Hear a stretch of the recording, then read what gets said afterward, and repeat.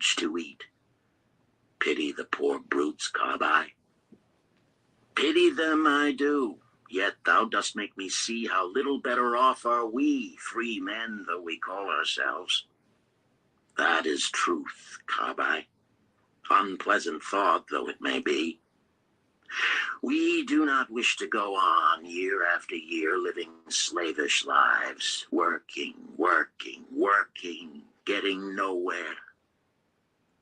Might we not find out how others acquire gold and do as they do? Carby inquired. Perhaps there is some secret we might learn if we but sought from those who knew, replied Bansier thoughtfully. This very day, suggested Carby, I did pass our old friend Arcad, riding in his golden chariot. This I will say, he did not look over my humble head as many in his station might consider his right. Instead, he did wave his hand that all onlookers might see him pay greetings and bestow his smile of friendship upon Carby, the musician. He is claimed to be the richest man in all Babylon, Bansier mused. So rich, the king is said to seek his golden aid in affairs of the treasury, Carby replied. So rich, Bansier interrupted. I fear if I should meet him in the darkness of the night, I should lay my hands upon his fat wallet. Nonsense, reproved Carby. A man's wealth is not in the purse he carries. A fat purse quickly empties if there be no golden stream to refill it. Arcad has an income that constantly keeps his purse full, no matter how liberally he spends. Income, that is the thing, ejaculated Bansier. I wish an income that will keep flowing into my purse whether I sit upon the wall or travel to far lands. Arcad must know how a man can make an income for himself. Dost suppose it is something he could make clear to a mind as slow as mine? Methinks he did teach his knowledge to his son, Nomasir, Carby responded.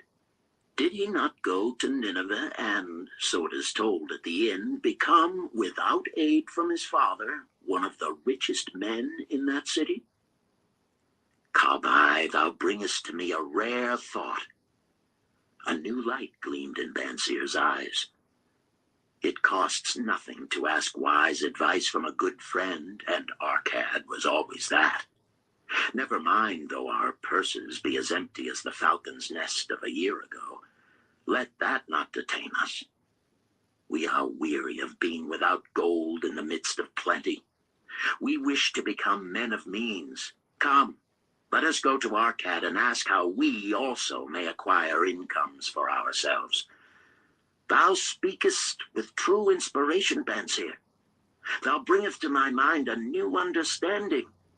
Thou makest me to realize the reason why we have never found any measure of wealth. We never sought it. Thou hast labored patiently to build the staunchest chariots in Babylon. To that purpose was devoted your best endeavors. Therefore, at it thou didst succeed. I strove to become a skillful lyre player, and at it I did succeed. In those things toward which we exerted our best endeavors, we succeeded.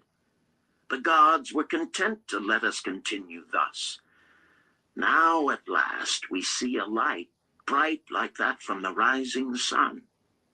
It biddeth us to learn more, that we may prosper more. With a new understanding, we shall find honorable ways to accomplish our desires. Let us go to Arcad this very day, Bansier urged. Also, let us ask other friends of our boyhood days who have fared no better than ourselves to join us, that they too may share in his wisdom. Thou wert ever thus thoughtful to thy friends, Bansier. Therefore hast thou many friends. It shall be as thou sayest. We go this day and take them with us.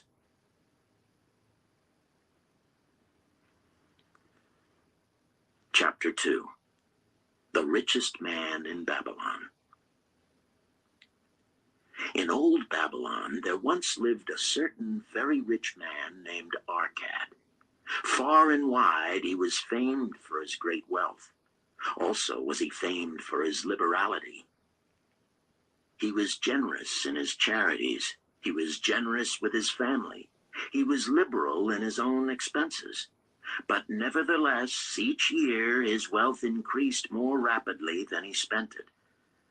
And there were certain friends of younger days who came to him and said, "You, Arcad, are more fortunate than we.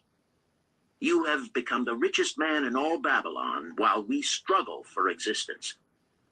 You can wear the finest garments, and you can enjoy the rarest foods, while we must be content if we can clothe our families in raiment that is presentable and feed them as best we can.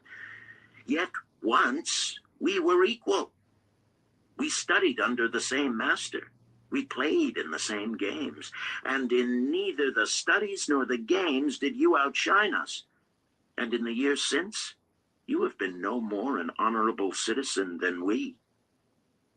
Nor have you worked harder or more faithfully insofar as we can judge. Why then should a fickle fate single you out to enjoy all the good things of life and ignore us who are equally deserving?" Thereupon Arcad remonstrated with them, saying, "If you have not acquired more than a bare existence in the years since we were youths, it is because you either have failed to learn the laws that govern the building of wealth, or else you do not observe them. Fickle fate is a vicious goddess who brings no permanent good to anyone. On the contrary, she brings ruin to almost every man upon whom she showers unearned gold. She makes wanton spenders who soon dissipate all they receive and are left beset by overwhelming appetites and desires they have not the ability to gratify. Yet others whom she favors become misers and hoard their wealth, fearing to spend what they have, knowing they do not possess the ability to replace it. They further are beset by fear of robbers and doom themselves to lives of emptiness and secret misery. Others there probably are who can take unearned gold and add to it and continue to be happy and contented citizens. But so few are they, I know of them but by hearsay. Think you of the men who have inherited sudden wealth, and see if these things are not so." His friends admitted that of the men they knew who had inherited wealth, these words were true, and they besought him to explain to them how he had become possessed of so much prosperity. So he continued,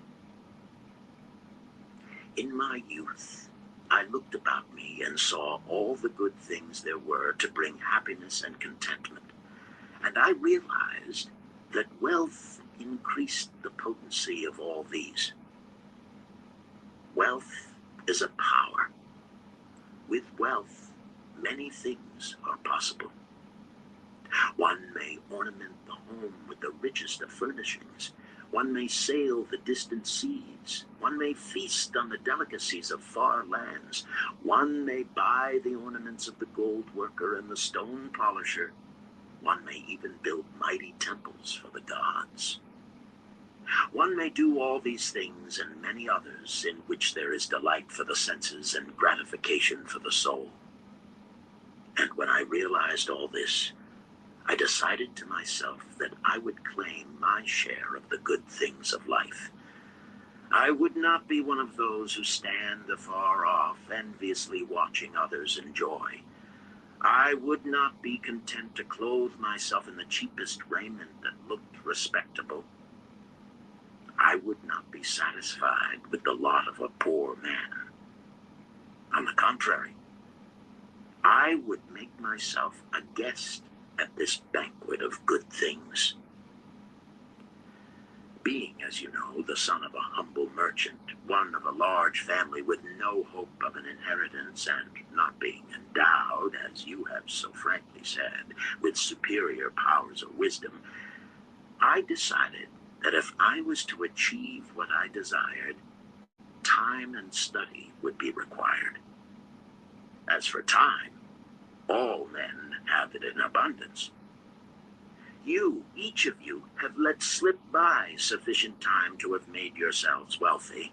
Yet you admit you have nothing to show except your good families, of which you can be justly proud. As for study, did not our wise teacher teach us that learning was of two kinds? The one being the things we learned and knew, and the other being the training that taught us how to find out what we did not know. Therefore did I decide to find out how one might accumulate wealth, and when I had found out, to make this my task and do it well. For is it not wise that we should enjoy while we dwell in the brightness of the sunshine? For sorrows enough shall descend upon us when we depart for the darkness of the world of spirit. I found employment as a scribe in the Hall of Records, and long hours each day I labored upon the clay tablets. Week after week, and month after month I labored, yet for my earnings I had naught to show. Food and clothing and penance to the gods, and other things of which I could remember not what, absorbed all my earnings, but my determination did not leave me. And one day, Algamish, the moneylender, came to the house of the city master and ordered a copy of the 9th law, and he said to me, I must have this in 2 days, and if the task is done by that time, 2 coppers will I give to thee. So I labored hard, but the law was long, and when Algamish returned, the task was unfinished. He was angry, and had I been his slave, he would have beaten me. But knowing the city master would not permit him to injure me, I was unafraid. So I said to him, Algamish, you are a very rich man. Tell me how I may also become rich, and all night I will carve upon the clay, and when the sun rises, it shall be completed.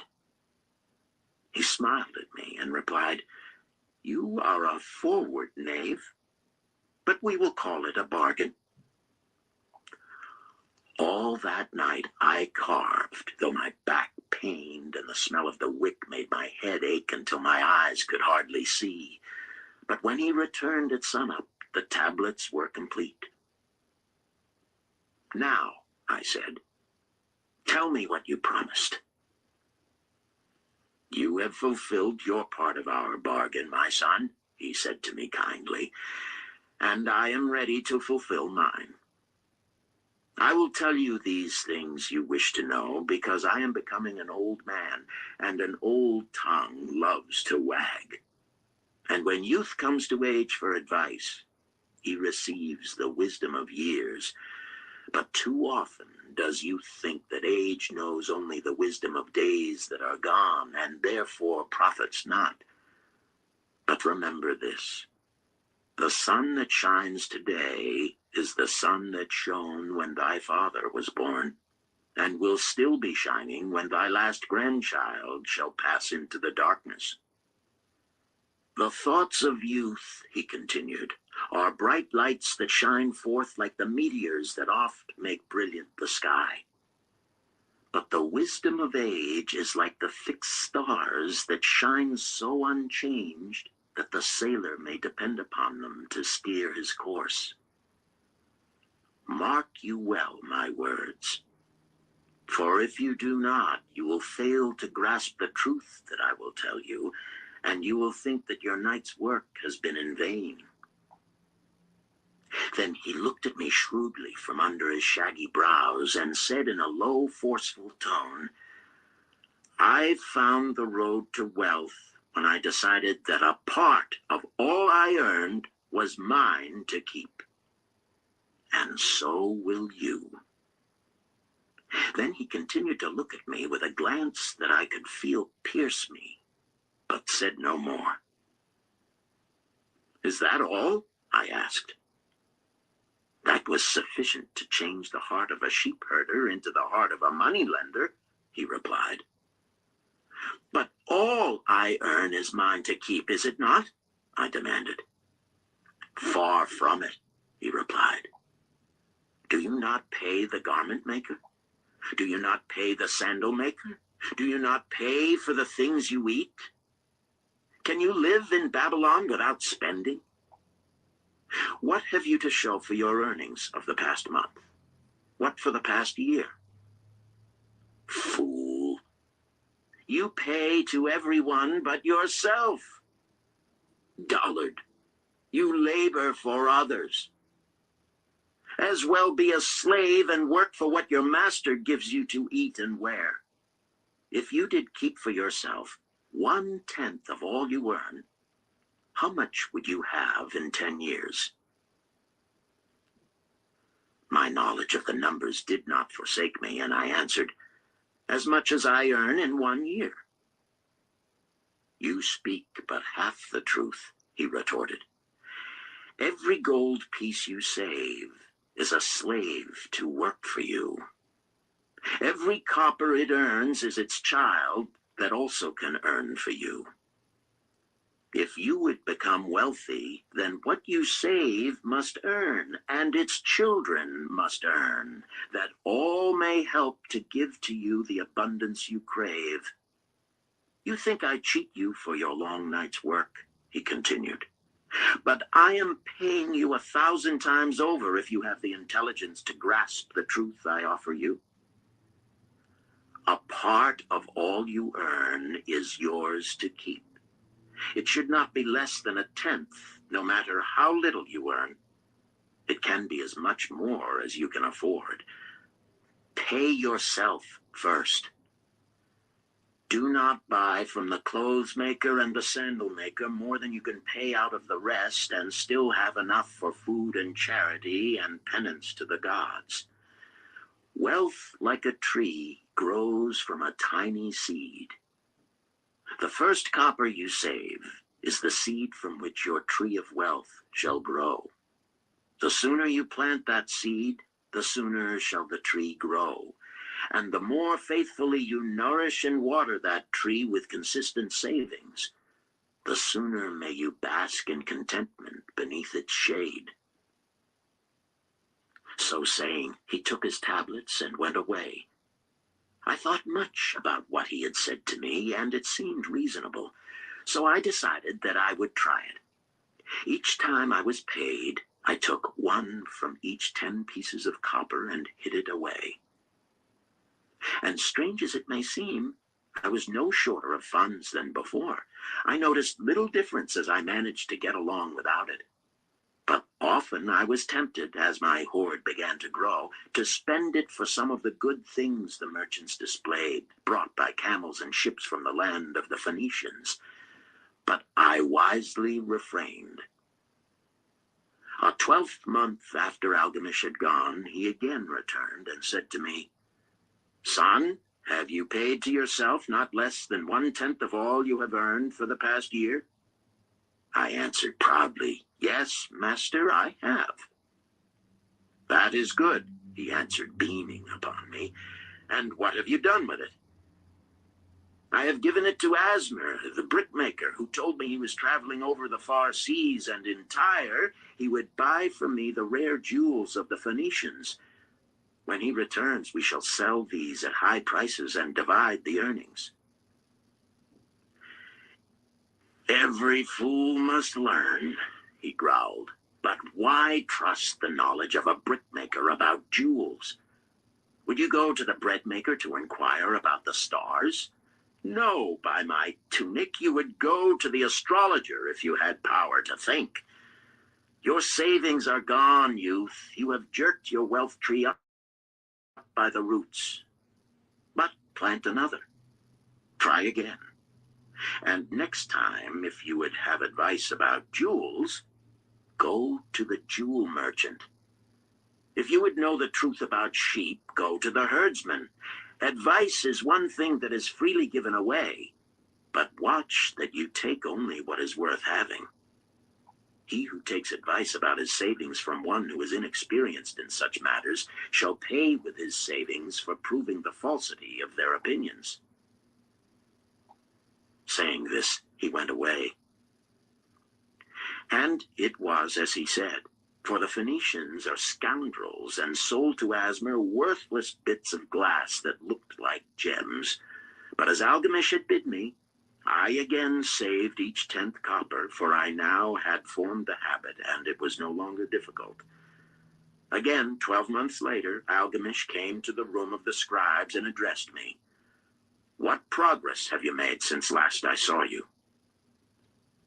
"I have paid myself faithfully," I replied, "and my savings I have entrusted to Agar, the shield maker, to buy bronze, and each 4th month he does pay me the rental."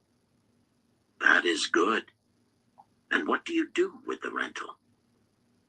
"I do have a great feast with honey and fine wine and spiced cake. Also I have bought me a scarlet tunic, and some day I shall buy me a young ass upon which to ride." To which Algamish laughed, "You do eat the children of your savings. Then how do you expect them to work for you? And how can they have children that will also work for you? First get thee an army of golden slaves, and then many a rich banquet may you enjoy without regret." So saying, he again went away. Nor did I again see him for 2 years, when he once more returned, and his face was full of deep lines, and his eyes drooped, for he was becoming a very old man. And he said to me, "Arcad, hast thou yet achieved the wealth thou dreamed of?"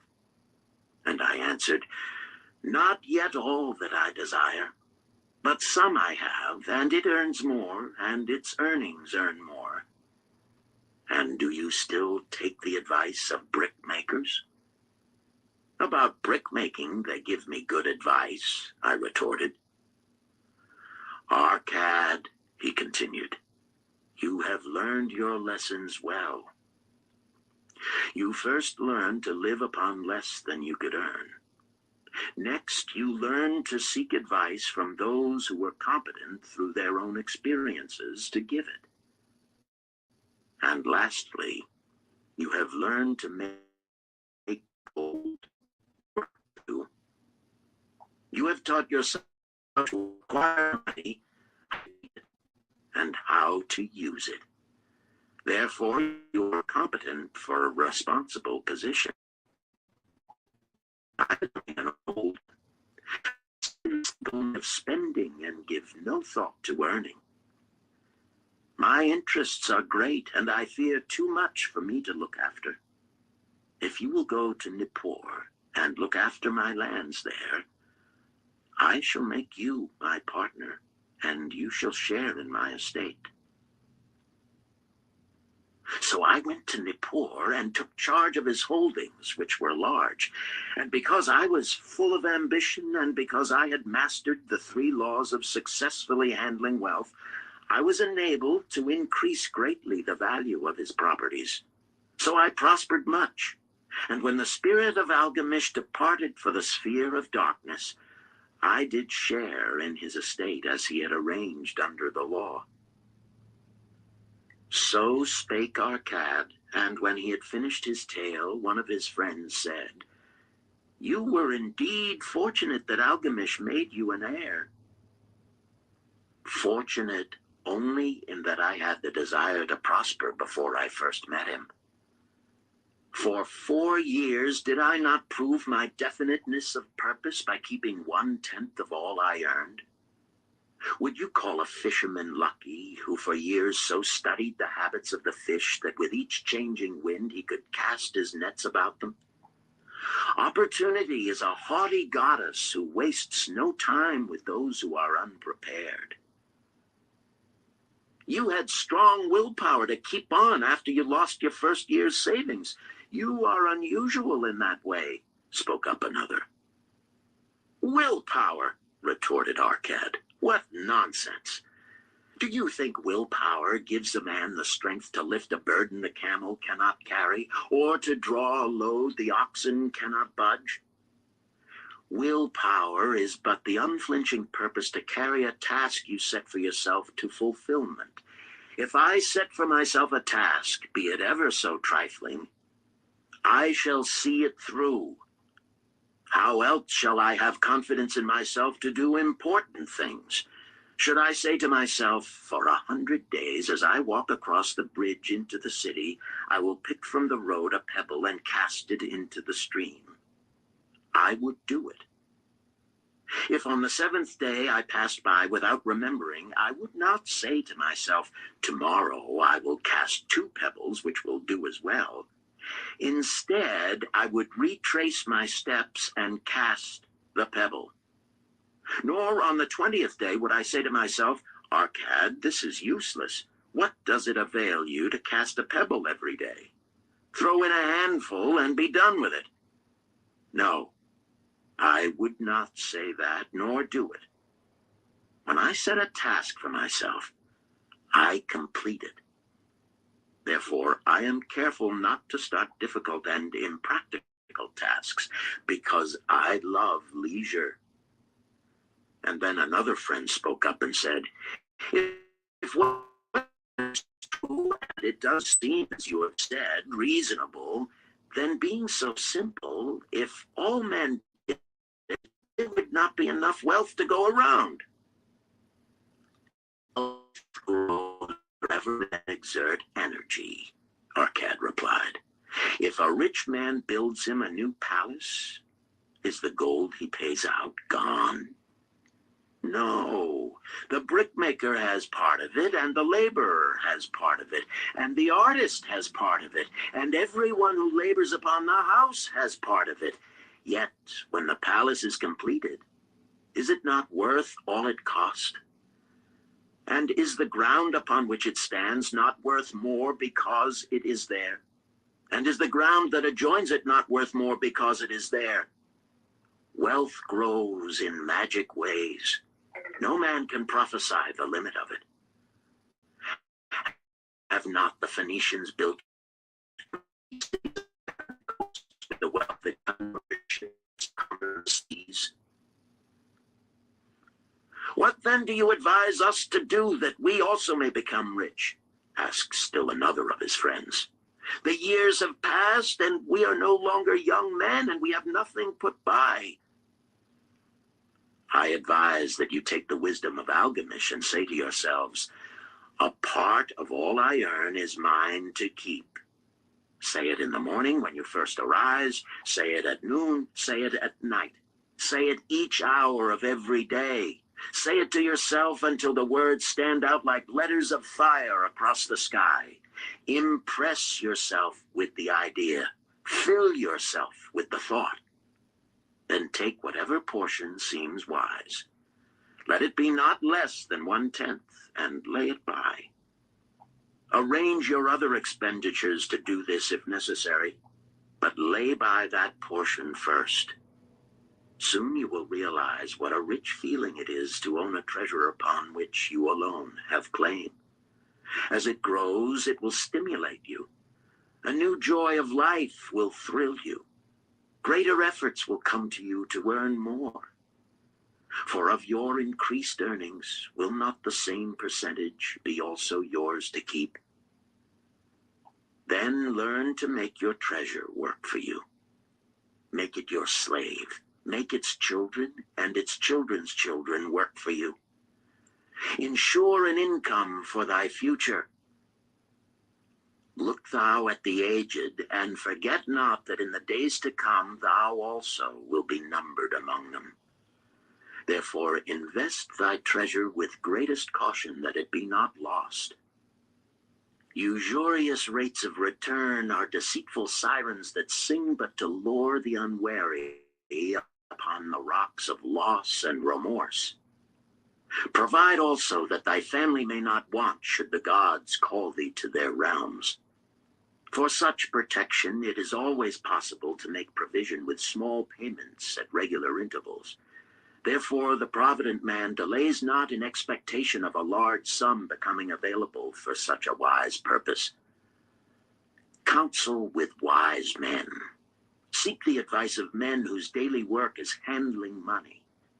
Let them save you from such an error as I myself made in entrusting my money to the judgment of Asmer, the brickmaker. A small return and a safe one is far more desirable than risk. Enjoy life while you are here. Do not overstrain or try to save too much. If 1/10 of all you earn is as much as you can comfortably keep, be content to keep this portion. Live otherwise according to your income, and let not yourself get niggardly and afraid to spend. Life is good and life is rich with things worthwhile and things to enjoy. His friends thanked him and went away. Some were silent because they had no imagination and could not understand. Some were sarcastic because they thought that one so rich should divide with old friends not so fortunate. But some had in their eyes a new light. They realized that Algamish had come back each time to the room of the scribes because he was watching a man work his way out of darkness into light. When that man had found the light, a place awaited him. No one could fill that place until he had for himself worked out his own understanding, until he was ready for opportunity. These latter were the ones who, in the following years, frequently revisited Arcad, who received them gladly. He counseled with them and gave them freely of his wisdom, as men of broad experience are always glad to do. And he assisted them in so investing their savings that it would bring in a good interest with safety and would neither be lost nor entangled in investments that paid no dividends.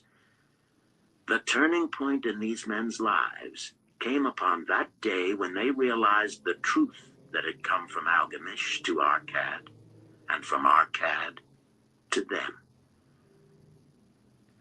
A part of all you earn is yours to keep.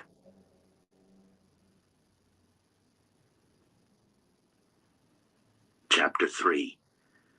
7 Cures for a Lean Purse. The glory of Babylon endures. Down through the ages, its reputation comes to us as the richest of cities, its treasures as fabulous. Yet it was not always so. The riches of Babylon were the results of the wisdom of its people. They first had to learn how to become wealthy. When the good King Sargon returned to Babylon after defeating his enemies, the Elamites, he was confronted with a serious situation. The royal chancellor explained it to the king thus: "After many years of great prosperity brought to our people because your majesty built the great irrigation canals and the mighty temples of the gods, now that these works are completed, the people seem unable to support themselves. The laborers are without employment. The merchants have few customers. The farmers are unable to sell their produce. The people have not enough gold to buy food." "But where has all the gold gone that we spent for these great improvements?" demanded the king. "It has found its way, I fear," responded the chancellor, "into the possession of a few very rich men of our city. It filtered through the fingers of most of our people as quickly as the goat's milk goes through the strainer. Now that the stream of gold has ceased to flow, most of our people have nothing to show for their earnings." The king was thoughtful for some time. Then he asked, "Why should so few men be able to acquire all the gold?" "Because they know how," replied the chancellor. "One may not condemn a man for succeeding because he knows how. Neither may one with justice take away from a man what he has fairly earned to give to men of less ability." "But why," demanded the king, Should not all the people learn how to accumulate gold and therefore become themselves rich and prosperous? Quite possible, Your Excellency. But who can teach them? Certainly not the priests, because they know naught of money-making. Who knows best in all our city how to become wealthy, Chancellor? Asked the king. Thy question answers itself, Your Majesty. Who has amassed the greatest wealth in Babylon? Well said, my able Chancellor. It is Arcad. He is the richest man in Babylon. Bring him before me on the morrow. Upon the following day, as the king had decreed, Arcad appeared before him, straight and sprightly, despite his 80 years and 10. Arcad, spoke the king, is it true thou art the richest man in Babylon? So it is reported, Your Majesty, and no man disputes it. How becamest thou so wealthy? By taking advantage of opportunities available to all citizens of our good city. Thou hadst nothing to start with, only a great desire for wealth. Besides this, nothing. Arcad, continued the king, our city is in a very unhappy state because a few men know how to acquire wealth and therefore monopolize it, while the mass of our citizens lack the knowledge of how to keep any part of the gold they receive. It is my desire that Babylon be the wealthiest city in the world. Therefore, it must be a city of many wealthy men. Therefore, we must teach all the people how to acquire riches. Tell me, Arcad, is there any secret to acquiring wealth? Can it be taught? It is practical, Your Majesty.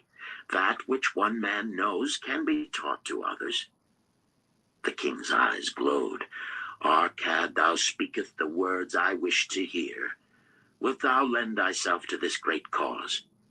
Wilt thou teach thy knowledge to a school for teachers, each of whom shall teach others until there are enough trained to teach these truths to every worthy subject in my domain? Arcad bowed and said, I am thy humble servant to command. Whatever knowledge I possess will I gladly give for the betterment of my fellow men and the glory of my king.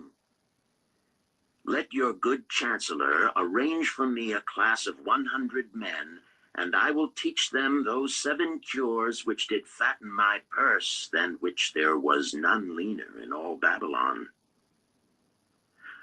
A fortnight later, in compliance with the king's command, the chosen 100 assembled in the great hall of the Temple of Learning, seated upon colorful rings in a semicircle.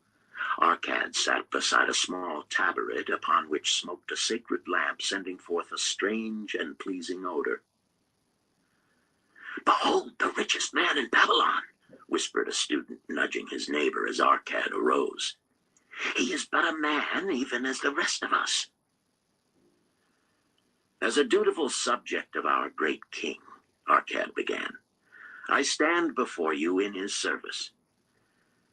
Because once I was a poor youth who did greatly desire gold, and because I found knowledge that enabled me to acquire it, he asks that I impart unto you my knowledge. I started my fortune in the humblest way. I had no advantage not enjoyed as fully by you and every citizen in Babylon. The first storehouse of my treasure was a well-worn purse. I loathed its useless emptiness. I desired that it be round and full, clinking with the sound of gold. Therefore, I sought every remedy for a lean purse. I found 7. To you who are assembled before me shall I explain the 7 cures for a lean purse, which I do recommend to all men who desire much gold. Each day for 7 days will I explain to you one of the 7 remedies. Listen attentively to the knowledge that I will impart. Debate it with me, Discuss it among yourselves. Learn these lessons thoroughly, that ye may also plant in your own purse the seed of wealth. First must each of you start wisely to build a fortune of his own. Then wilt thou be competent, and only then, to teach these truths to others. I shall teach to you in simple ways how to fatten your purses. This is the first step leading to the temple of wealth, and no man may climb who cannot plant his feet firmly upon the first step. We shall now consider the first cure. The first cure. Start thy purse to fattening. Arcad addressed the thoughtful man in the second row. My good friend, at what craft workest thou? I, replied the man, am a scribe, and carve records upon the clay tablets. Even at such labor did I myself earn my first coppers. Therefore thou hast the same opportunity to build a fortune. He spoke to a florid-faced man farther back. Pray tell also, what dost thou to earn thy bread? I, responded this man, am a meat butcher. I do buy the goats the farmers raise and kill them and sell the meat to the housewives and the hides to the sandal makers. Because thou dost also labor and earn, thou hast every advantage to succeed that I did possess. In this way did Arcad proceed to find out how each man labored to earn his living.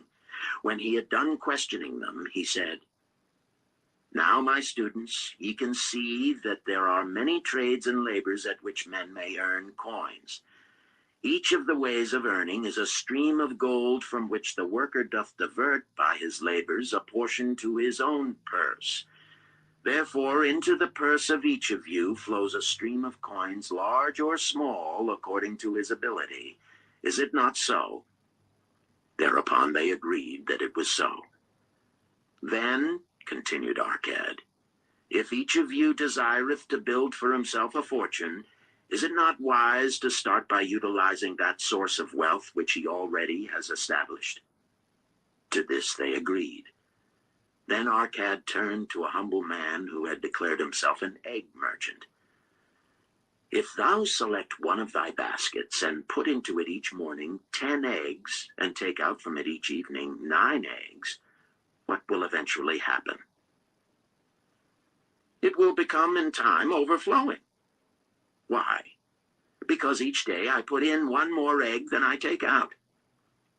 Arcad turned to the class with a smile. Does any man here have a lean purse? First they looked amused, then they laughed. Lastly, they waved their purses in jest. All right, he continued. Now I shall tell thee the first remedy I learned to cure a lean purse. Do exactly as I have suggested to the egg merchant. For every 10 coins thou placest within thy purse, take out for use but 9. Thy purse will start to fatten at once, and its increasing weight will feel good in thy hand and bring satisfaction to thy soul. Deride not what I say because of its simplicity. Truth is always simple. I told thee I would tell how I built my fortune. This was my beginning. I too carried a lean purse and cursed it because there was naught within to satisfy my desires. But when I began to take out from my purse but 9 parts of 10 I put in, it began to fatten. So will thine.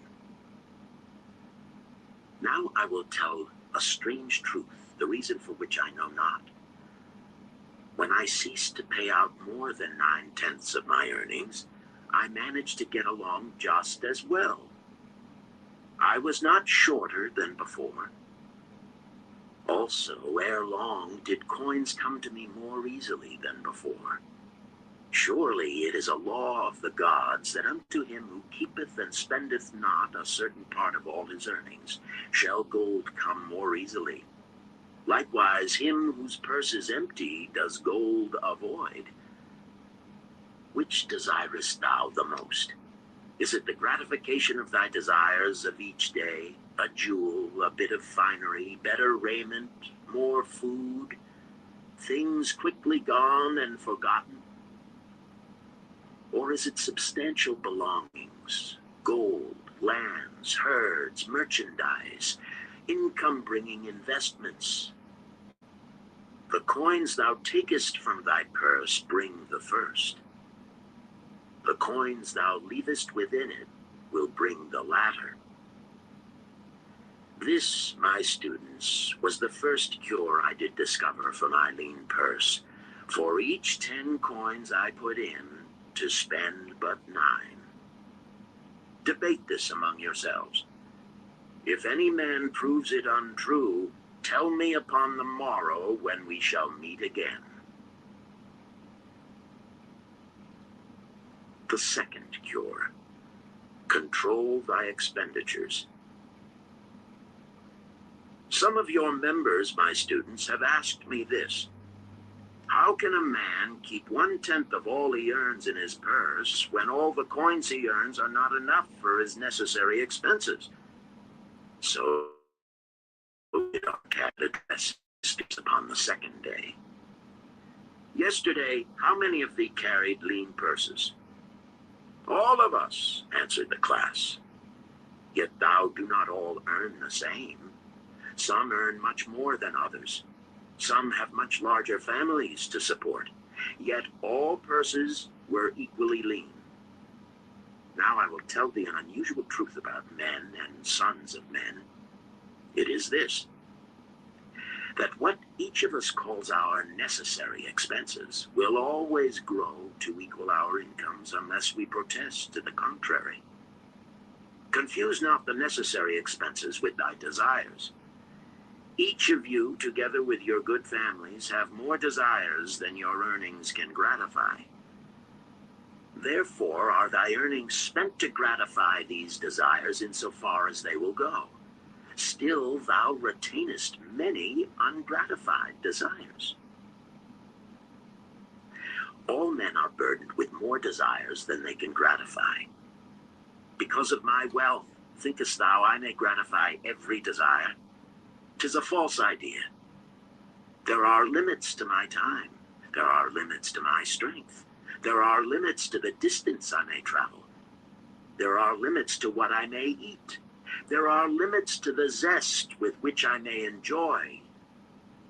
I say to you that just as weeds grow in a field wherever the farmer leaves space for their roots, even so freely do desires grow in men whenever there is a possibility of their being gratified. Thy desires are a multitude, and those that thou mayest gratify are but few. Study thoughtfully thy accustomed habits of living. Herein may be most often found certain accepted expenses that may wisely be reduced or eliminated. Let thy motto be 100% of appreciated value demanded for each coin spent. Therefore, engrave upon the clay each thing for which thou desireth to spend. Select those that are necessary and others that are possible through the expenditure of 9/10 of thy income. Cross out the rest and consider them but a part of that great multitude of desires that must go unsatisfied, and regret them not. Budget then thy necessary expenses. Touch not the 1/10 that is fattening thy purse. Let this be thy great desire that is being fulfilled. Keep working with thy budget. Keep adjusting it to help thee. Make it thy first assistant in defending thy fattening purse.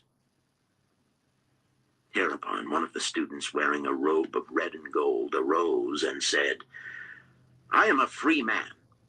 I believe that it is my right to enjoy the good things of life. Therefore do I rebel against the slavery of a budget which determines just how much I may spend and for what. I feel it would take much pleasure from my life and make me little more than a pack-ass to carry a burden. To him Arcad replied, Who, my friend, would determine thy budget?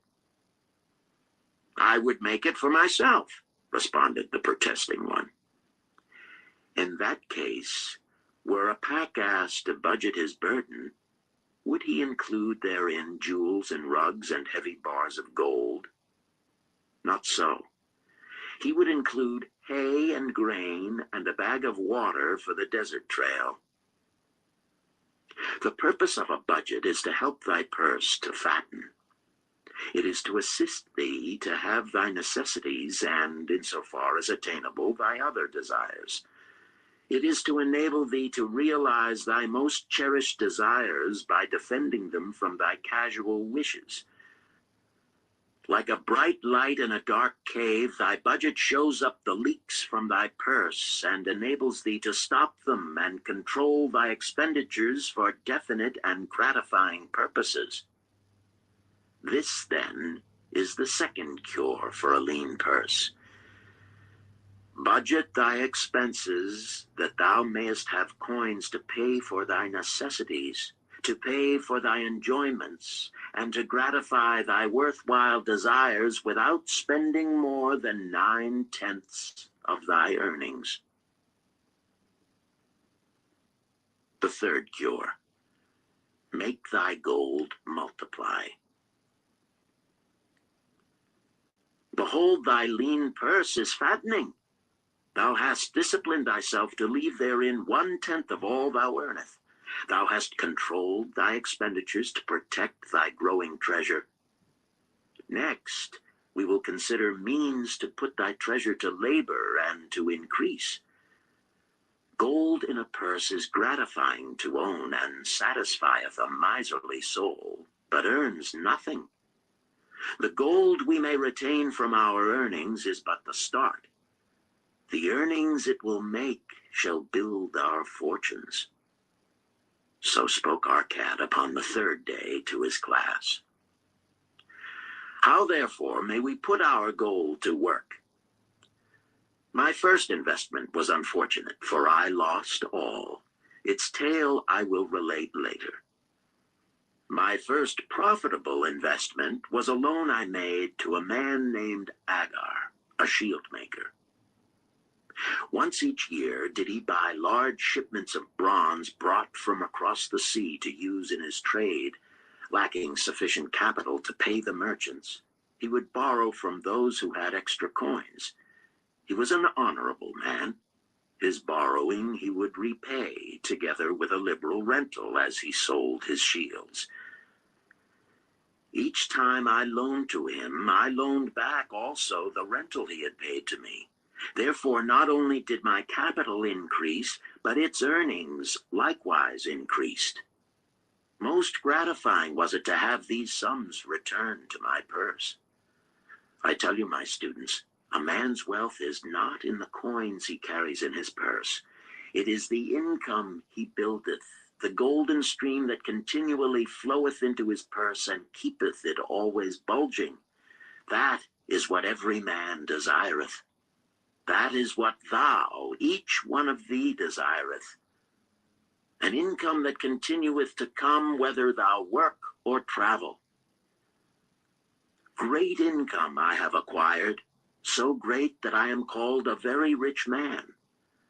My loans to Agar were my first training in profitable investment. Gaining wisdom from this experience, I extended my loans and investments as my capital increased.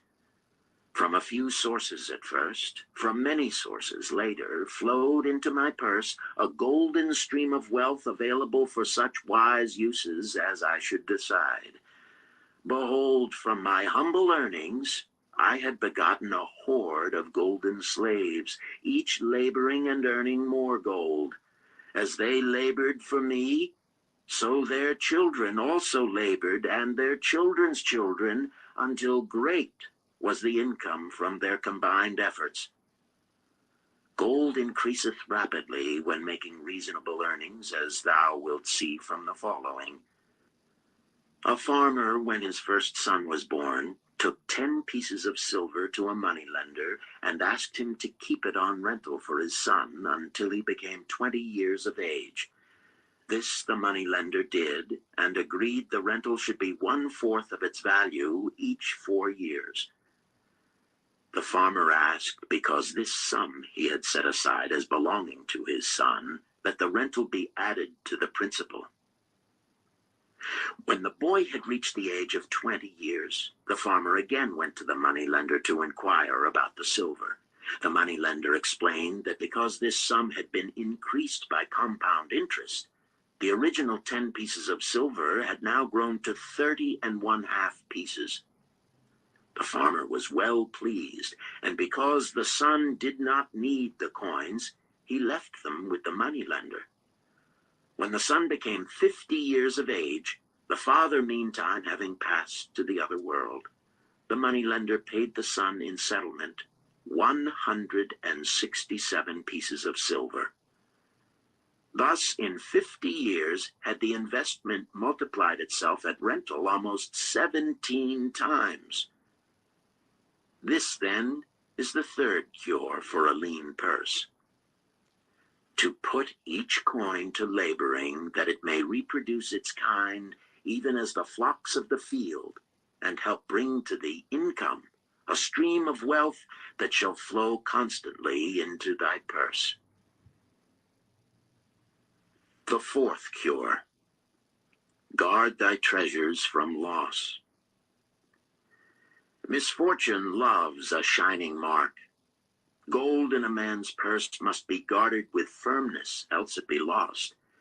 Thus it is wise that we must first secure small amounts and learn to protect them before the gods entrust us with larger. So spoke Arcad upon the 4th day to his class. Every owner of gold is tempted by opportunities whereby it would seem that he could make large sums by its investment in most plausible projects. Often friends and relatives are eagerly entering such investment and urge him to follow.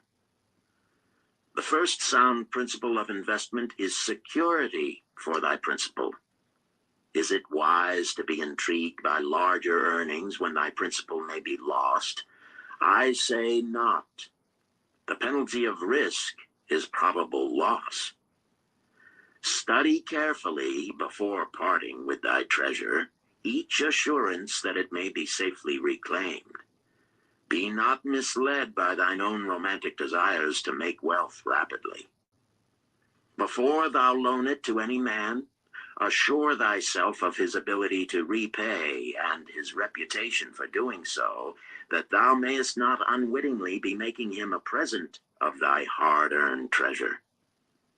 Before thou entrust it as an investment in any field, acquaint thyself with the dangers which may beset it.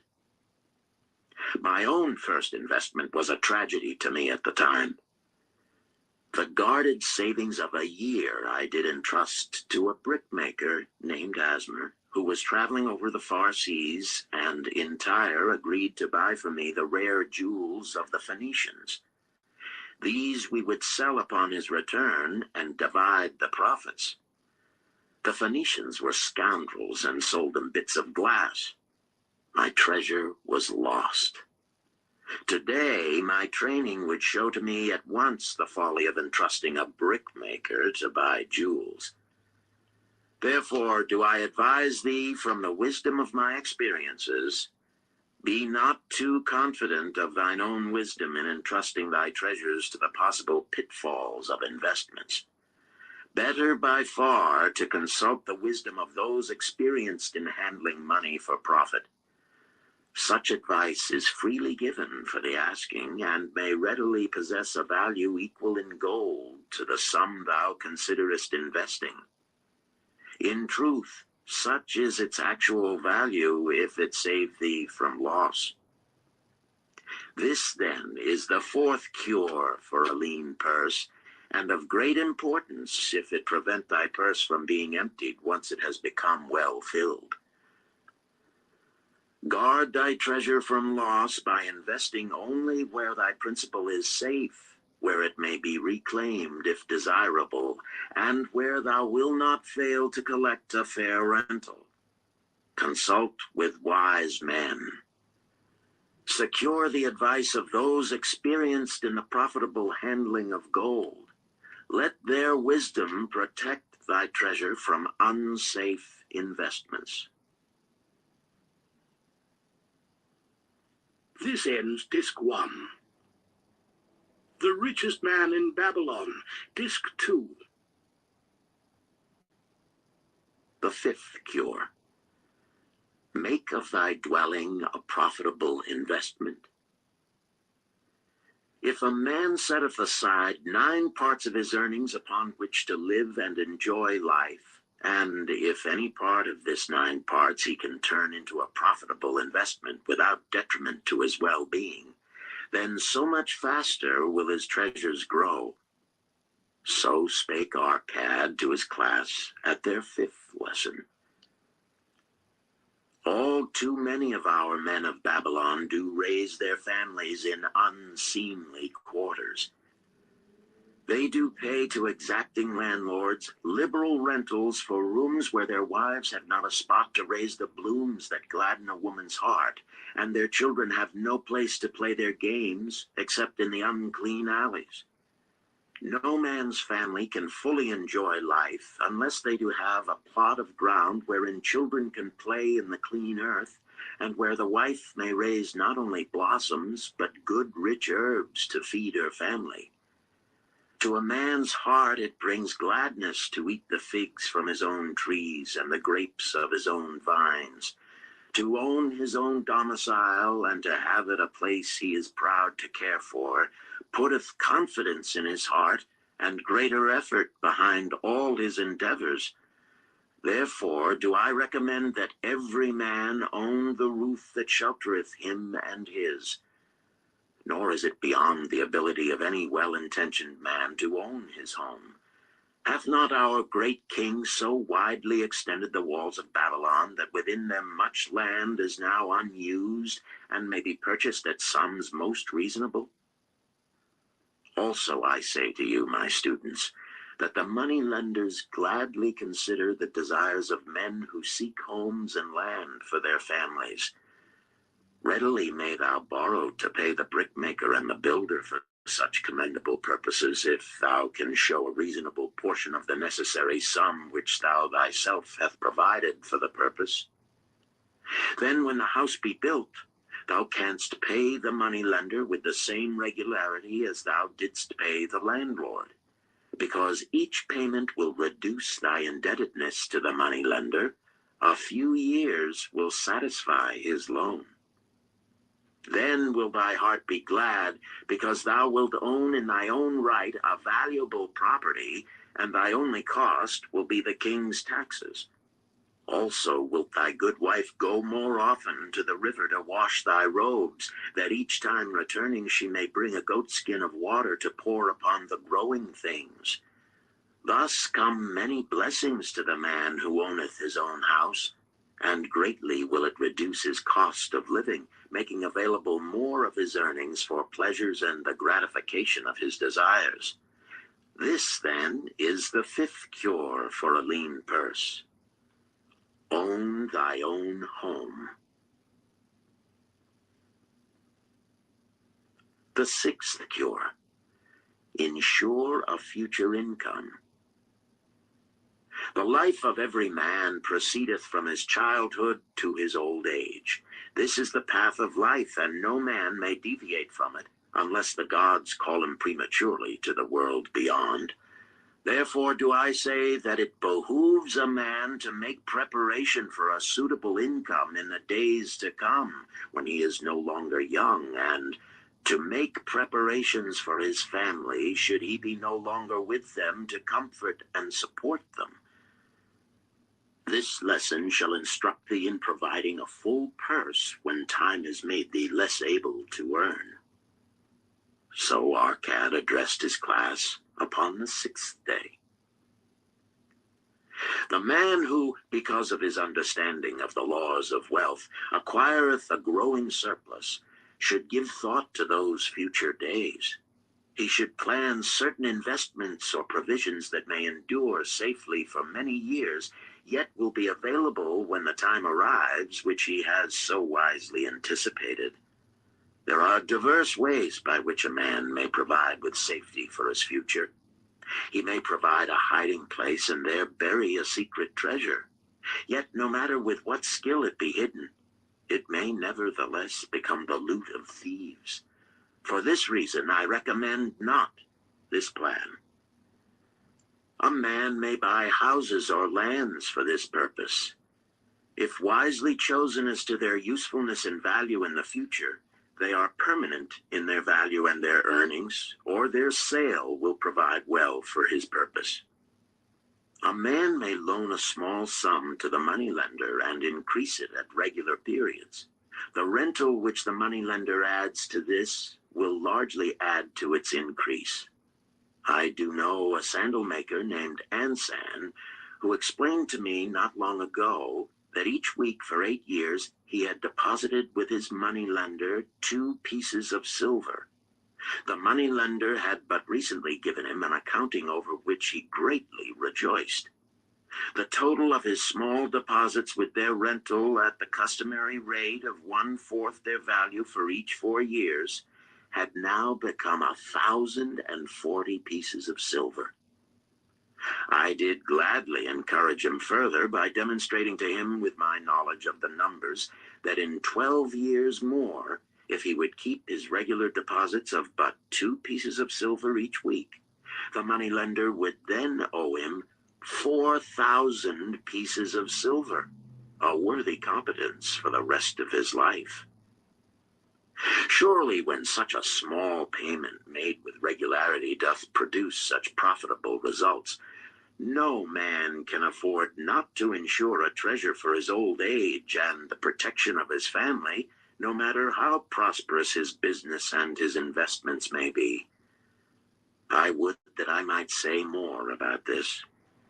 In my mind rests a belief that someday wise-thinking men will devise a plan to insure against death, whereby many men pay in but a trifling sum regularly, the aggregate making a handsome sum for the family of each member who passeth to the beyond. This do I see as something desirable and which I could highly recommend. But today it is not possible because it must reach beyond the life of any man or any partnership to operate. It must be as stable as the king's throne. Someday do I feel that such a plan shall come to pass and be a great blessing to many men, because even the first small payment will make available a snug fortune for the family of a member, should he pass on. But because we live in our own day and not in the days which are to come, must we take advantage of those means and ways of accomplishing our purposes. Therefore do I recommend to all men that they, by wise and well thought out methods, do provide against a lean purse in their mature years. For a lean purse to a man no longer able to earn, or to a family without its head, is a sore tragedy. This, then, is the 6th cure for a lean purse. Provide in advance for the needs of thy growing age and the protection of thy family. The 7th cure. Increase thy ability to earn. This day do I speak to thee, my students, of one of the most vital remedies for a lean purse. Yet I will not talk of gold, but of yourselves, of the men beneath the robes of many colors who do sit before me.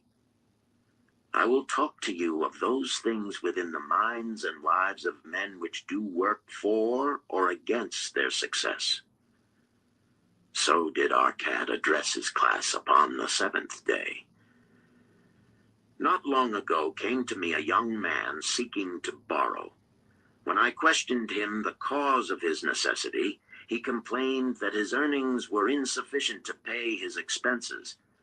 Thereupon I explained to him, this being the case, he was a poor customer for the moneylender, as he possessed no surplus earning capacity to repay the loan. What you need, young man, I told him, is to earn more coins. What dost thou to increase thy capacity to earn? All that I can do, he replied. 6 times within 2 moons have I approached my master to request my pay be increased, but without success. No man can go oftener than that. We may smile at his simplicity, yet he did possess one of the vital requirements to increase his earnings. Within him was a strong desire to earn more, a proper and commendable desire. Preceding accomplishment must be desire. Thy desires must be strong and definite. General desires are but weak longings. For a man to wish to be rich is of little purpose. For a man to desire 5 pieces of gold is a tangible desire which he can press to fulfillment. After he has backed his desire for 5 pieces of gold with strength of purpose to secure it, next he can find similar ways to obtain 10 pieces, and then 20 pieces, and later 1,000 pieces, and behold, he has become wealthy. In learning to secure his one definite small desire, he hath trained himself to secure a larger one. This is the process by which wealth is accumulated, first in small sums, then in larger ones as a man learns and becomes more capable. Desires must be simple and definite. They defeat their own purpose should they be too many, too confusing, or beyond a man's training to accomplish. As a man perfecteth himself in his calling, even so doth his ability to earn increase. In those days when I was a humble scribe carving upon the clay for a few coppers each day, I observed that other workers did more than I, and were paid more. Therefore did I determine that I would be exceeded by none. Nor did it take long for me to discover the reason for their greater success.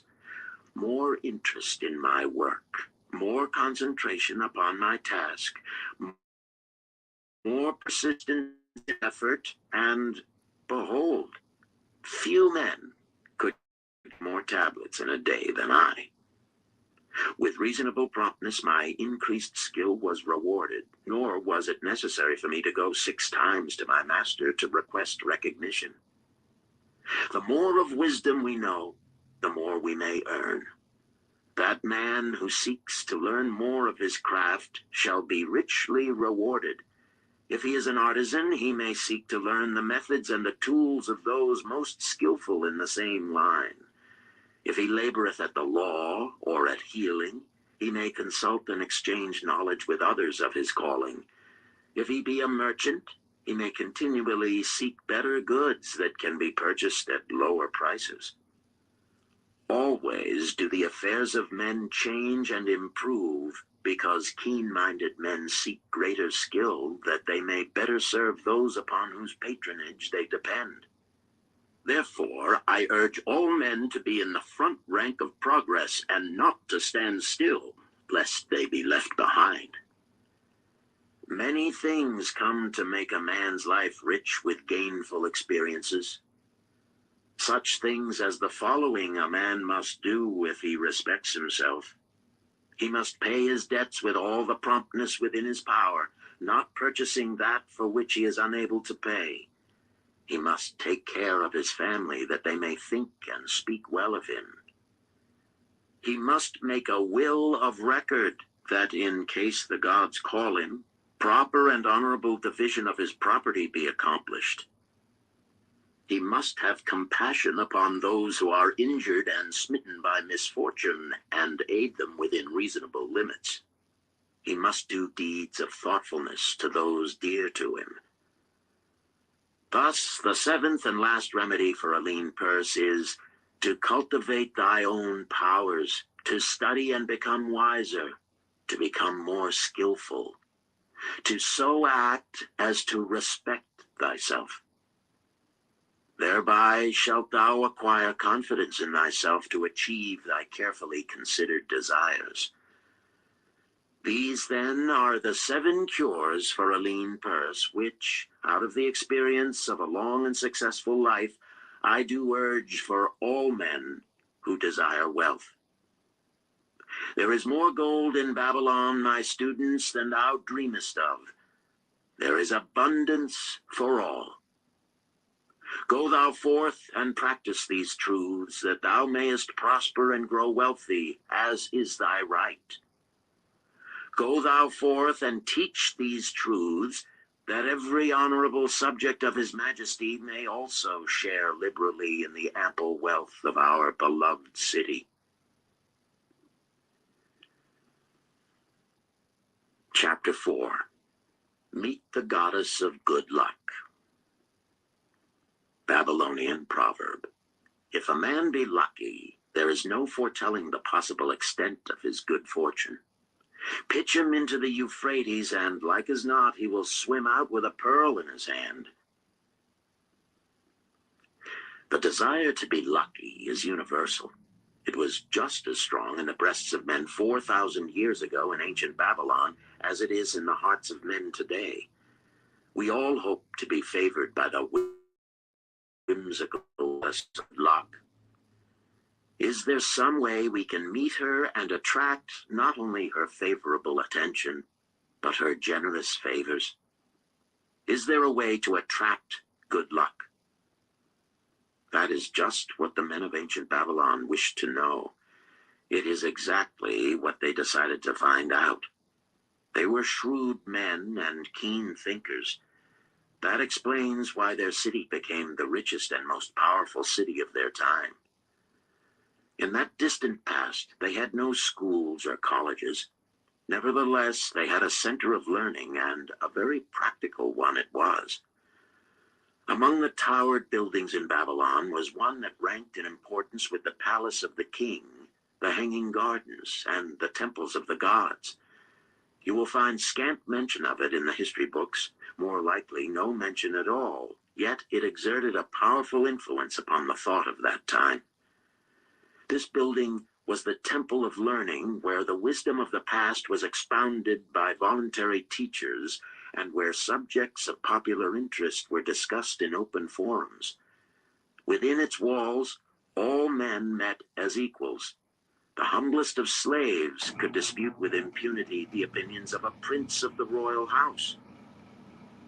Among the many who frequented the Temple of Learning was a wise rich man named Arcad, called the Richest Man in Babylon. He had his own special hall where almost any evening a large group of men, some old, some very young, but mostly middle-aged, gathered to discuss and argue interesting subjects. Suppose we listen in to see whether they knew how to attract good luck. The sun had just set like a great red ball of fire shining through the haze of desert dust when Arcad strolled to his accustomed platform. Already full 80 men were awaiting his arrival, reclining on their small rugs spread upon the floor. More were still arriving. "What shall we discuss this night?" Arcad inquired. After a brief hesitation, a tall cloth weaver addressed him, arising as was the custom. "I have a subject I would like to hear discussed, yet hesitate to offer, lest it seem ridiculous to you, Arcad, and my good friends here." Upon being urged to offer it, both by Arcad and by calls from the others, he continued, "This day I have been lucky, for I have found a purse in which there are pieces of gold. To continue to be lucky is my great desire. Feeling that all men share with me this desire, I do suggest we debate how to attract good luck, that we may discover ways it can be enticed to one." "A most interesting subject has been offered," Arcad commented. "One most worthy of our discussion. To some men, good luck bespeaks but a chance happening that, like an accident, may befall one without purpose or reason. Others do believe that the instigator of all good fortune is our most bounteous goddess Ashtar, ever anxious to reward with generous gifts those who please her. Speak up, my friends, what say you? Shall we seek to find if there be means by which good luck may be enticed to visit each and all of us? Yea, and much of it, responded the growing group of eager listeners. Thereupon Arcad continued. To start our discussion, let us first hear from those among us who have enjoyed experiences similar to that of the cloth weaver in finding or receiving, without effort upon their part, valuable treasures or jewels. There was a pause in which all looked about, expecting someone to reply, but no one did. What? No one? Arcad asked. Then rare indeed must be this kind of good luck. Who now will offer a suggestion as to where we shall continue our search? That I will do, spoke a well-robed young man, arising. When a man speaketh of luck, is it not natural that his thoughts turn to the gaming tables? Is it not there we find many men courting the favor of the goddess in hope she will bless them with rich winnings? As he resumed his seat, a voice called, Do not stop. Continue thy story. Tell us, didst thou find favor with the goddess at the gaming tables? Did she turn the cubes with red side up so thou filled thy purse at the dealer's expense? Or did she permit the blue sides to come up so the dealer raked in thy hard-earned pieces of silver?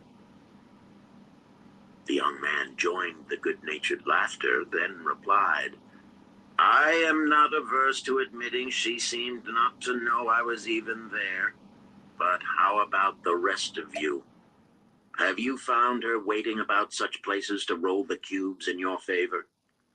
We are eager to hear as well as to learn. A wise start, broke in Arcad. We meet here to consider all sides of each question. To ignore the gaming table would be to overlook an instinct common to most men, the love of taking a chance with a small amount of silver in the hope of winning much gold.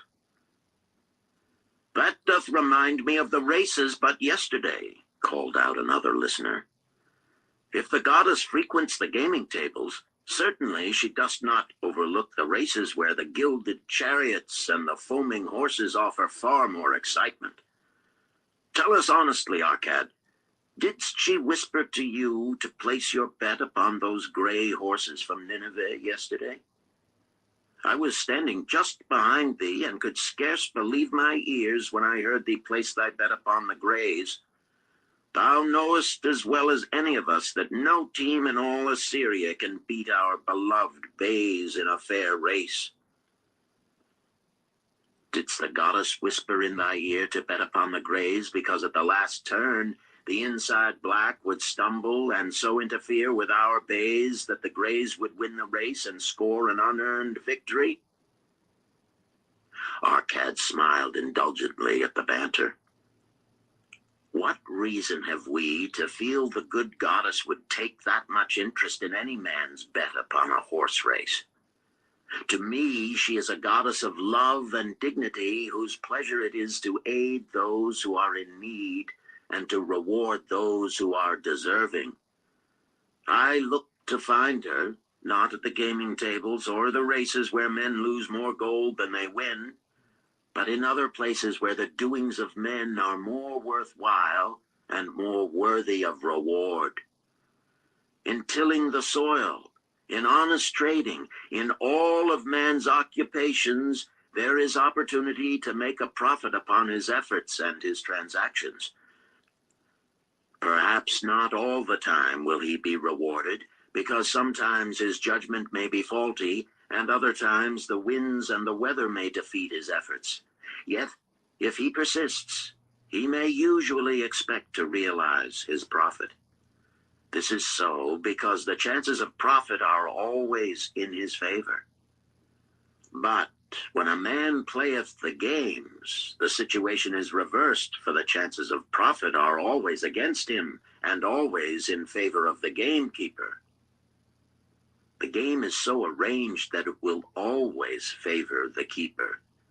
It is his business at which he plans to make a liberal profit for himself from the coins bet by the players. Few players realize how certain are the gamekeeper's profits and how uncertain are their own chances to win. For example, let us consider wagers placed upon the cube. Each time it is cast, we bet which side will be uppermost. If it be the red side, the game master pays to us 4 times our bet. But if any other of the 5 sides come uppermost, we lose our bet. Thus, the figures show that for each cast, we have 5 chances to lose, but because the red pays 4 for 1, we have 4 chances to win. In a night's play, the game master can expect to keep for his profit 1/5 of all the coins wagered. Can a man expect to win more than occasionally against odds so arranged that he should lose 1/5 of all his bets? Yet some men do win large sums at times, volunteered one of the listeners. Quite so, they do, Arcad continued. Realizing this, the question comes to me whether money secured in such ways brings permanent value to those who are thus lucky. Among my acquaintances are many of the successful men of Babylon, yet among them I am unable to name a single one who started his success from such a source. You who are gathered here tonight know many more of our substantial citizens. To me, it would be of much interest to learn how many of our successful citizens can credit the gaming tables with their start to success. Suppose each of you tell of those you know. What say you?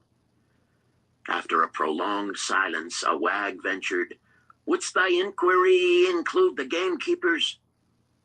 "If you think of no one else," Arcad responded. "If not one of you can think of anyone else, then how about yourselves? Are there any consistent winners with us who hesitate to advise such a source for their incomes?" His challenge was answered by a series of groans from the rear, taken up and spread amid much laughter. "It would seem we are not seeking good luck in such places as the goddess frequents," he continued. "Therefore, let us explore other fields. We have not found it in picking up lost wallets, neither have we found it haunting the gaming tables. As to the races, I must confess to have lost far more coins there than I have ever won. Now, suppose we consider our trades and businesses. Is it not natural, if we conclude a profitable transaction, to consider it not good luck, but a just reward for our efforts? I am inclined to think we may be overlooking the gifts of the goddess. Perhaps she really does assist us when we do not appreciate her generosity. Who can suggest further discussion?" Thereupon an elderly merchant arose, smoothing his genteel white robe. "With thy permission, most honorable Arcad and my friends, I offer a suggestion. If, as you have said, we take credit to our own industry and ability for our business success, why not consider the successes we almost enjoyed but which escaped us, happenings which would have been most profitable? They would have been rare examples of good luck if they had actually happened. Because they were not brought to fulfillment, we cannot consider them as our just rewards. Surely many men here have such experiences to relate."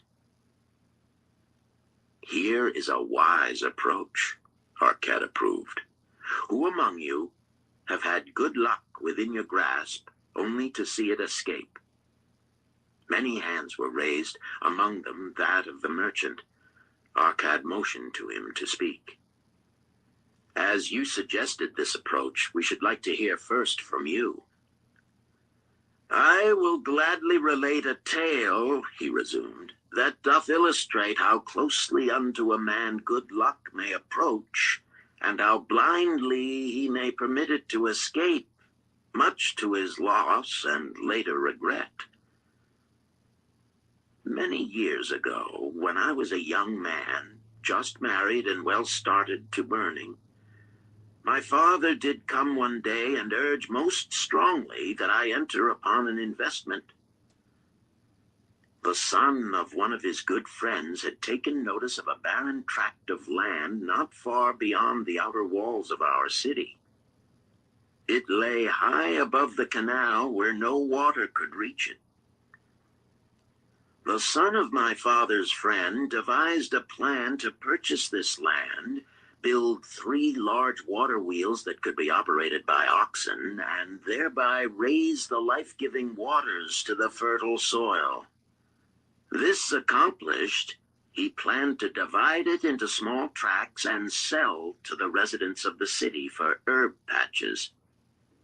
The son of my father's friend did not possess sufficient gold to complete such an undertaking. Like myself, he was a young man earning a fair sum. His father, like mine, was a man of large family and small means. He therefore decided to interest a group of men to enter the enterprise with him. The group was to comprise 12, each of whom must be a money earner and agree to pay 1/10 of his earnings into the enterprise until the land was made ready for sale. All would then share justly in the profits in proportion to their investment. Thou, my son, bespoke my father unto me, art now in thy young manhood. It is my deep desire that thou begin the building of a valuable estate for thyself, that thou mayest become respected among men. I desire to see thou profit from a knowledge of the thoughtless mistakes of thy father. This do I most ardently desire, my father, I replied. Then this do I advise. Do what I should have done at thy age. From thy earnings, keep out 1/10 to put into favorable investments. With this 1/10 of thy earnings, and what it will also earn, thou canst, before thou art my age, accumulate for thyself a valuable estate. Thy words are words of wisdom, my father. Greatly do I desire riches. Yet there are many uses to which my earnings are called. Therefore do I hesitate to do as thou dost advise. I am young. There is plenty of time. So I thought at thy age, yet behold, many years have passed, and I have not yet made the beginning. We live in a different age, my father. I shall avoid thy mistakes. Opportunity stands before thee, my son. It is offering a chance that may lead to wealth. I beg of thee, do not delay. Go upon the morrow to the son of my friend, and bargain with him to pay 10% of thy earnings into this investment. Go promptly upon the morrow. Opportunity waits for no man. Today it is here, soon it is gone, therefore delay not. In spite of the advice of my father, I did hesitate. There were beautiful new robes just brought by the tradesmen from the east, robes of such richness and beauty my good wife and I felt we must each possess one. Should I agree to pay 1/10 of my earnings into the enterprise, we must deprive ourselves of these and other pleasures we dearly desired. I delayed making a decision until it was too late, much to my subsequent regret. The enterprise did prove to be more profitable than any man had prophesied. This is my tale, showing how I did permit good luck to escape. In this tale, we see how good luck waits to come to that man who accepts opportunity. commented a swarthy man of the desert. To the building of an estate, there must always be the beginning. That start may be a few pieces of gold or silver which a man diverts from his earnings to his first investment. I myself am the owner of many herds. The start of my herds I did begin when I was a mere boy, and did purchase with one piece of silver a young calf. This, being the beginning of my wealth, was of great importance to me. To take his first start to building an estate is as good luck as can come to any man. With all men, that first step, which changes them from men who earn from their own labor to men who draw dividends from the earnings of their gold, is important. Some fortunately take it when young and thereby outstrip in financial success those who do take it later, or those unfortunate men, like the father of this merchant, who never take it. Had our friend, the merchant, taken this step in his early manhood when this opportunity came to him, this day he would be blessed with much more of this world's goods. Should the good luck of our friend, the cloth weaver, cause him to take such a step at this time, it will indeed be but the beginning of much greater good fortune. Thank you. I like to speak also, a stranger from another country arose. I am a Syrian. Not so well do I speak your tongue. I wish to call this friend, the merchant, a name. Maybe you think it not polite, this name. Yet I wish to call him that. But alas, I not know your word for it. If I do call it in Syrian, you will not understand. Therefore, please, some good gentleman, tell me that right name you call man who puts off doing those things that mighty good for him. Procrastinator, called a voice. That's him, shouted the Syrian, waving his hands excitedly. He accepts not opportunity when she comes. He waits. He says, I have much business right now. By and by I talk to you. Opportunity she will not wait for such slow fellow. She thinks if a man desires to be lucky, he will step quick. Any man who not step quick when opportunity comes, he, big procrastinator like our friend, this merchant. The merchant arose and bowed good-naturedly in response to the laughter. My admiration to thee, stranger within our gates, who hesitates not to speak the truth. And now let us hear another tale of opportunity. Who has for us another experience? Demanded our cat. I have, responded a red-robed man of middle age. I am a buyer of animals, mostly camels and horses. Sometimes I do also buy the sheep and goats. The tale I am about to relate will tell truthfully how opportunity came one night when I did least expect it. Perhaps for this reason I did let it escape. Of this you shall be the judge. Returning to the city one evening after a disheartening 10 days' journey in search of camels, I was much angered to find the gates of the city closed and locked, while my slaves spread our tent for the night, which we looked to spend with little food and no water. I was approached by an elderly farmer who, like ourselves, found himself locked outside. Honored sir, he addressed me, from thy appearance I do judge thee to be a buyer.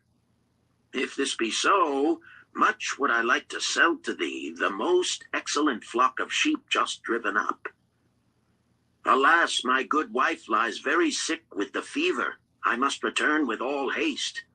Buy thou my sheep, that I and my slaves may mount our camels and travel back without delay. So dark it was that I could not see his flock, but from the bleating I did know it must be large. Having wasted 10 days searching for camels I could not find, I was glad to bargain with him.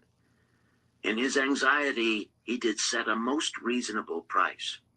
I accepted, well knowing my slaves could drive the flock through the city gates in the morning and sell at a substantial profit. The bargain concluded, I called my slaves to bring torches that we might count the flock which the farmer declared to contain 900. I shall not burden you, my friends, with a description of our difficulty in attempting to count so many thirsty, restless, milling sheep. It proved to be an impossible task. Therefore, I bluntly informed the farmer I would count them at daylight and pay him then. Please, most honorable sir, he pleaded, pay me but 2/3 of the price tonight, that I may be on my way. I will leave my most intelligent and educated slave to assist to make the count in the morning. He is trustworthy, and to him thou canst pay the balance. But I was stubborn and refused to make payment that night. Next morning, before I awoke, the city gates opened and 4 buyers rushed out in search of flocks.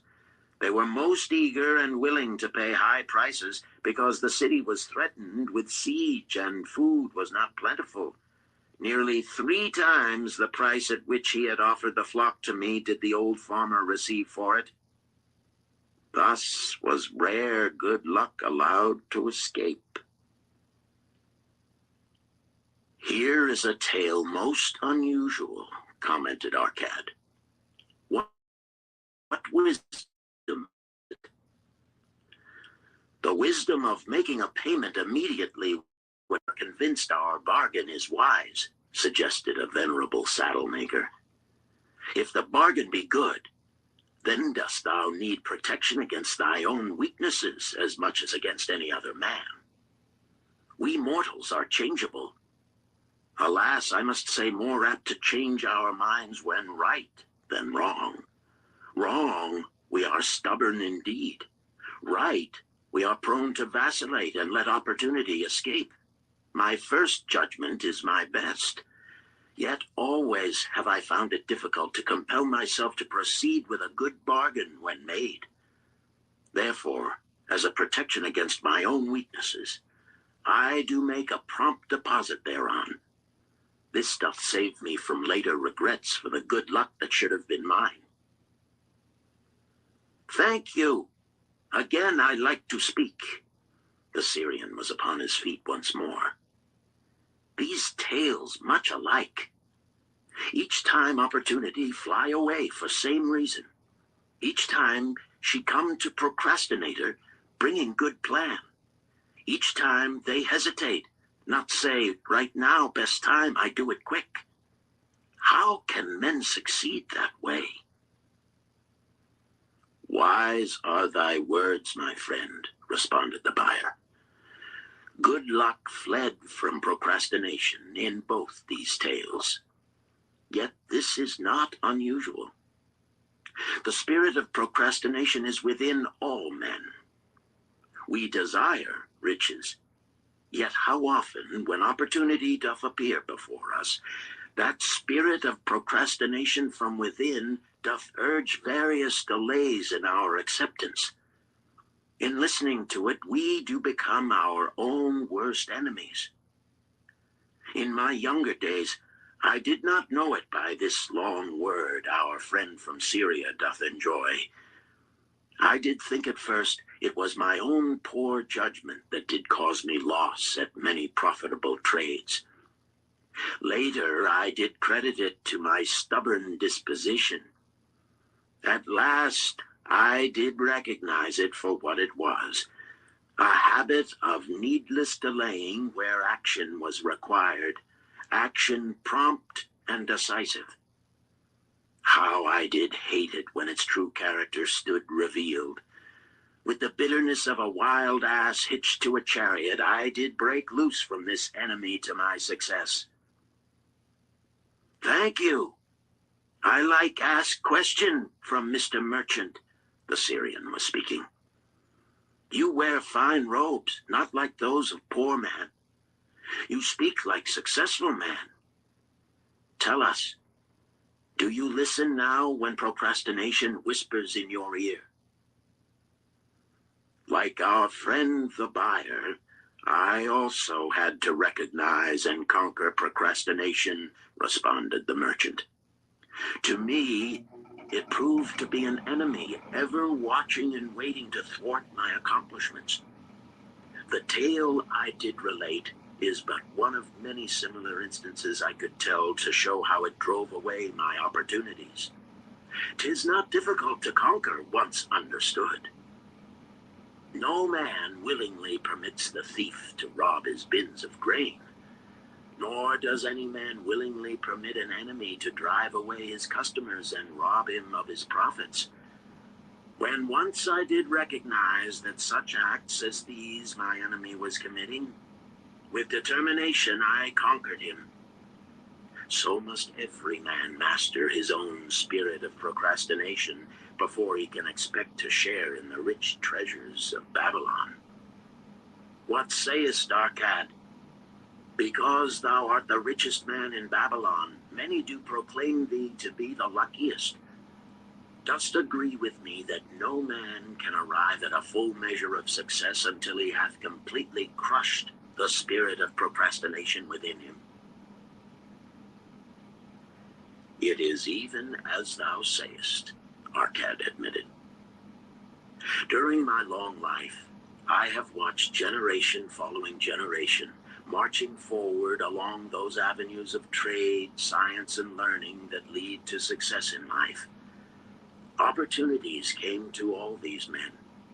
Some grasped theirs and moved steadily to the gratification of their deepest desires. But the majority hesitated, faltered, and fell behind. Arcad turned to the cloth weaver. Thou didst suggest that we debate good luck. Let us hear what thou now thinkest upon the subject. I do see good luck in a different light. I had thought of it as something most desirable that might happen to a man without effort upon his part. Now I do realize such happenings are not the sort of thing one may attract to himself. From our discussion, have I learned that to attract good luck to oneself, it is necessary to take advantage of opportunities. Therefore, in the future, I shall endeavor to make the best of such opportunities as do come to me. Thou hast well grasped the truths brought forth in our discussion, Arcad replied. Good luck, we do find, often follows opportunity, but seldom comes otherwise. Our merchant friend would have found great good luck had he accepted the opportunity the good goddess did present to him. Our friend the buyer likewise would have enjoyed good luck had he completed the purchase of the flock and sold at such a handsome profit. We did pursue this discussion to find a means by which good luck could be enticed to us. I feel that we have found the way. Both the tales did illustrate how good luck follows opportunity. Herein lies a truth that many similar tales of good luck, won or lost, could not change. The truth is this: good luck can be enticed by accepting opportunity. Those eager to grasp opportunities for their betterment do attract the interest of the good goddess. She is ever anxious to aid those who please her. Men of action please her best. Action will lead thee forward to the successes thou dost desire. Men of action are favored by the goddess of good luck.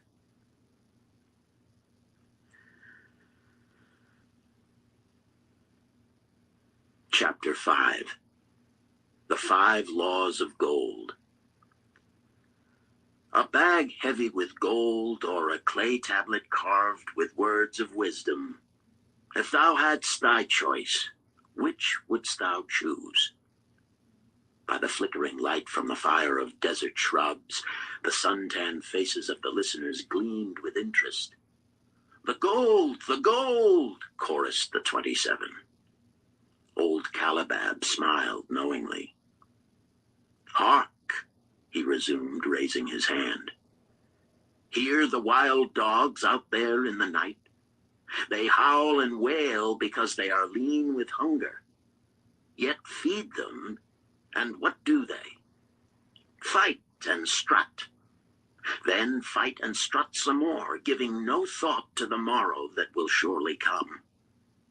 Just so it is with the sons of men. Give them a choice of gold and wisdom. What do? Ignore the wisdom and waste the gold.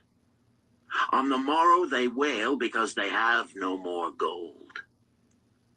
Gold is reserved for those who know its laws and abide by them."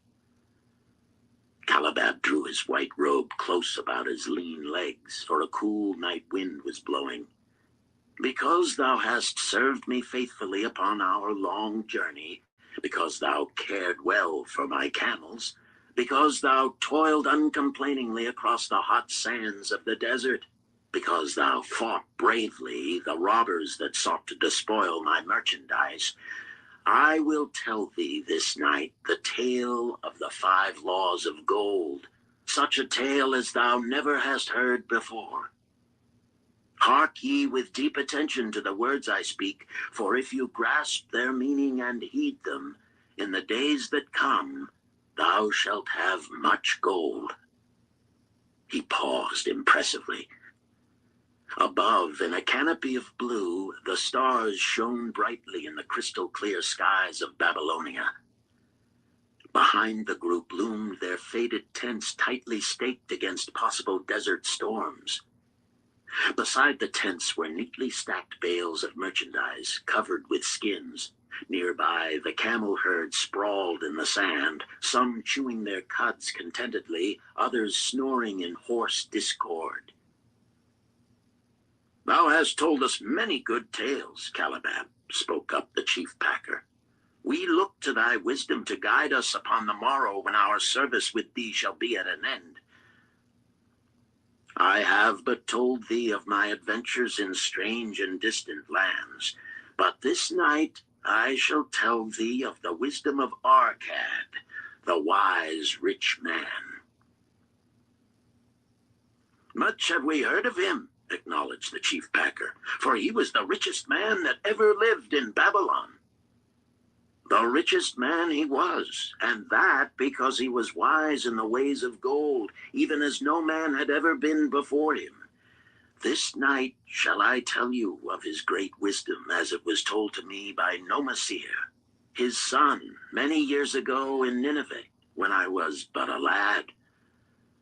My master and myself had tarried long into the night in the palace of Nomasir. I had helped my master bring great bundles of fine rugs, each one to be tried by Nomasir until his choice of colors was satisfied. At last he was well pleased and commanded us to sit with him and to drink a rare vintage, odorous to the nostrils and most warming to my stomach, which was unaccustomed to such a drink. Then did he tell us this tale of the great wisdom of Arkad, his father, even as I shall tell it to you. In Babylon, it is the custom, as you know, that the sons of wealthy fathers live with their parents in expectation of inheriting the estate. Arkad did not approve of this custom. Therefore, when Nomasir reached the man's estate, he sent for the young man and addressed him. "My son, it is my desire that thou succeed to my estate. Thou must, however, first prove that thou art capable of wisely handling it. Therefore, I wish that thou go out into the world and show thy ability both to acquire gold and to make thyself respected among men. To start thee well, I will give thee 2 things of which I myself was denied when I started as a poor youth to build up a fortune. First, I give thee this bag of gold. If thou use it wisely, it will be the basis of thy future success. Second, I give thee this clay tablet upon which is carved the 5 laws of gold. If thou dost but interpret them in thy own acts, they shall bring thee competence and security. 10 years from this day, come thou back to the house of thy father and give account of thyself. If thou prove worthy, I will then make thee the heir to my estate. Otherwise, I will give it to the priests that they may barter for my soul the kind consideration of the gods. So Nomasir went forth to make his own way, taking his bag of gold, the clay tablet carefully wrapped in silken cloth, his slave, and the horses upon which they rode. The 10 years passed, and Nomasir, as he had agreed, returned to the house of his father, who provided a great feast in his honor, to which he invited many friends and relatives. After the feast was over, the father and mother mounted their throne-like seats at one side of the great hall, and Nomasir stood before them to give an account of himself as he had promised his father. It was evening. The room was hazy with smoke from the wicks of the oil lamps that but dimly lighted it. Slaves in white woven jackets and tunics fanned the humid air rhythmically with long-stemmed palm leaves. A stately dignity colored the scene. The wife of Nomasir and his 2 young sons, with friends and other members of the family, sat upon rugs behind him, eager listeners. "My father," he began deferentially, "I bow before thy wisdom. 10 years ago, when I stood at the gates of manhood, thou bade me go forth and become a man among men, instead of remaining a vassal to thy fortune. Thou gave me liberally of thy gold. Thou gave me liberally of thy wisdom. Of the gold, alas, I must admit of a disastrous handling. It fled indeed from my inexperienced hands, even as a wild hare flees at the first opportunity from the youth who captures it." The father smiled indulgently. "Continue, my son. Thy tale interests me in all its details." "I decided to go to Nineveh, as it was a growing city, believing that I might find there opportunities. I joined a caravan, and among its members made numerous friends. 2 well-spoken men who had a most beautiful white horse, as fleet as the wind, were among these. As we journeyed, they told me in confidence that in Nineveh was a wealthy man who owned a horse so swift that it had never been beaten. Its owner believed that no horse living could run with greater speed. Therefore would he wager any sum, however large, that his horse could outspeed any horse in all Babylonia. Compared to their horse, so my friend said, it was but a lumbering ass that could be beaten with ease. They offered, as a great favor, to permit me to join them in a wager. I was quite carried away with the plan. Our horse was badly beaten, and I lost much of my gold." The father laughed. "Later, I discovered that this was a deceitful plan of these men, and they constantly journeyed with caravans seeking victims. You see, the man in Nineveh was their partner and shared with them the bets he won.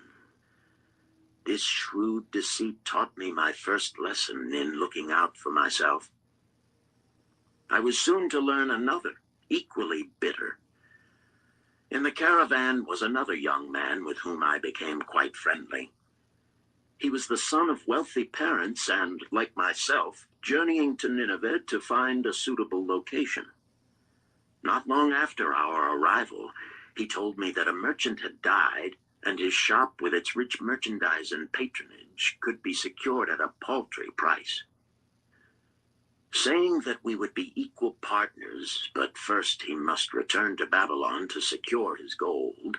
He prevailed upon me to purchase the stock with my gold, agreeing that his would be used later to carry on our venture. He long delayed the trip to Babylon, proving in the meantime to be an unwise buyer and a foolish spender. I finally put him out, but not before the business had deteriorated to where we had only unsaleable goods and no gold to buy other goods. I sacrificed what was left to an Israelite for a pitiful sum. Soon there followed, I tell you, my father, bitter days. I sought employment and found it not, for I was without trade or training that would enable me to earn. I sold my horses. I sold my slave. I sold my extra robes that I might have food and a place to sleep. But each day grim want crouched closer. But in those bitter days, I remembered thy confidence in me, my father. Thou hadst sent me forth to become a man, and this I was determined to accomplish. The mother buried her face and wept softly.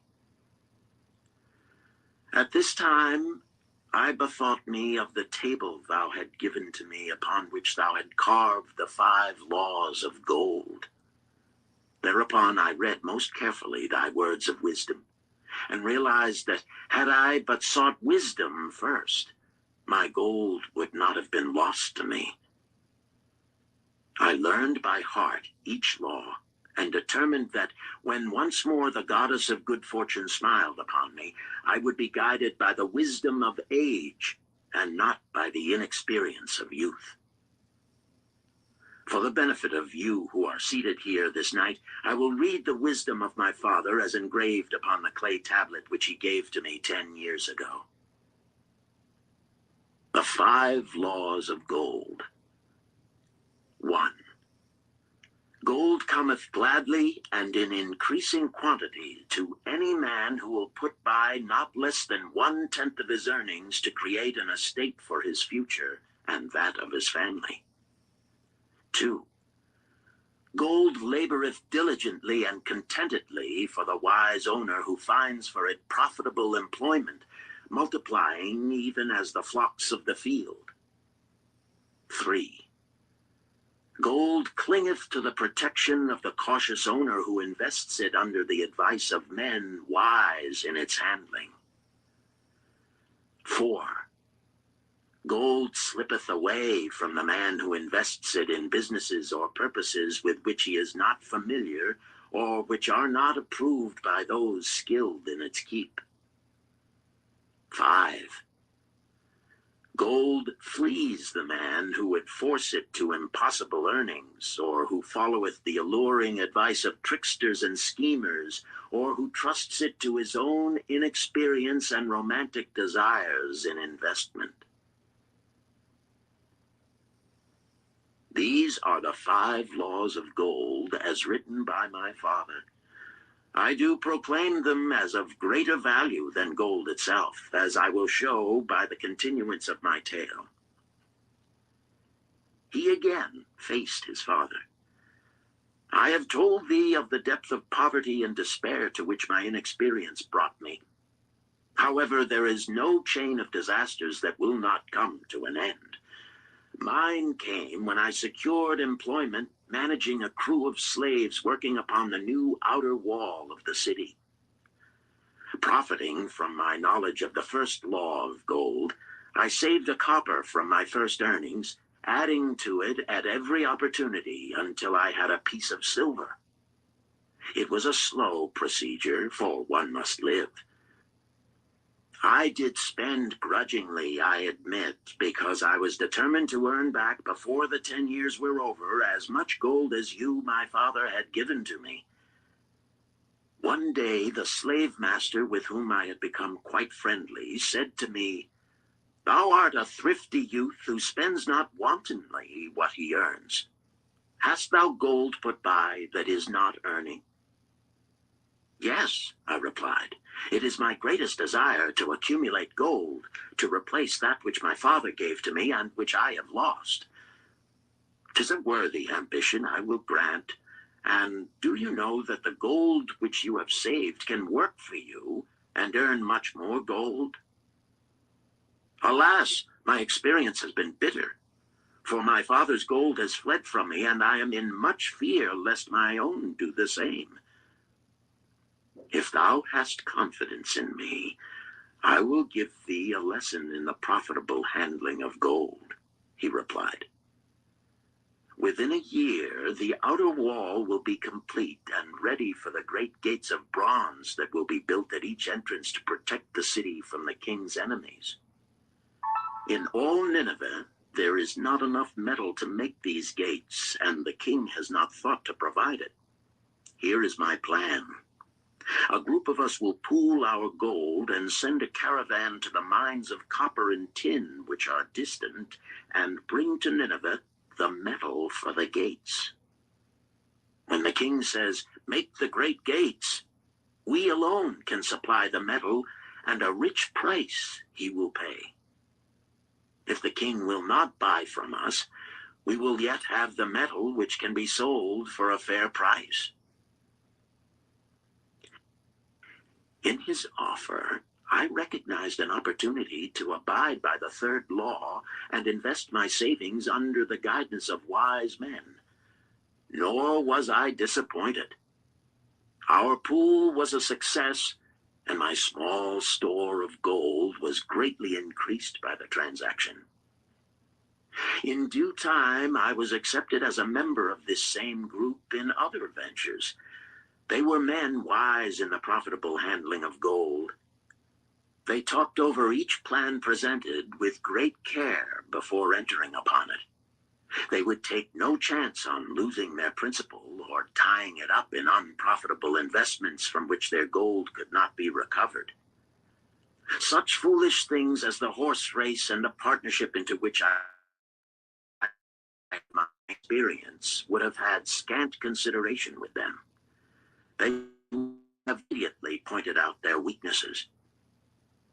Through my association with these men, I learned to safely invest gold to bring profitable returns. As the years went on, my treasure increased more and more rapidly. I not only made back as much as I lost, but much more. Through my misfortunes, my trials, and my success, I have tested time and again the wisdom of the 5 laws of gold, my father, and have proven them true in every test. To him who is without knowledge of the 5 laws, gold comes not often, and goeth away quickly. But to him who abide by the 5 laws, gold comes and works as his dutiful slave. Nomasir ceased speaking and motioned to a slave in the back of the room. The slave brought forward one at a time 3 heavy leather bags. One of these Nomasir took and placed upon the floor before his father, addressing him again. "Thou didst give to me a bag of gold, Babylon gold. Behold, in its place, I do return to thee a bag of Nineveh gold of equal weight, an equal exchange, as all will agree. Thou didst give to me a clay tablet inscribed with wisdom.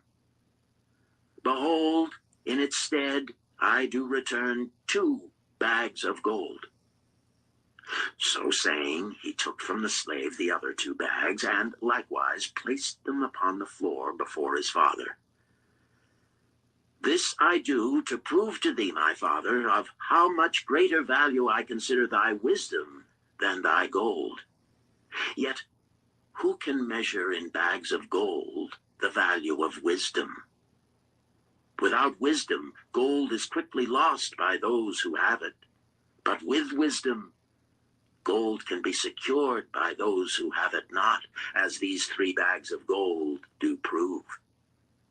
It does indeed give to me the deepest satisfaction, my father, to stand before thee and say that, because of thy wisdom, I have been able to become rich and respected before men.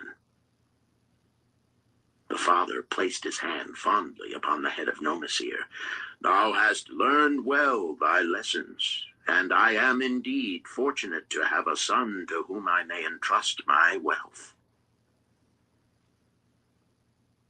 Calibab ceased his tale and looked critically at his listeners.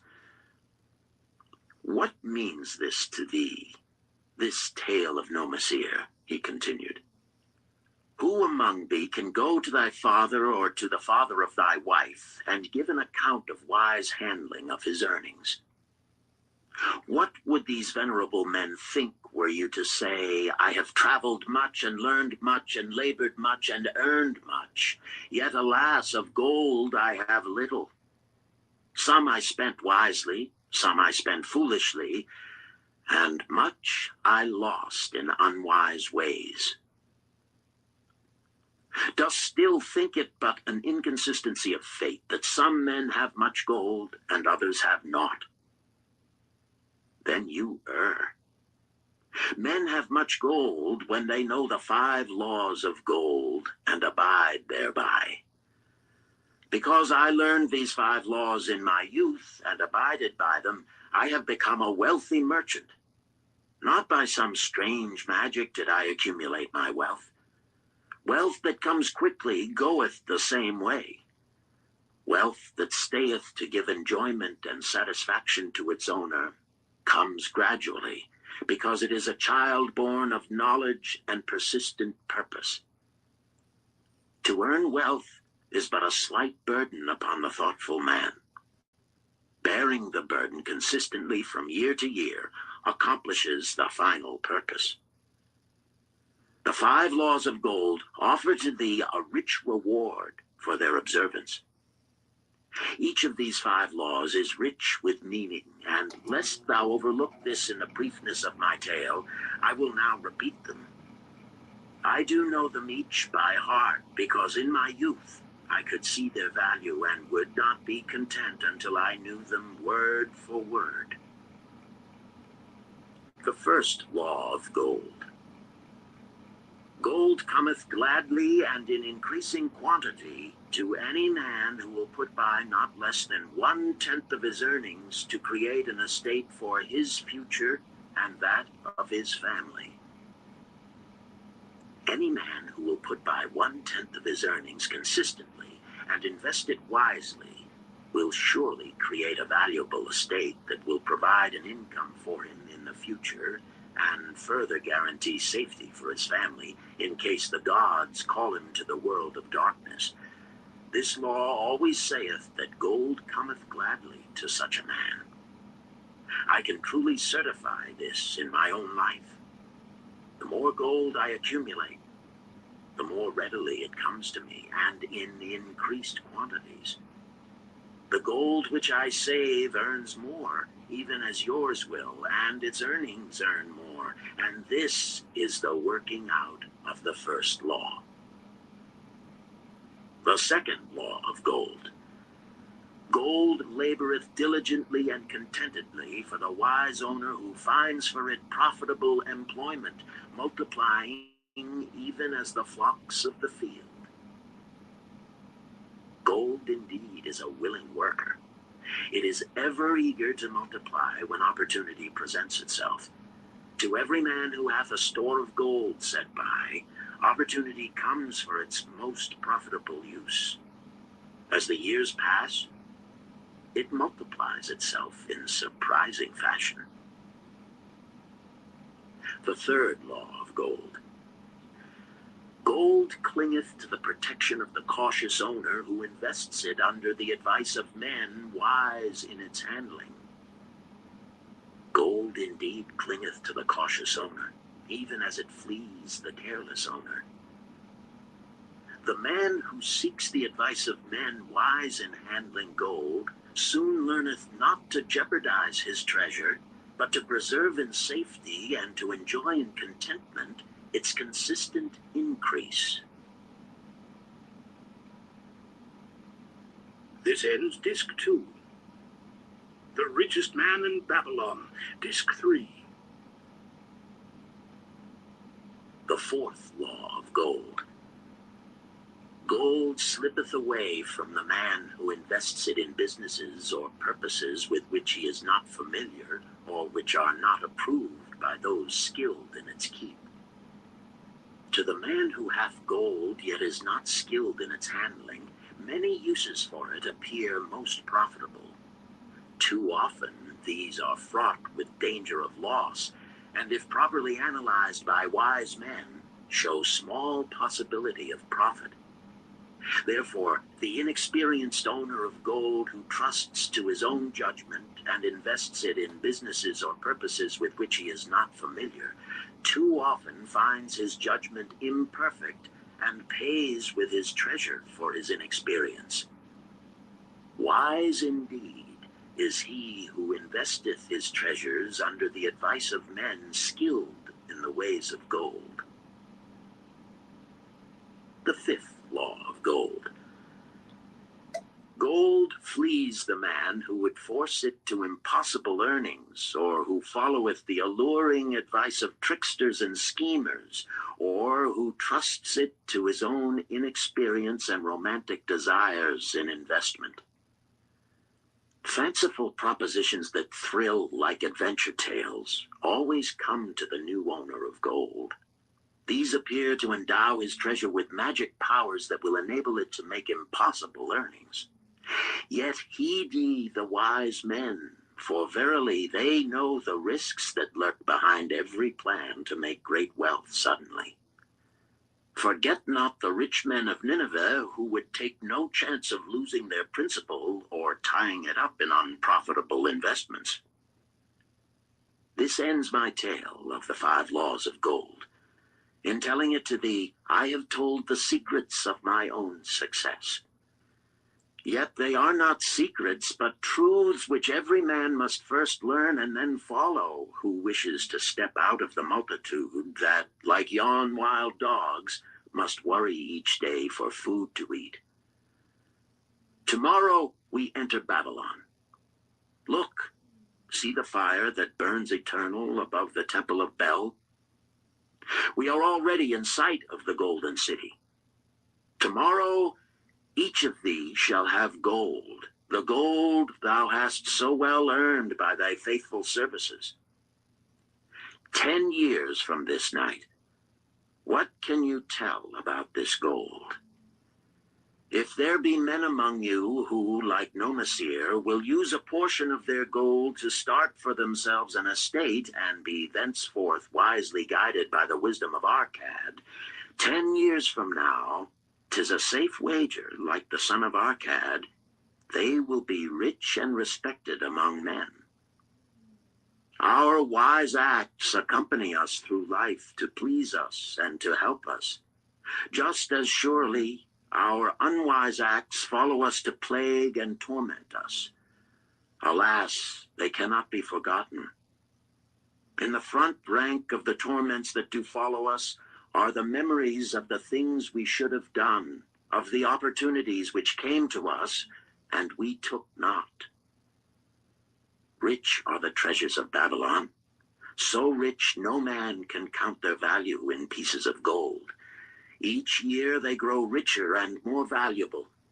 Like the treasures of every land, they are a reward, a rich reward awaiting those men of purpose who determine to secure their just share. In the strength of thine own desires is a magic power. Guide this power with thy knowledge of the 5 laws of gold, and thou shalt share the treasures of Babylon.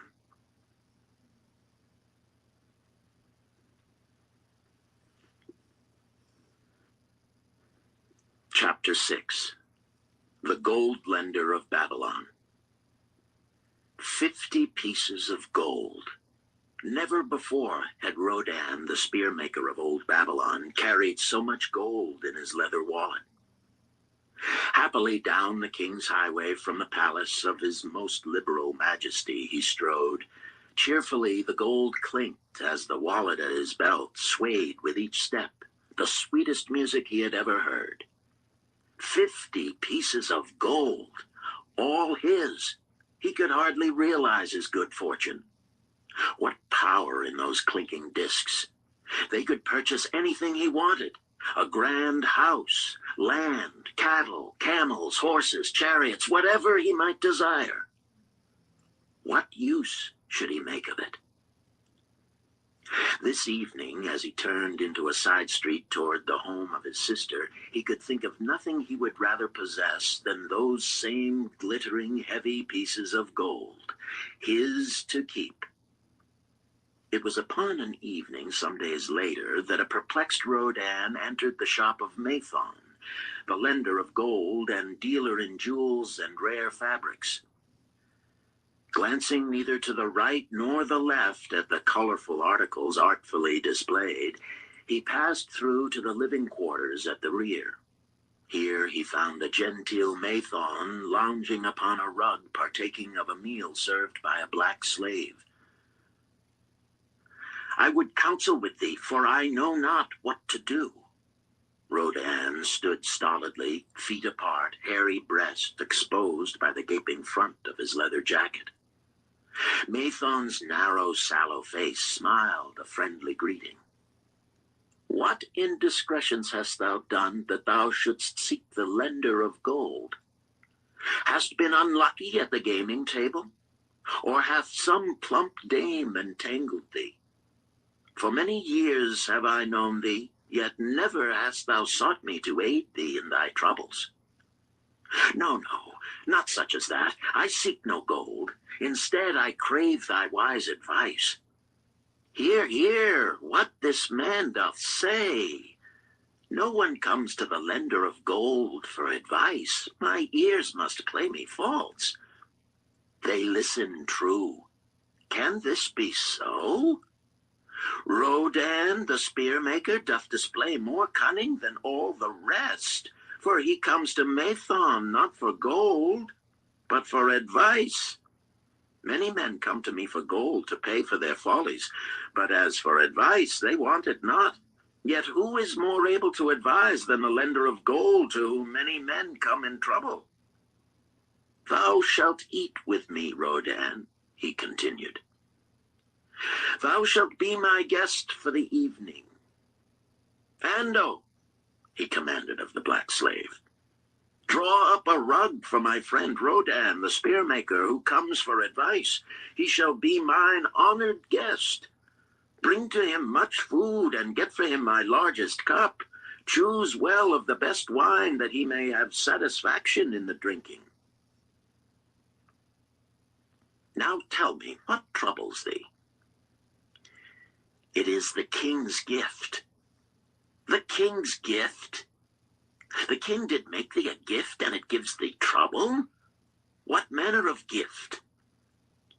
Because he was much pleased with the design I did submit to him for a new point on the spears of the royal guard, he did present me with 50 pieces of gold, and now I am much perplexed. I am beseeched each hour the sun doth travel across the sky by those who would share it with me. That is natural. More men want gold than have it, and would wish one who comes by it easily to divide. But can you not say no? Is thy will not as strong as thy fist?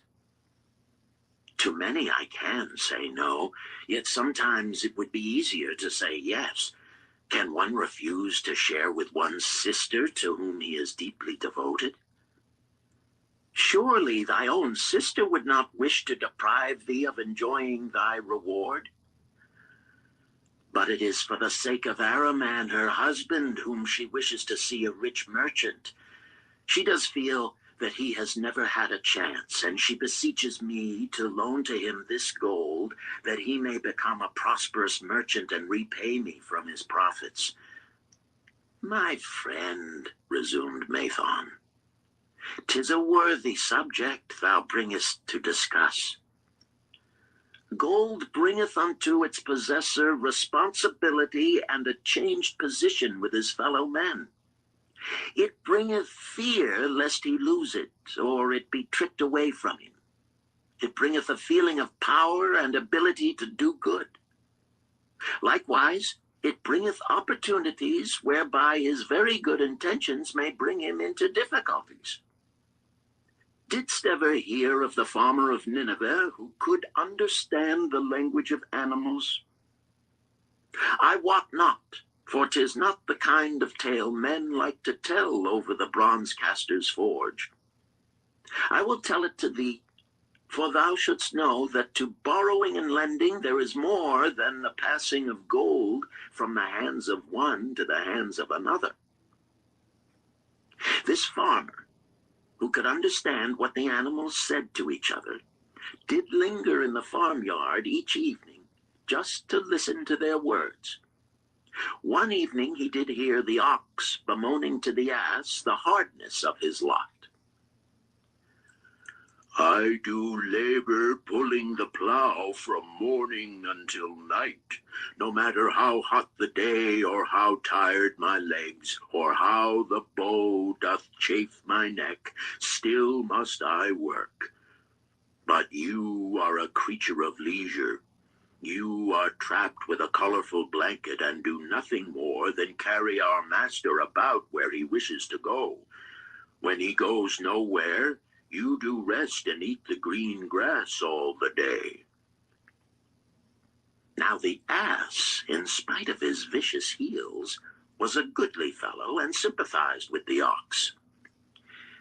My good friend, he replied, you do work very hard, and I would help ease your lot. Therefore will I tell you how you may have a day of rest. In the morning, when the slave comes to fetch you to the plow, lie upon the ground and bellow much, that he may say you are sick and cannot work. So the ox took the advice of the ass, and the next morning the slave returned to the farmer and told him the ox was sick and could not pull the plow. Then, said the farmer, hitch the ass to the plow, for the plowing must go on. All that day, the ass, who had only intended to help his friend, found himself compelled to do the ox's task. When night came and he was released from the plow, his heart was bitter, and his legs were weary, and his neck was sore where the bow had chafed it. The farmer lingered in the barnyard to listen. The ox began first. You are my good friend. Because of your wise advice, I have enjoyed a day of rest. And I, retorted the ass, am like many another simple-hearted one who starts to help a friend and ends up by doing his task for him. Hereafter you draw your own plow, for I did hear the master tell the slave to send for the butcher were you sick again. I wish he would, for you are a lazy fellow. Thereafter they spoke to each other no more. This ended their friendship. Canst thou tell the moral to this tale, Rodan? 'Tis a good tale, responded Rodan, but I see not the moral.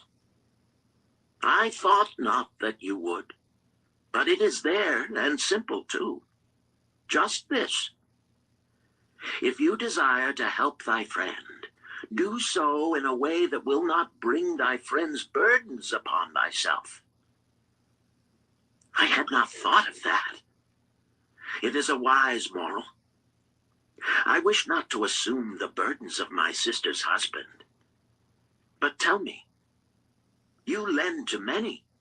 Do not the borrowers repay? Mathon smiled the smile of one whose soul is rich with much experience. Could a loan be well made if the borrower cannot repay? Must not the lender be wise and judge carefully whether his gold can perform a useful purpose to the borrower and return to him once more? Or whether it will be wasted by one unable to use it wisely and leave him without his treasure, and leave the borrower with a debt he cannot repay? I will show to thee the tokens in my token chest, and let them tell thee some of their stories. Into the room he brought a chest as long as his arm, covered with red pigskin and ornamented with bronze designs. He placed it upon the floor and squatted before it, both hands upon the lid. From each person to whom I lend, I do exact a token for my token chest, to remain there until the loan is repaid. When they repay, I give it back. But if they never repay, it will always remind me of one who was not faithful to my confidence. The safest loans, my token box tells me, are to those whose possessions are of more value than the one they desire. They own lands or jewels or camels or other things which could be sold to repay the loan. Some of the tokens given to me are jewels of more value than the loan. Others are promises that if the loan be not repaid as agreed, they will deliver to me certain property settlement. On loans like those, I am assured that my gold will be returned with the rental thereon, for the loan is based on property. In another class are those who have the capacity to earn. They are such as you, who labor or serve and are paid. They have income. And if they are honest and suffer no misfortune, I know that they also can repay the gold I loan them and the rental to which I am entitled. Such loans are based on human effort. Others are those who have neither property nor assured earning capacity. Life is hard, and there will always be some who cannot adjust themselves to it. Alas for the loans I make them. Even though they be no larger than a pence, my token box may censure me in the years to come unless they be guaranteed by good friends of the borrower who know him honorable. Mathon released the clasp and opened the lid. Rodan leaned forward eagerly. At the top of the chest, a bronze neckpiece lay upon a scarlet cloth. Mathon picked up the piece and patted it affectionately. This shall remain in my token chest, because the owner has passed on into the great darkness. I treasure it, his token, and I treasure his memory, for he was my good friend. We traded together with much success until out of the East he brought a woman to wed, beautiful, but not like our women, a dazzling creature. He spent his gold lavishly to gratify her desires. He came to me in distress when his gold was gone. I counseled with him. I told him I would help him to once more master his own affairs. He swore by the sign of the great bull that he would. But it was not to be. In a quarrel, she thrust a knife into the heart he dared her to pierce. And she? Questioned Rodan. Yes, of course. This was hers. He picked up the scarlet cloth. In bitter remorse, she threw herself into the Euphrates. These two loans will never be repaid. The chest tells you, Rodan, that humans in the throes of great emotions are not safe risks for the gold lender. Here, now, this is different. He reached for a ring carved of ox bone. This belongs to a farmer. I buy the rugs of his women. The locusts came and they had not food. I helped him, and when the new crop came, he repaid me. Later he came again and told of strange goats in a distant land, as described by a traveler. They had long hair so fine and soft it would weave into rugs more beautiful than any ever seen in Babylon. He wanted a herd, but he had no money. So I did lend him gold to make the journey and bring back goats. Now his herd is begun, and next year I shall surprise the lords of Babylon with the most expensive rugs it has been their good fortune to buy. Soon I must return his ring. He doth insist on repaying promptly. Some borrowers do that, queried Rodan. If they borrow for purposes that bring money back to them, I find it so. But if they borrow because of their indiscretions, I warn thee to be cautious if thou wouldst ever have thy gold back in hand again. Tell me about this, requested Rodan, picking up a heavy gold bracelet inset with jewels in rare designs. The women do appeal to my good friend, bantered Mathon. I am still much younger than you, retorted Rodan. I grant that, but this time thou doth suspicion romance where it is not. The owner of this is fat and wrinkled, and doth talk so much and say so little, she drives me mad. Once they had much money and were good customers, but ill times came upon them. She has a son of whom she would make a merchant. So she came to me and borrowed gold that he might become a partner of a caravan owner who travels with his camels, bartering in one city what he buys in another. This man proved a rascal, for he left the poor boy in a distant city without money and without friends, pulling out early while the youth slept. Perhaps when this youth has grown to manhood, he will repay. Until then, I get no rental for the loan, only much talk. But I do admit the jewels are worthy of the loan. Did this lady ask thy advice as to the wisdom of the loan? Quite otherwise. She had pictured to herself this son of hers as a wealthy and powerful man of Babylon. To suggest the contrary was to infuriate her. A fair rebuke I had. I knew the risk for this inexperienced boy, but as she offered security, I could not refuse her. This, continued Mathon, waving a bit, belongs to Nebator, the camel trader. When he would buy a herd larger than his funds, he brings to me this knot, and I lend to him according to his needs. He is a wise trader. I have confidence in his good judgment and can lend him freely.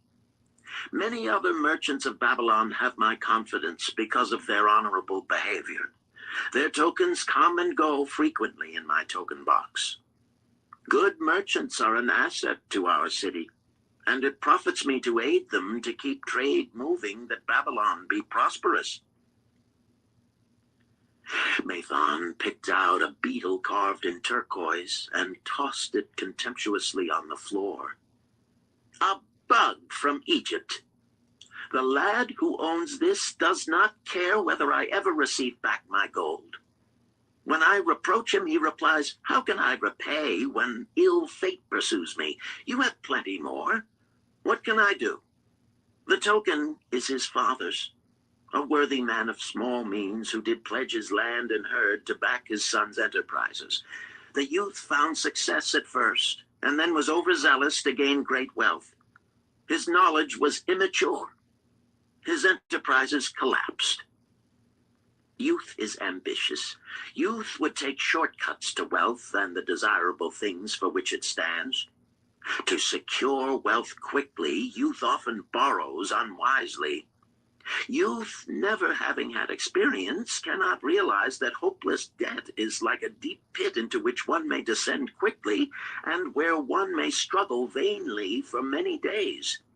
It is a pit of sorrow and regrets where the brightness of the sun is overcast and night is made unhappy by restless sleeping. Yet I do not discourage borrowing gold. I encourage it. I recommend it if it be for a wise purpose.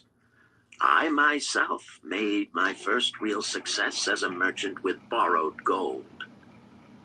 Yet what should the lender do in such a case? The youth is in despair and accomplishes nothing. He is discouraged. He makes no effort to repay. My heart turns against depriving the father of his land and cattle. You tell me much that I am interested to hear, ventured Rodan, but I hear no answer to my question. Should I lend my 50 pieces of gold to my sister's husband? They mean much to me. My sister is a sterling woman whom I do much esteem. Should her husband come to me and ask to borrow 50 pieces of gold, I should ask him for what purpose he would use it. If he answered that he desired to become a merchant like myself and deal in jewels and rich furnishings, I would say, what knowledge have you of the ways of trade? Do you know where you can buy at lowest cost? Do you know where you can sell at a fair price? Could he say yes to these questions? No, he could not, Rodan admitted. He has helped me much in making spears, and he has helped some in the shops. Then would I say to him that his purpose was not wise. Merchants must learn their trade. His ambition, though worthy, is not practical, and I would not lend him any gold. But supposing he could say, yes, I have helped merchants much. I know how to travel to Smyrna and to buy at low cost the rugs the housewives weave. I also know many of the rich people of Babylon to whom I can sell these at a large profit. Then I would say, your purpose is wise and your ambition honorable. I shall be glad to lend you the 50 pieces of gold if you can give me security that they will be returned. But would he say, I have no security other than that I am an honored man and will pay you well for the loan? Then would I reply, I treasure much each piece of gold. Were the robbers to take it from you as you journeyed to Smyrna, or take the rugs from you as you returned, then you would have no means of repaying me, and my gold would be gone. Gold, you see, Rodan, is the merchandise of the lender of money. It is easy to lend. If it is lent unwisely, then it is difficult to get back. The wise lender wishes not the risk of the undertaking, but the guarantee of safe repayment. 'Tis well, he continued, to assist those that are in trouble. 'Tis well to help those upon whom fate has laid a heavy hand. 'Tis well to help those who are starting, that they may progress and become valuable citizens. But help must be given wisely, lest, like the farmer's ass, in our desire to help, we but take upon ourselves the burden that belongs to another. Again, I wandered from thy question, Rodan, but hear my answer. Keep thy 50 pieces of gold. What thy labor earns for thee and what is given thee for reward is thine own, and no man can put an obligation upon thee to part with it unless it do be thy wish. If thee wouldst lend it so that it may earn thee more gold, then lend with caution and in many places. I like not idle gold, even less I like too much of risk. How many years hast thou labored as a spear maker? Fully 3. How much besides the king's gift hast saved? 3 gold pieces. Each year that thou hast labored, thou hast denied thyself good things to save from thine earnings 1 piece of gold. 'Tis as you say. Then mightest save in 50 years of labor 50 pieces of gold by thy self-denial? A lifetime of labor it would be. Thinkest thou thy sister would wish to jeopardize the savings of 50 years of labor over the bronze melting pot, that her husband might experiment on being a merchant? Not if I spoke in your words. Then go to her and say, 3 years I have labored each day except fast days, from morning until night, and I have denied myself many things that my heart craved. For each year of labor and self-denial, I have to show one piece of gold.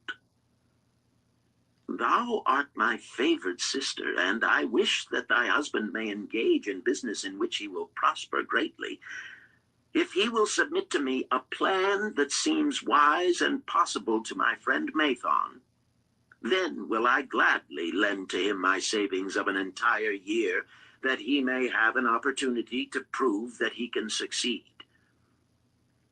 Do that, I say, and if he has within him the soul to succeed, he can prove it.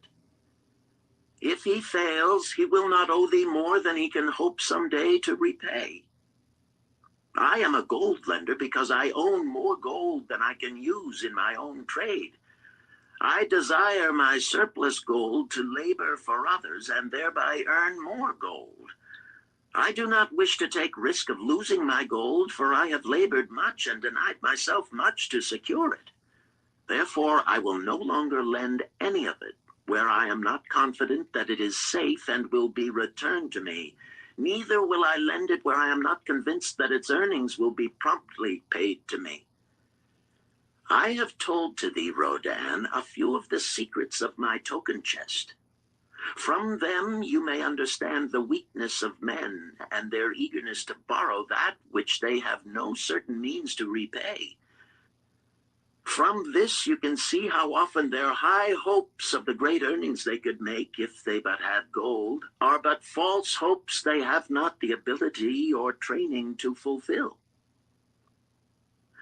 Thou, Rodan, now have gold which thou shouldst put to earning more gold for thee. Thou art about to become, even as I, a gold lender.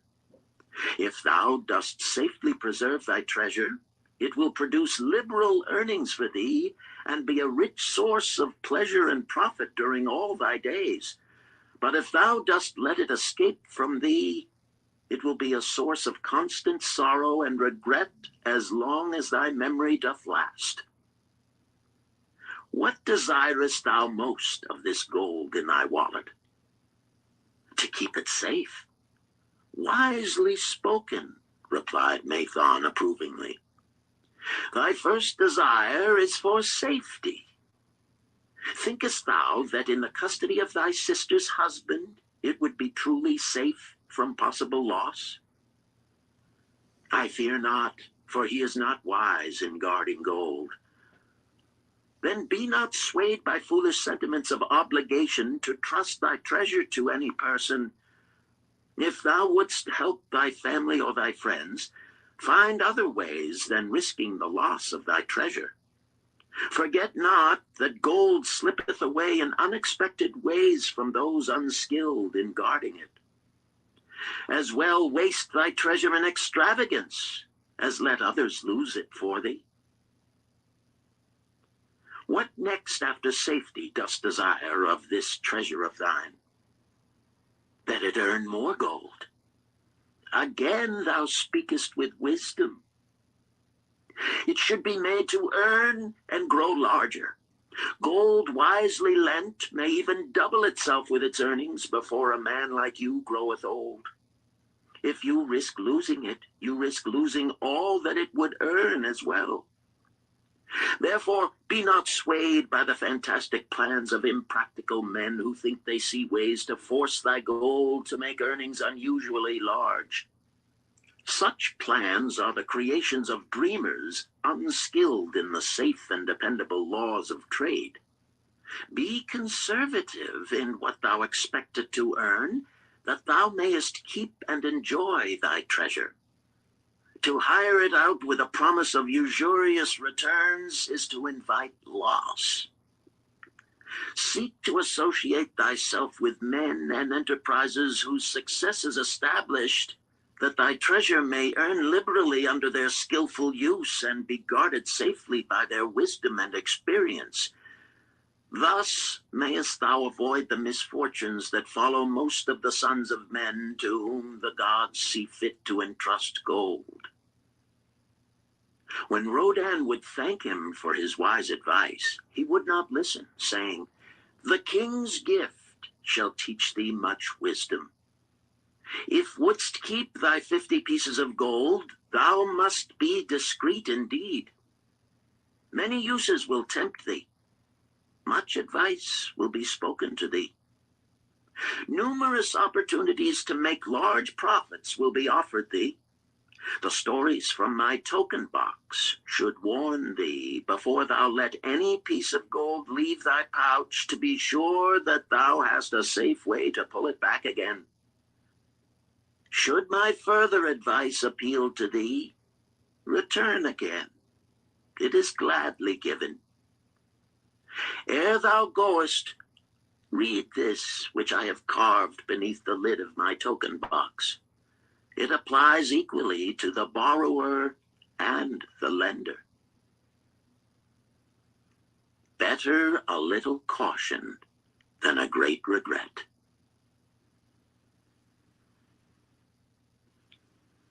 Chapter 7.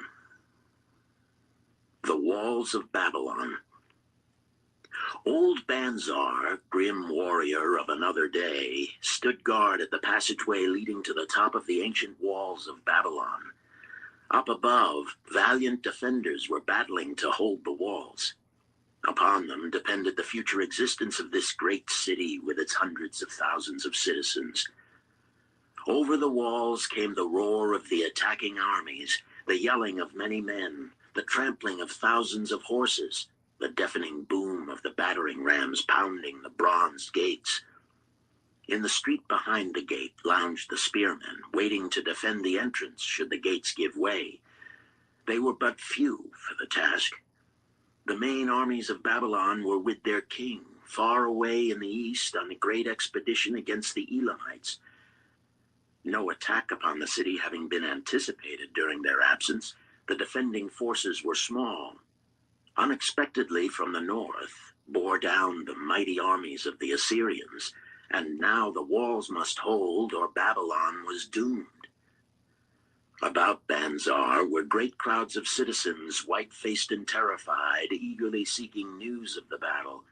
With hushed awe, they viewed the stream of wounded and dead being carried or led out of the passageway.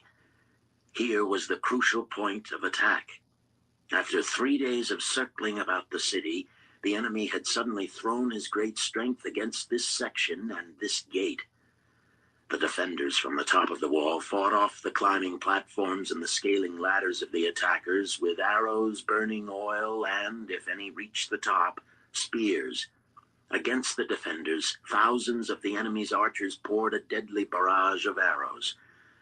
Old Banzar had the vantage point for news.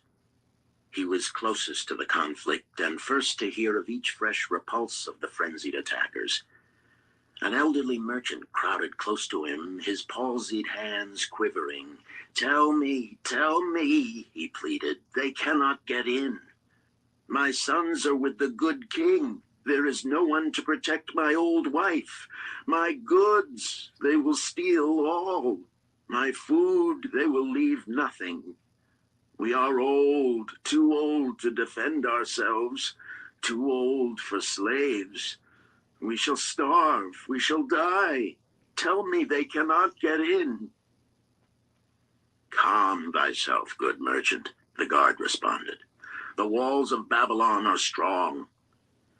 Go back to the bazaar and tell your wife that the walls will protect you and all of your possessions as safely as they protect the rich treasures of the king. Keep close to the walls, lest the arrows flying over strike you. A woman with a babe in arms took the old man's place as he withdrew. Sergeant, what news from the top? Tell me truly that I may reassure my poor husband. He lies with fever from his terrible wounds, yet insists upon his armor and his spear to protect me, who am with child. Terrible, he says, will be the vengeful lust of our enemies should they break in. Be thou good of heart, thou mother that is and is again to be. The walls of Babylon will protect you and your babes. They are high and strong. Hear ye not the yells of our valiant defenders as they empty the cauldrons of burning oil upon the ladder scalers? Yes, that do I hear, and also the roar of the battering rams that do hammer at our gates. Back to thy husband. Tell him the gates are strong and withstand the rams. Also that the scalers climb the walls, but to receive the waiting spear thrust. Watch thy way and hasten behind yon buildings. Banzar stepped aside to clear the passage for heavily armed reinforcements. As, with clanking bronze shields and heavy tread, they tramped by, a small girl plucked at his girdle. "Tell me, soldier, are we safe?" she pleaded. "I hear the awful noises.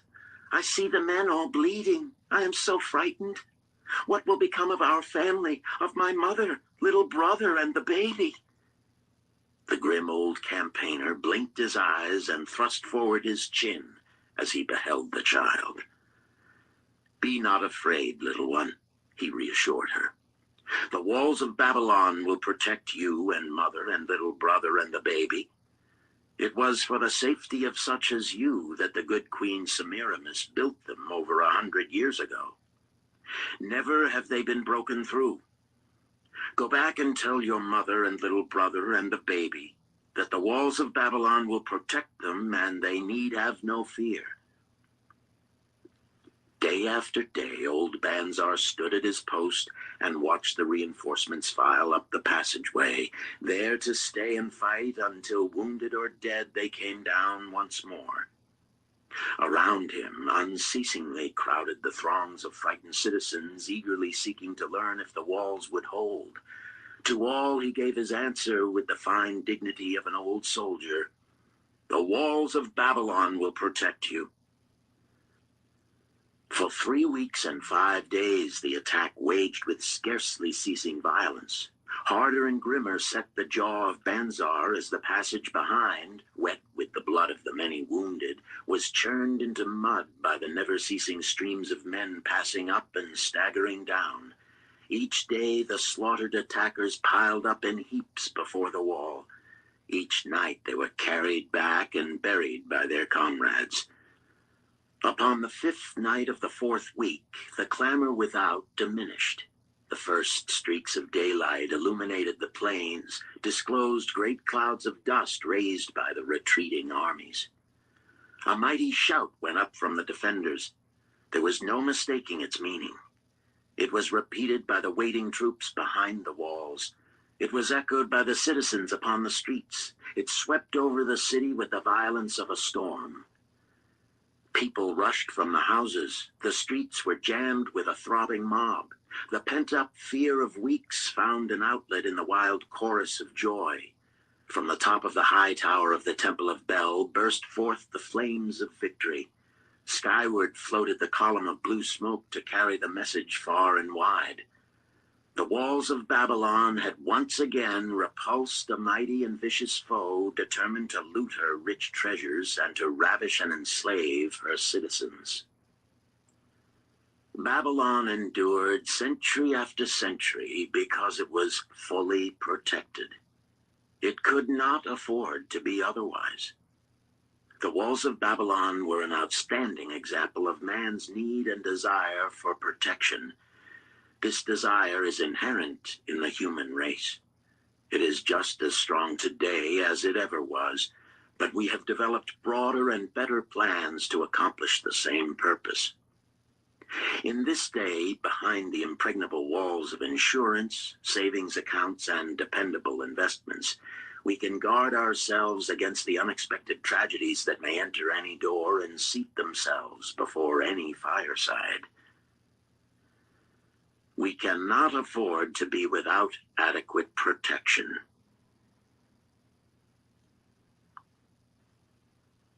Chapter 8. The Camel Trader of Babylon. The hungrier one becomes, the clearer one's mind works. Also, the more sensitive one becomes to the odors of food. Tarkad, the son of Azure, certainly thought so. For 2 whole days he had tasted no food except 2 small figs purloined from over the wall of a garden. Not another could he grab before the angry woman rushed forth and chased him down the street. Her shrill cries were still ringing in his ears as he walked through the marketplace. They helped him to restrain his restless fingers from snatching the tempting fruits from the baskets of the market women. Never before had he realized how much food was brought to the markets of Babylon and how good it smelled. Leaving the market, he walked across to the inn and paced back and forth in front of the eating house. Perhaps here he might meet someone he knew, someone from whom he could borrow a copper that would gain him a smile from the unfriendly keeper of the inn and, with it, a liberal helping. Without the copper, he knew all too well how unwelcome he would be. In his abstraction, he unexpectedly found himself face to face with the one man he wished most to avoid, the tall, bony figure of Dabasir, the camel trader. Of all the friends and others from whom he had borrowed small sums, Dabasir made him feel the most uncomfortable because of his failure to keep his promises to repay promptly. Dabasir's face lighted up at the sight of him. "Ha! 'Tis Tarkad, just the one I have been seeking, that he might repay the 2 pieces of copper which I lent him a moon ago. Also the piece of silver which I lent to him before that. We are well met. I can make good use of the coins this very day. What say, boy, what say?" Tarkad stuttered and his face flushed. He had naught in his empty stomach to nerve him to argue with the outspoken Dabasir. "I am sorry, very sorry," he mumbled weakly. "But this day I have neither the copper nor the silver with which I could repay." "Then get it," Dabasir insisted. "Surely thou canst get hold of a few coppers and a piece of silver to repay the generosity of an old friend of thy father who aided thee whenst in need. 'Tis because ill fortune does pursue me that I cannot pay." "Ill fortune? Wouldst blame the gods for thine own weakness? Ill fortune pursues every man who thinks more of borrowing than of repaying. Come with me, boy, while I eat. I am hungry, and I would tell thee a tale." Tarkad flinched from the brutal frankness of Dabasir, but here at least was an invitation to enter the coveted doorway of the eating house. Dabasir pushed him to a far corner of the room where they seated themselves upon small rugs. When Koskor, the proprietor, appeared smiling, Dabasir addressed him with his usual freedom. "Fat lizard of the desert, bring to me a leg of the goat, very brown with much juice, and bread and all of the vegetables, for I am hungry and want much food. Do not forget my friend here. Bring to him a jug of water. Have it cooled, for the day is hot." Tarkad's heart sank. Must he sit here and drink water while he watched this man devour an entire goat leg? He said nothing. He thought of nothing he could say. Dabasir, however, knew no such thing as silence. Smiling and waving his hand good-naturedly to the other customers, all of whom knew him, he continued. "I did hear from a traveler just returned from Urfa of a certain rich man who has a piece of stone cut so thin that one can look through it. He put it in the window of his house to keep out the rains. It is yellow, so this traveler does relate, and he was permitted to look through it, and all the outside world looks strange and not like it really is. What say you to that, Tarkad? Thinkest all the world could look to a man a different color from what it is?"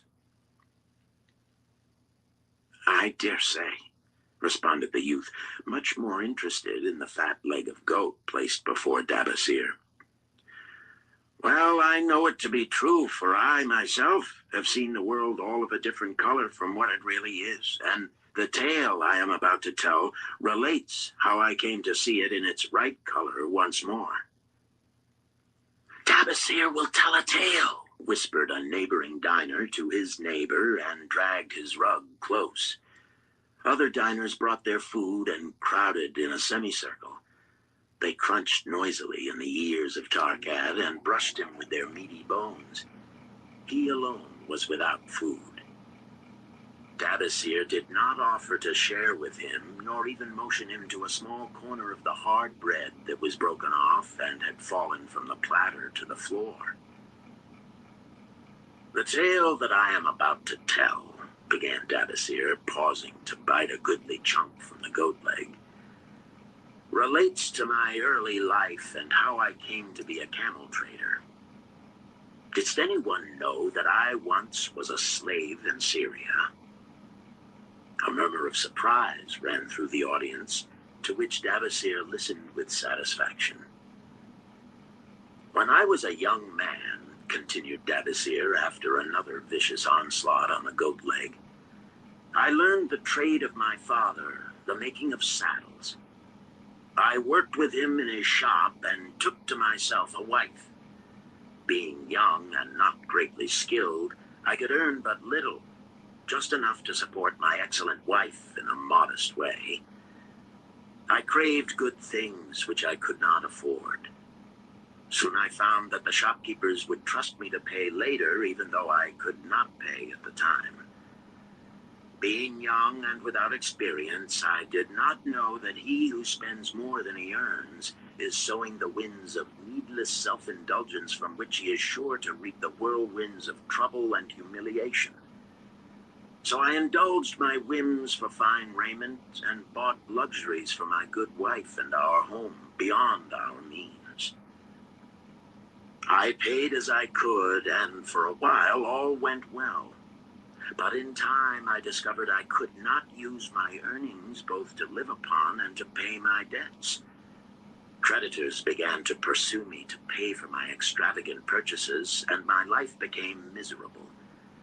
I borrowed from my friends, but could not repay them either. Things went from bad to worse. My wife returned to her father, and I decided to leave Babylon and seek another city where a young man might have better chances. For 2 years, I had a restless and unsuccessful life working for caravan traders. From this, I fell in with a set of likable robbers who scoured the desert for unarmed caravans. Such deeds were unworthy of the son of my father, but I was seeing the world through a colored stone and did not realize to what degradation I had fallen. We met with success on our first trip, capturing a rich haul of gold and silks and valuable merchandise. This loot we took to Ganir and squandered. The second time we were not so fortunate. Just after we had made our capture, we were attacked by the spearsmen of a native chief to whom the caravans paid for protection. Our 2 leaders were killed, and the rest of us were taken to Damascus, where we were stripped of our clothing and sold as slaves. I was purchased for 2 pieces of silver by a Syrian desert chief.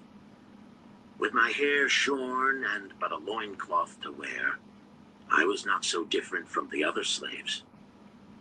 Being a reckless youth, I thought it merely an adventure until my master took me before his 4 wives and told them they could have me for a eunuch. Then, indeed, did I realize the hopelessness of my situation. These men of the desert were fierce and warlike. I was subject to their will without weapons or means of escape. Fearful I stood as those 4 women looked me over. I wondered if I could expect pity from them. Sira, the first wife, was older than the others. Her face was impassive as she looked upon me. I turned from her with little consolation. The next was a contemptuous beauty who gazed at me as indifferently as if I had been a worm of the earth. The 2 younger ones tittered as though it were all an exciting joke. It seemed an age that I stood waiting sentence. Each woman appeared willing for the others to decide. Finally, Sira spoke up in a cold voice. "Of eunuchs we have plenty, but of camel tenders we have few, and they are a worthless lot. Even this day I would visit my mother who is sick with the fever, and there is no slave I would trust to lead my camel. Ask this slave if he can lead a camel." My master thereupon questioned me, "What know you of camels?" Striving to conceal my eagerness, I replied, "I can make them kneel, I can load them, I can lead them on long trips without tiring. If need be, I can repair their trappings." "The slave speaks forward enough," observed my master. "If thou so desire, Sirrah, take this man for thy camel tender." So I was turned over to Sirrah, and that day I led her camel upon a long journey to her sick mother. I took the occasion to thank her for her intercession, and also to tell her that I was not a slave by birth, but the son of a freeman, an honorable saddle-maker of Babylon. I also told her much of my story. Her comments were disconcerting to me, and I pondered much afterward on what she said. "How can you call yourself a free man when your weakness has brought you to this? If a man has in himself the soul of a slave, will he not become one, no matter what his birth, even as water seeks its level?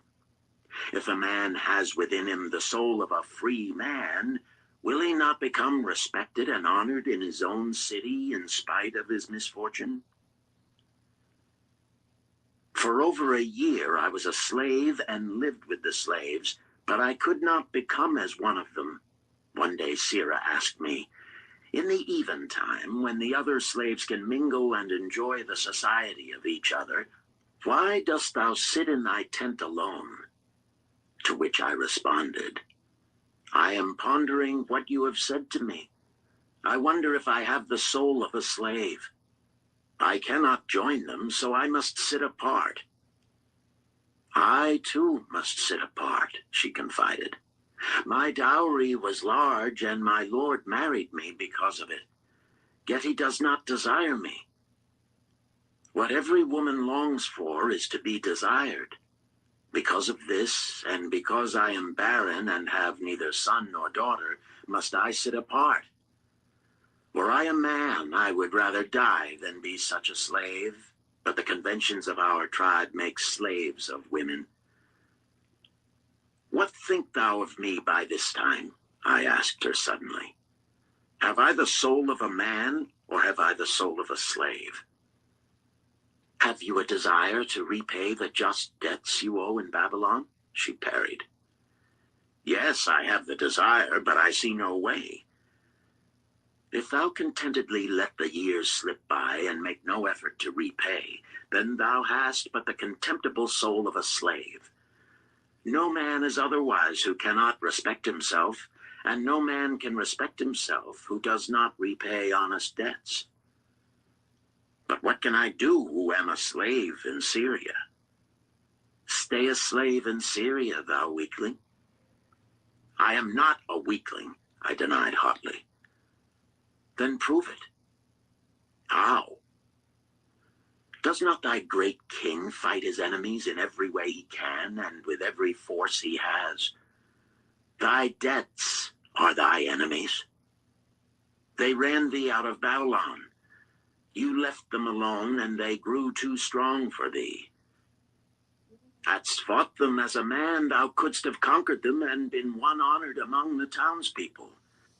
But thou had not the soul to fight them, and behold, thy pride hast gone down until thou art a slave in Syria." Much I thought over her unkind accusations, and many defensive phrases I worded to prove myself not a slave at heart. But I was not to have the chance to use them. 3 days later, the maid of Sirrah took me to her mistress. "My mother is again very sick," she said. "Saddle the 2 best camels in my husband's herd. Tie on waterskins and saddlebags for a long journey. The maid will give thee food at the kitchen tent." I packed the camels, wondering much at the quantity of provisions the maid provided, for the mother dwelt less than a day's journey away. The maid rode the rear camel which followed, and I led the camel of my mistress. When we reached her mother's house, it was just dark. Sira dismissed the maid and said to me, "Dabasir, hast thou the soul of a free man or the soul of a slave?" "The soul of a free man," I insisted. "Now is thy chance to prove it. Thy master hath imbibed deeply, and his chiefs are in a stupor. Take then these camels and make thy escape. Here in this bag is raiment of thy master's to disguise thee. I will say thou stole the camels and ran away while I visited my sick mother." "Thou hast the soul of a queen," I told her. "Much do I wish that I might lead thee to happiness." "Happiness," she responded, "awaits not the runaway wife who seeks it in far lands among strange people. Go thy own way, and may the gods of the desert protect thee, for the way is far and barren of food or water." I needed no further urging, but thanked her warmly and was away into the night. I knew not this strange country, and had only a dim idea of the direction in which lay Babylon, but struck out bravely across the desert toward the hills. One camel I rode, and the other I led. All that night I traveled, and all the next day, urged on by the knowledge of the terrible fate that was meted out to slaves who stole their master's property and tried to escape. Late that afternoon, I reached a rough country as uninhabitable as the desert. The sharp rocks bruised the feet of my faithful camels, and soon they were picking their way slowly and painfully along. I met neither man nor beast, and could well understand why they shunned this inhospitable land. It was such a journey from then on as few men live to tell of. Day after day we plodded along. Food and water gave out. The heat of the sun was merciless. At the end of the 9th day, I slid from the back of my mount with the feeling that I was too weak to ever remount, and I would surely die, lost in this abandoned country. I stretched out upon the ground and slept, not waking until the first gleam of daylight. I sat up and looked about me. There was a coolness in the morning air. My camels lay dejected not far away. About me was a vast waste of broken country covered with rock and sand and thorny things. No sign of water, not to eat for man or camel. Could it be that in this peaceful quiet I faced my end? My mind was clearer than it had ever been before. My body now seemed of little importance. My parched and bleeding lips, my dry and swollen tongue, my empty stomach, all had lost their supreme agonies of the day before. I looked across into the uninviting distance, and once again came to me the question, have I the soul of a slave or the soul of a free man? Then, with clearness, I realized that if I had the soul of a slave, I should give up, lie down in the desert and die, a fitting end for a runaway slave. But if I had the soul of a free man, what then? Surely I would force my way back to Babylon, repay the people who had trusted me, bring happiness to my wife who truly loved me, and bring peace and contentment to my parents. "Thy debts are thine enemies who have run thee out of Babylon," Sira had said. Yes, it was so. Why had I refused to stand my ground like a man? Why had I permitted my wife to go back to her father? Then a strange thing happened. All the world seemed to be of a different color, as though I had been looking at it through a colored stone which had suddenly been removed. At last I saw the true values in life. Die in the desert, not I. With a new vision, I saw the things that I must do. First, I would go back to Babylon and face every man to whom I owed an unpaid debt. I should tell them that after years of wandering and misfortune, I had come back to pay my debts as fast as the gods would permit. Next, I should make a home for my wife and become a citizen of whom my parents should be proud. My debts were my enemies, but the men I owed were my friends, for they had trusted me and believed in me. I staggered weakly to my feet. What mattered hunger? What mattered thirst? They were but incidents on the road to Babylon. Within me surged the soul of a free man going back to conquer his enemies and reward his friends. I thrilled with the great resolve. The glazed eyes of my camels brightened at the new note in my husky voice. With great effort, after many attempts, they gained their feet.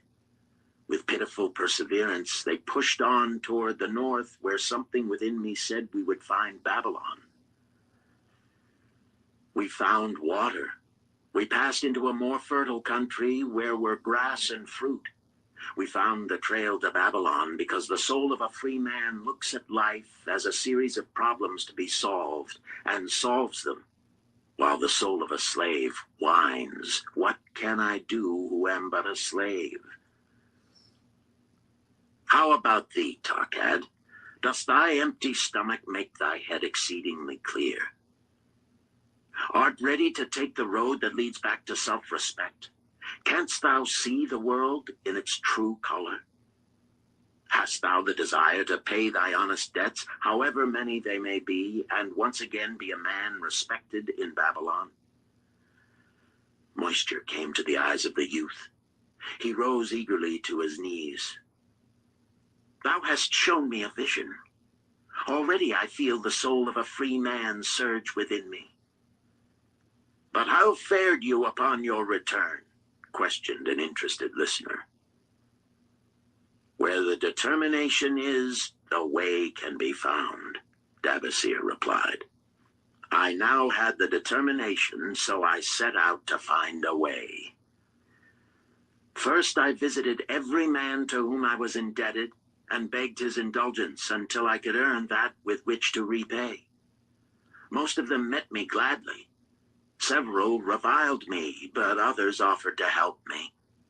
One indeed did give me the very help I needed. It was Mathon, the gold lender. Learning that I had been a camel tender in Syria, he sent me to old Nebator, the camel trader, just commissioned by our good king to purchase many herds of sound camels for the great expedition. With him, my knowledge of camels I put to good use. Gradually, I was able to repay every copper and every piece of silver.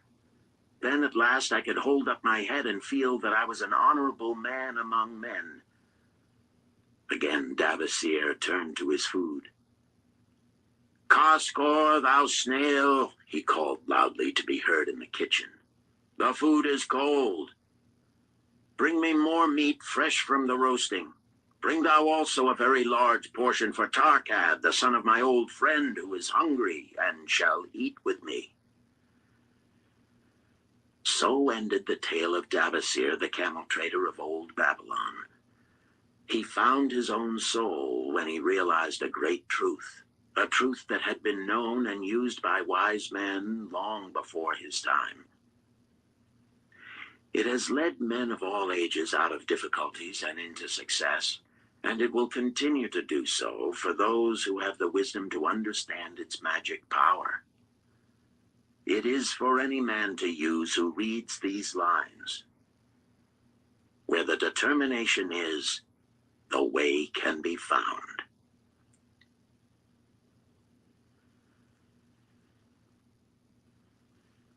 Chapter 9. The Clay Tablets from Babylon. St. Swithin's College, Nottingham University, Newark-on-Trent, Nottingham. October 21st, 1934. Professor Franklin Caldwell, care of British Scientific Expedition, Hilla, Mesopotamia. My dear Professor, the 5 clay tablets from your recent excavation in the ruins of Babylon arrived on the same boat with your letter. I have been fascinated no end and have spent many pleasant hours translating their inscriptions. I should have answered your letter at once, but delayed until I could complete the translations which are attached. The tablets arrived without damage thanks to your careful use of preservatives and excellent packing. You will be as astonished as we in the laboratory at the story they relate. One expects the dim and distant past to speak of romance and adventure. Arabian Nights sort of things, you know. When instead it discloses the problem of a person named Dabasir to pay off his debts, one realizes that conditions upon this old world have not changed as much in 5,000 years as one might expect.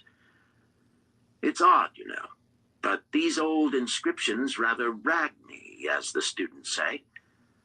Being a college professor, I am supposed to be a thinking human being possessing a working knowledge of most subjects.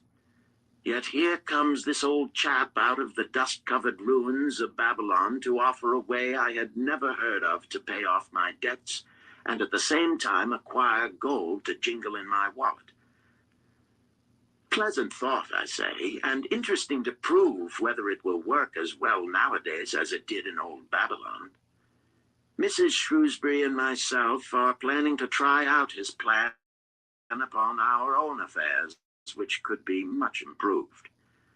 Wishing you the best of luck in your worthy undertaking and waiting eagerly another opportunity to assist, I am, yours sincerely, Alfred H. Shrewsbury, Department of Archaeology.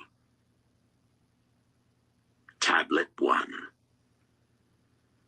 Now, when the moon becometh full, I, Dabasir, who am but recently returned from slavery in Syria, with the determination to pay my many just debts and become a man of means worthy of respect in my native city of Babylon, do here engrave upon the clay a permanent record of my affairs to guide and assist me in carrying through my high desires.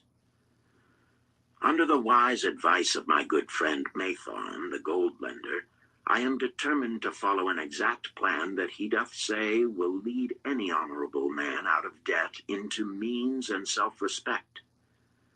This plan included 3 purposes which are my hope and desire. First, the plan doth provide for my future prosperity. Therefore, 1/10 of all I earn shall be set aside as my own to keep.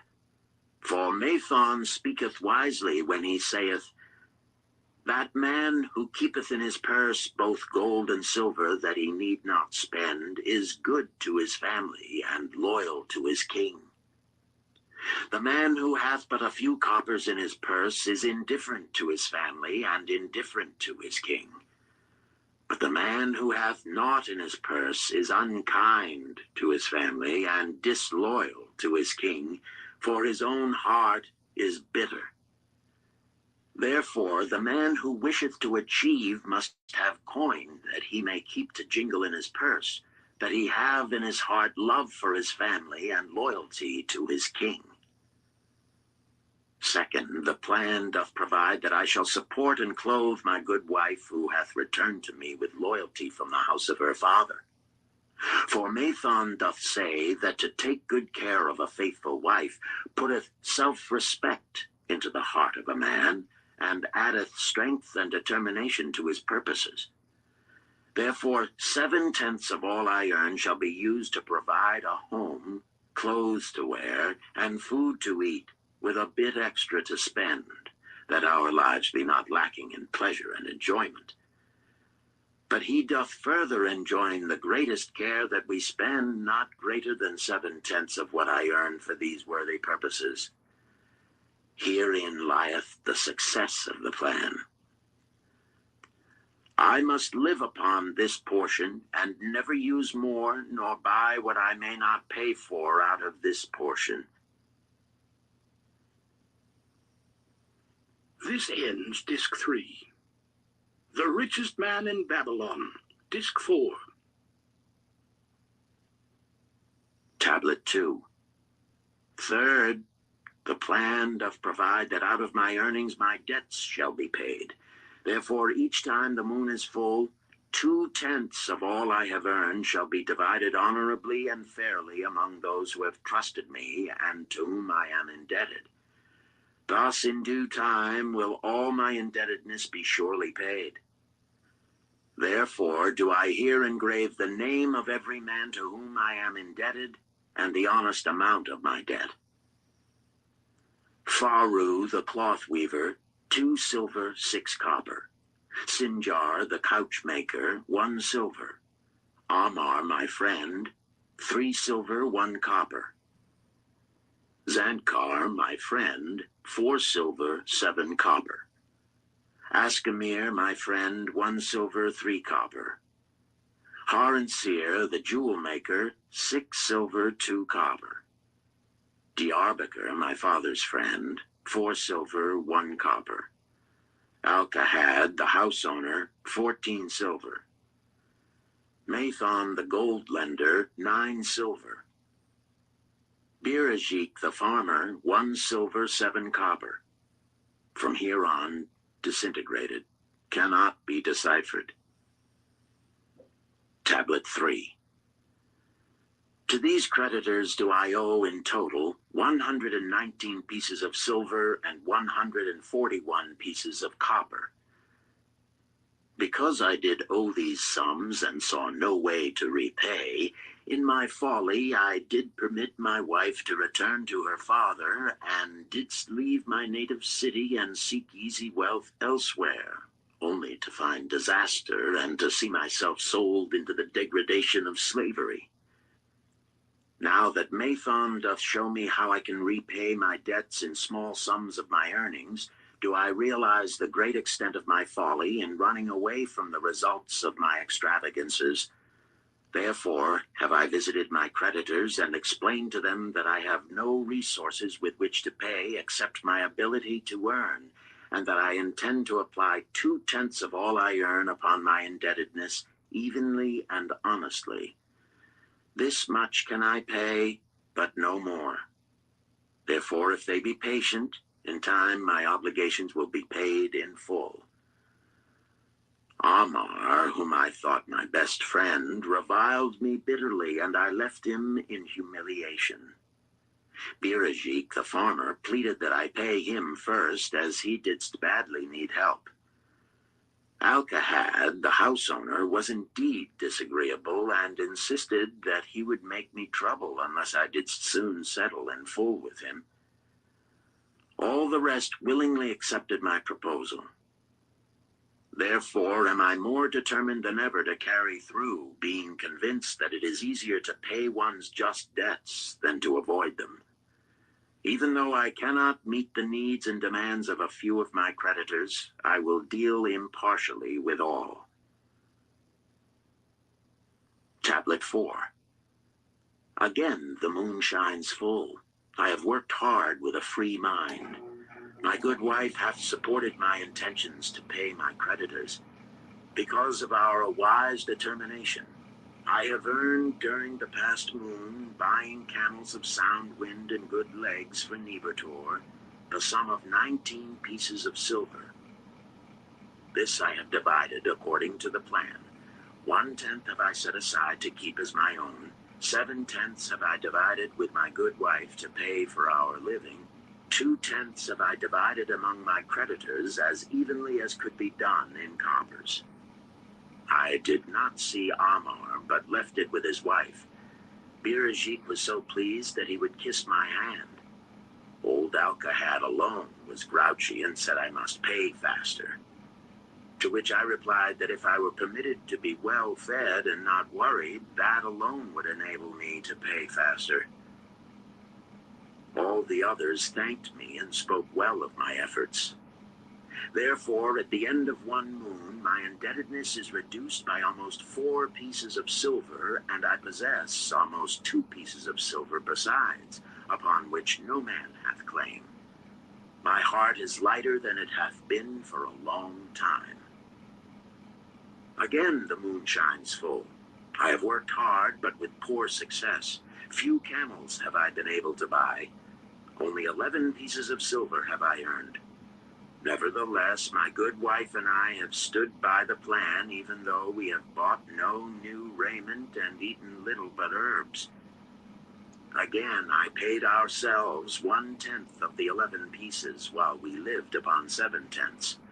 I was surprised when Amar commended my payment, even though small. So did Birajik. Alcahad flew into a rage, but when told to give back his portion if he did not wish it, he became reconciled. The others, as before, were content.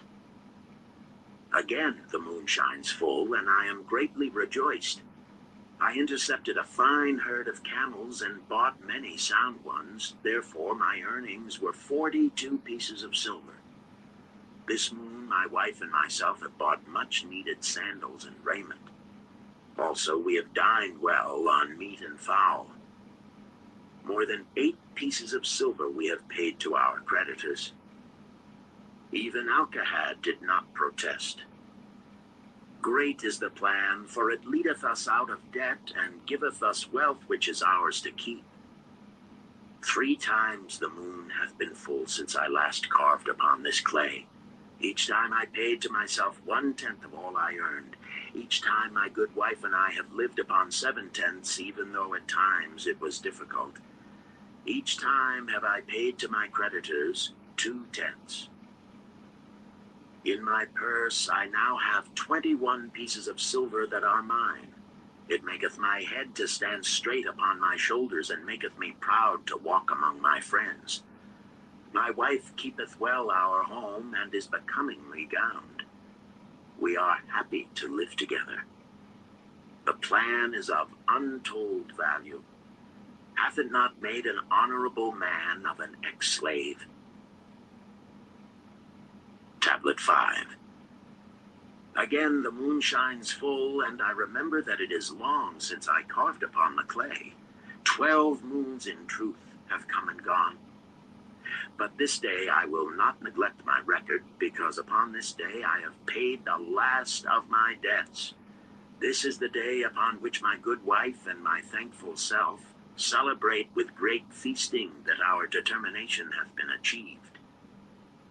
Many things occurred upon my final visit to my creditors that I shall long remember. Amar begged my forgiveness for his unkind words, and said that I was one of all others he most desired for a friend. Old Alcahad is not so bad after all, for he said, "Thou wert once a piece of soft clay to be pressed and molded by any hand that touched thee. But now thou art a piece of bronze, capable of holding an edge. If thou needst silver or gold at any time, come to me." Nor is he the only one who holdeth me in high regard. Many others speak deferentially to me. My good wife looketh upon me with a light in her eyes that doth make a man have confidence in himself. Yet it is the plan that hath made my success. It hath enabled me to pay all my debts, and to jingle both gold and silver in my purse. I do commend it to all who wish to get ahead. For truly, if it will enable an ex-slave to pay his debts and have gold in his purse, will it not aid any man to find independence? Nor am I myself finished with it, for I am convinced that if I follow it further, it will make me rich among men. St. Swithin's College, Nottingham University, Newark-on-Trent, Nottingham. November 7th, 1936. Professor Franklin Caldwell, care of British Scientific Expedition, Hilla, Mesopotamia. My dear Professor, if in your further digging into those ruins of Babylon you encounter the ghost of a former resident, an old camel trader named Dabasir, do me a favor. Tell him that his scribbling upon those clay tablets so long ago has earned for him the lifelong gratitude of a couple of college folks back here in England. You will possibly remember my writing a year ago that Mrs. Shrewsbury and myself intended to try his plan for getting out of debt and at the same time having gold to jingle. You may have guessed, even though we tried to keep it from our friends, our desperate straits. We were frightfully humiliated for years by a lot of old debts, and worried sick for fear some of the tradespeople might start a scandal that would force me out of the college. We paid and paid, every shilling we could squeeze out of income, but it was hardly enough to hold things even. Besides, we were forced to do all our buying where we could get further credit regardless of higher costs. It developed into one of those vicious circles that grow worse instead of better. Our struggles were getting hopeless. We could not move to less costly rooms because we owed the landlord. There did not appear to be anything we could do to improve our situation. Then here comes your acquaintance, the old camel trader from Babylon, with a plan to do just what we wished to accomplish. He jolly well stirred us up to follow his system. We made a list of all our debts, and I took it around and showed it to everyone we owed. I explained how it was simply impossible for me to ever repay them the way things were going along. They could readily see this themselves from the figures. Then I explained that the only way I saw to pay in full was to set aside 20% of my income each month to be divided pro rata, which would pay them in full in a little over 2 years. That in the meantime, we would go on a cash basis and give them the further benefit of our cash purchases.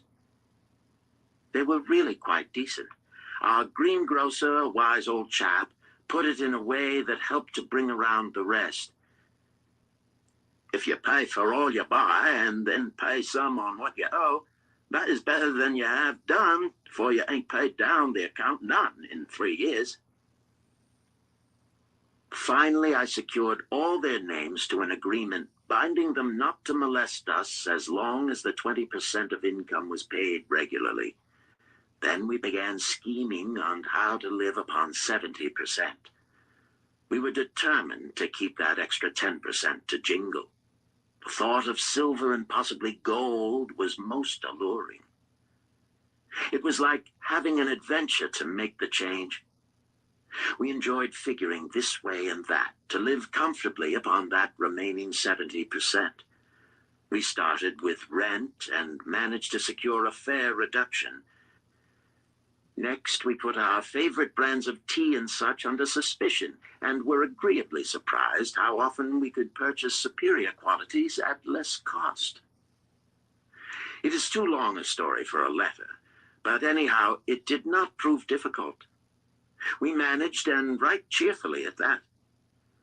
What a relief it proved to have our affairs in such a shape we were no longer persecuted by past due accounts. I must not neglect, however, to tell you about that extra 10% we were supposed to jingle. Well, we did jingle it for some time. Now, don't laugh too soon. You see, that is the sporty part. It is the real fun to start accumulating money that you do not want to spend. There is more pleasure in running up such a surplus than there could be in spending it.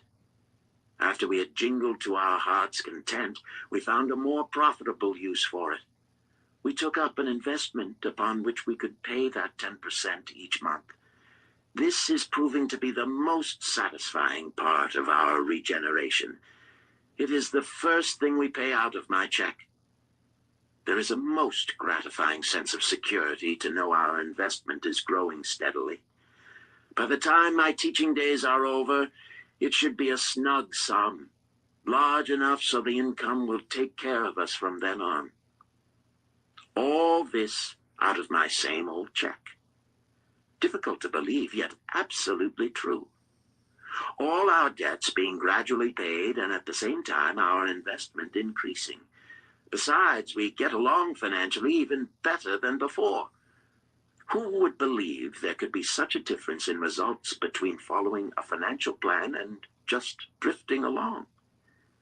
At the end of the next year, when all our old bills shall have been paid, we will have more to pay upon our investment besides some extra for travel. We are determined never again to permit our living expenses to exceed 70% of our income. Now you can understand why we would like to extend our personal thanks to that old chap whose plan saved us from our hell on earth. He knew. He had been through it all. He wanted others to benefit from his own bitter experiences. That is why he spent tedious hours carving his message upon the clay. He had a real message for fellow sufferers, a message so important that after 5,000 years, it has risen out of the ruins of Babylon just as true and just as vital as the day it was buried. Yours sincerely, Alfred H. Shrewsbury, Department of Archaeology. Chapter 10. The Luckiest Man in Babylon. At the head of his caravan proudly rode Shahrunada, the merchant prince of Babylon. He liked fine cloth and wore rich and becoming robes. He liked fine animals and sat easily upon his spirited Arabian stallion. To look at him, one would hardly have guessed his advanced years. Certainly, they would not have suspected that he was inwardly troubled. The journey from Damascus is long, and the hardships of the desert many. These he minded not. The Arab tribes are fierce and eager to loot rich caravans. These he feared not, for his many fleet-mounted guards were a safe protection. About the youth at his side, whom he was bringing from Damascus, was he disturbed. This was Hayden Gula, the grandson of his partner of other years, Arid Gula, to whom he felt he owed a debt of gratitude which could never be repaid. He would like to do something for this grandson, but the more he considered this, the more difficult it seemed because of the youth himself. Eyeing the young man's rings and earrings, he thought to himself, "He thinks jewels are for men. Still, he has his grandfather's strong face. But his grandfather wore no such gaudy robes. Yet I sought him to come, hoping I might help him get a start for himself and get away from the wreck his father has made of their inheritance." Hayden Gula broke in upon his thoughts. "Why dost thou work so hard, riding always with thy caravan upon its long journeys? Dost thou never take time to enjoy life?" Shahrunada smiled. "To enjoy life?" he repeated. "What wouldst thou do to enjoy life if thou wert Shahrunada?" "If I had wealth equal to thine, I would live like a prince. Never across the hot desert would I ride. I would spend the shekels as fast as they came to my purse. I would wear the richest of robes and the rarest of jewels. That would be a life to my liking, a life worth living." Both men laughed. "Thy grandfather wore no jewels." Shahrunada spoke before he thought, then continued jokingly, "Wouldst thou leave no time for work?" "Work was made for slaves," Hayden Gula responded. Shahrunada bit his lip but made no reply, riding in silence until the trail led them to the slope. Here he reined his mount, and pointing to the green valley far away, "See, there is the valley. Look far down, and thou canst faintly see the walls of Babylon. The tower is the Temple of Bel. If thine eyes are sharp, thou mayest even see the smoke from the eternal fire upon its crest." "So that is Babylon? Always have I longed to see the wealthiest city in all the world," Hayden Gula commented. "Babylon, where my grandfather started his fortune. Would he were still alive, we would not be so sorely pressed. Why wish his spirit to linger on earth beyond its allotted time? Thou and thy father can well carry on his good work. Alas, of us neither has his gift. Father and myself know not his secret for attracting the golden shekels." Shahrunada did not reply, but gave rein to his mount and rode thoughtfully down the trail to the valley. Behind them followed the caravan in a cloud of reddish dust. Some time later, they reached the King's Highway and turned south through the irrigated farms. 3 old men plowing a field caught Sharunada's attention. They seemed strangely familiar. How ridiculous. One does not pass a field after 40 years and find the same men plowing there. Yet something within him said they were the same. One, with an uncertain grip, held the plow. The others laboriously plodded beside the oxen, ineffectually beating them with their barrel staves to keep them pulling. 40 years ago, he had envied these men. How gladly he would have exchanged places. But what a difference now. With pride, he looked back at his trailing caravan, well-chosen camels and donkeys loaded high with valuable goods from Damascus. All this was but one of his possessions. He pointed to the plowers, saying, "Still plowing the same field where they were 40 years ago. They look it, but why thinkest thou they are the same?"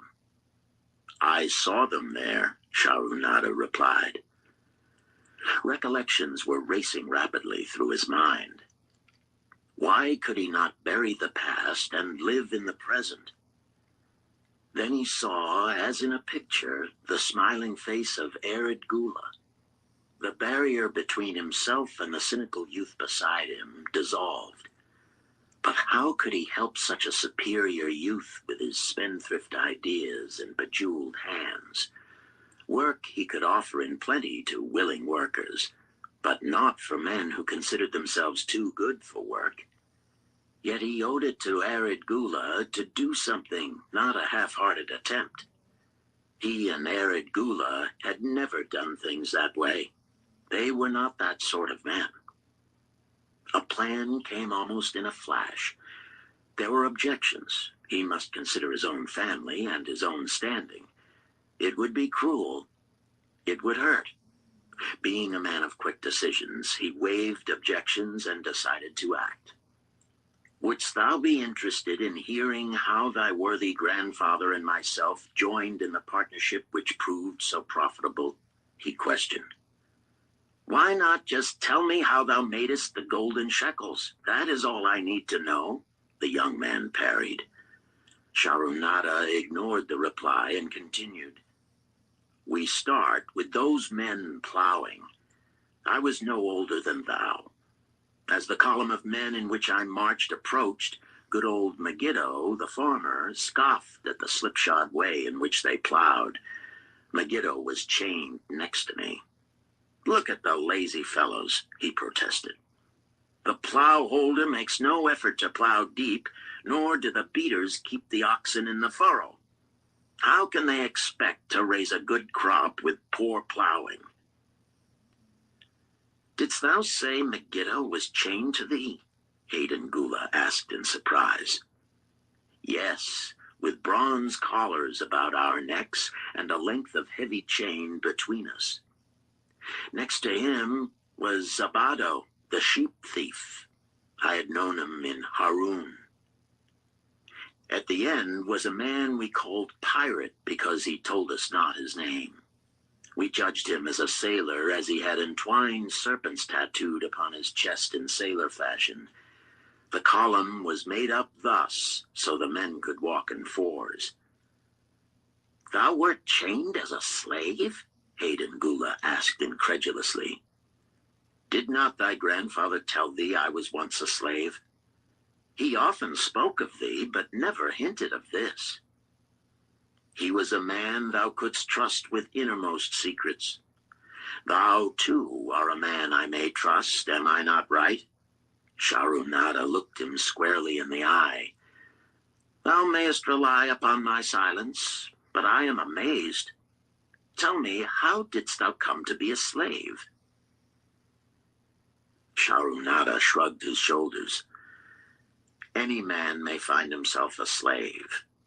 It was a gaming house and barley beer that brought me disaster. I was the victim of my brother's indiscretions. In a brawl, he killed his friend. I was bonded to the widow by my father, desperate to keep my brother from being prosecuted under the law. When my father could not raise the silver to free me, she in anger sold me to the slave dealer. What a shame and injustice, Hayden Gula protested. But tell me, how didst thou regain freedom? We shall come to that, but not yet. Let us continue my tale. As we passed, the plowers jeered at us. One did doff his ragged hat and bow low, calling out, "Welcome to Babylon, guests of the king. He waits for thee on the city walls where the banquet is spread, mud bricks and onion soup." With that, they laughed uproariously. Pirate flew into a rage and cursed them roundly. "What do those men mean by the king awaiting us on the walls?" I asked him. "To the city walls ye march to carry bricks until the back breaks. Maybe they beat thee to death before it breaks. They won't beat me. I'll kill 'em."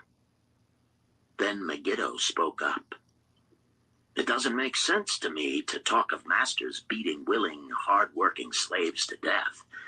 Masters like good slaves and treat them well." "Who wants to work hard?" commented Sabato. "Those plowers are wise fellows.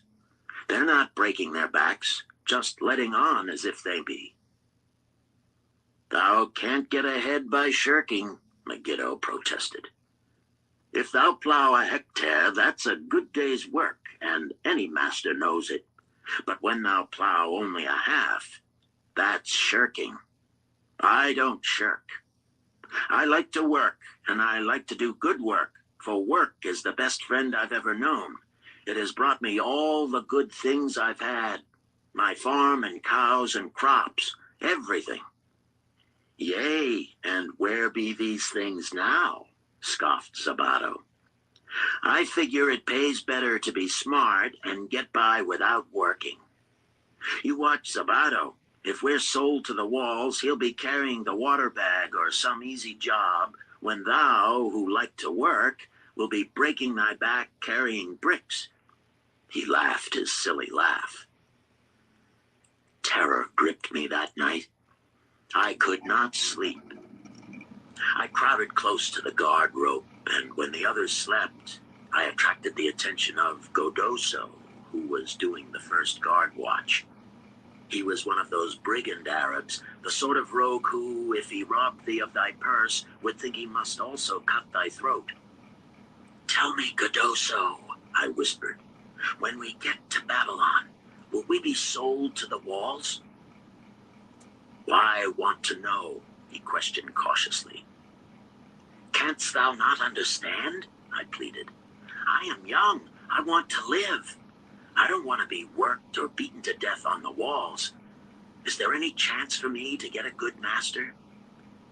He whispered back, "I tell something. Thou good fellow, give Godoso no trouble. Most times we go first to slave market.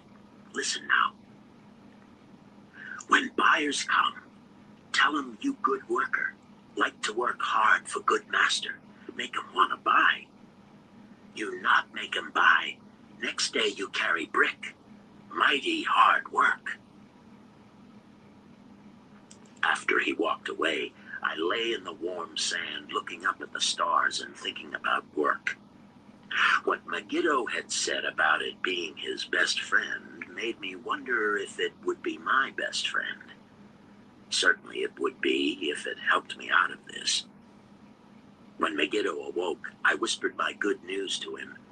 It was our one ray of hope as we marched toward Babylon. Late in the afternoon, we approached the walls and could see the lines of men, like black ants, climbing up and down the steep diagonal paths. As we drew closer, we were amazed at the thousands of men working. Some were digging in the moat, others mixed the dirt into mud bricks. The greatest number were carrying the bricks in large baskets up those steep trails to the masons. Overseers cursed the laggards and cracked bullet whips over the backs of those who failed to keep in line. Poor, worn-out fellows were seen to stagger and fall beneath their heavy baskets, unable to rise again. If the lash failed to bring them to their feet, they were pushed to the side of the paths and left writhing in agony. Soon they would be dragged down to join other craven bodies beside the roadway to await unsanctified graves. As I beheld the ghastly sight, I shuddered. So this was what awaited my father's son if he failed at the slave market. Godoso had been right. We were taken through the gates of the city to the slave prison, and next morning marched to the pens in the market. Here the rest of the men huddled in fear, and only the whips of our guard could keep them moving so the buyers could examine them. Megiddo and myself eagerly talked to every man who permitted us to address him. The slave dealer brought soldiers from the king's guard who shackled Pirate and brutally beat him when he protested.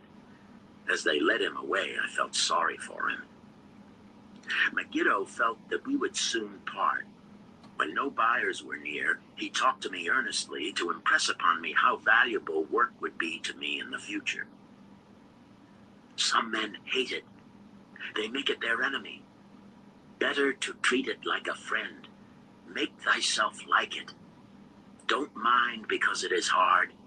If thou thinkest about what a good house thou build, then who cares if the beams are heavy and it is far from the well to carry the water for the plaster? Promise me, boy, if thou get a master, work for him as hard as thou canst. If he does not appreciate all thou do, never mind.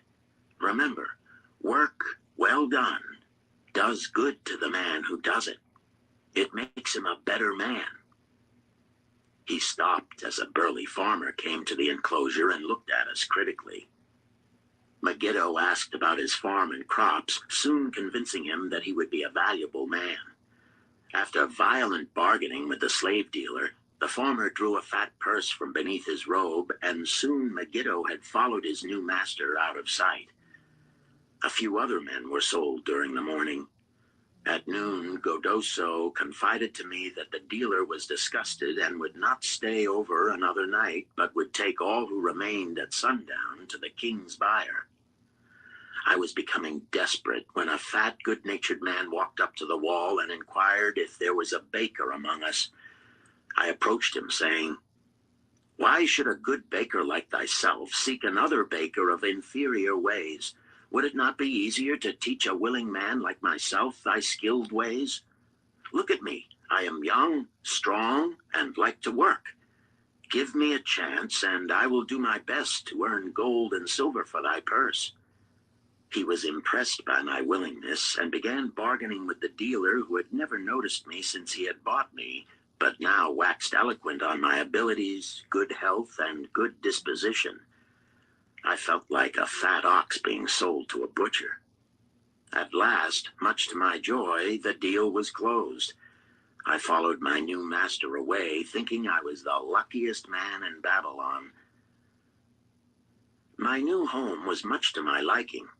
Nananeid, my master, taught me how to grind the barley in the stone bowl that stood in the courtyard, how to build the fire in the oven, and then how to grind very fine the sesame flour for the honey cakes. I had a couch in the shed where his grain was stored. The old slave housekeeper, Swasti, fed me well and was pleased at the way I helped her with the heavy tasks. Here was the chance I had longed for to make myself valuable to my master, and, I hoped, to find a way to earn my freedom. I asked Nananeid to show me how to knead the bread and to bake. This he did, much pleased at my willingness. Later, when I could do this well, I asked him to show me how to make the honey cakes, and soon I was doing all the baking.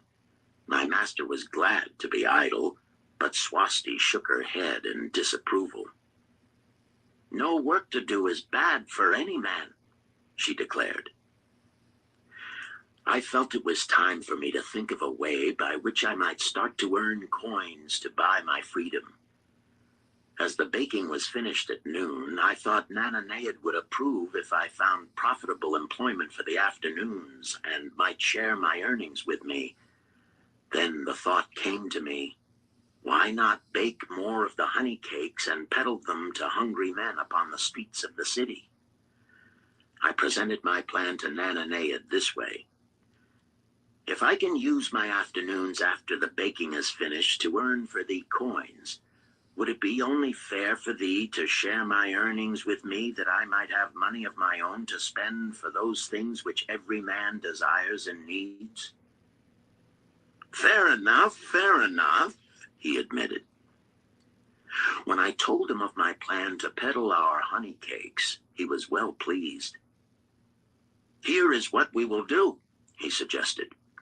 Thou sellest them at 2 for a penny, then half of the pennies will be mine to pay for the flour and the honey and the wood to bake them. Of the rest I shall take half, and thou shalt keep half. I was much pleased by this generous offer, that I might keep for myself 1/4 of my sales. That night I worked late to make a tray upon which to display them. Nananead gave me one of his worn robes that I might look well, and Swasti helped me patch it and wash it clean. The next day I baked an extra supply of honey cakes. They looked brown and tempting upon the tray as I went along the street, loudly calling my wares. At first no one seemed interested, and I became discouraged. I kept on, and later in the afternoon, as men became hungry, the cakes began to sell, and soon my tray was empty. Nananead was well pleased with my success and gladly paid me my share. I was delighted to own pennies. Megiddo had been right when he said a master appreciated good work from his slaves. That night I was so excited over my success I could hardly sleep, and tried to figure how much I could earn in a year and how many years would be required to buy my freedom.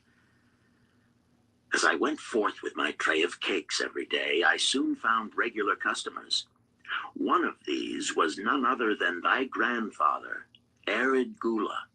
He was a rug merchant and sold to the housewives, going from one end of the city to the other, accompanied by a donkey loaded high with rugs and a black slave to tend it. He would buy 2 cakes for himself and 2 for his slave, always tarrying to talk with me while they ate them. Thy grandfather said something to me one day that I shall always remember.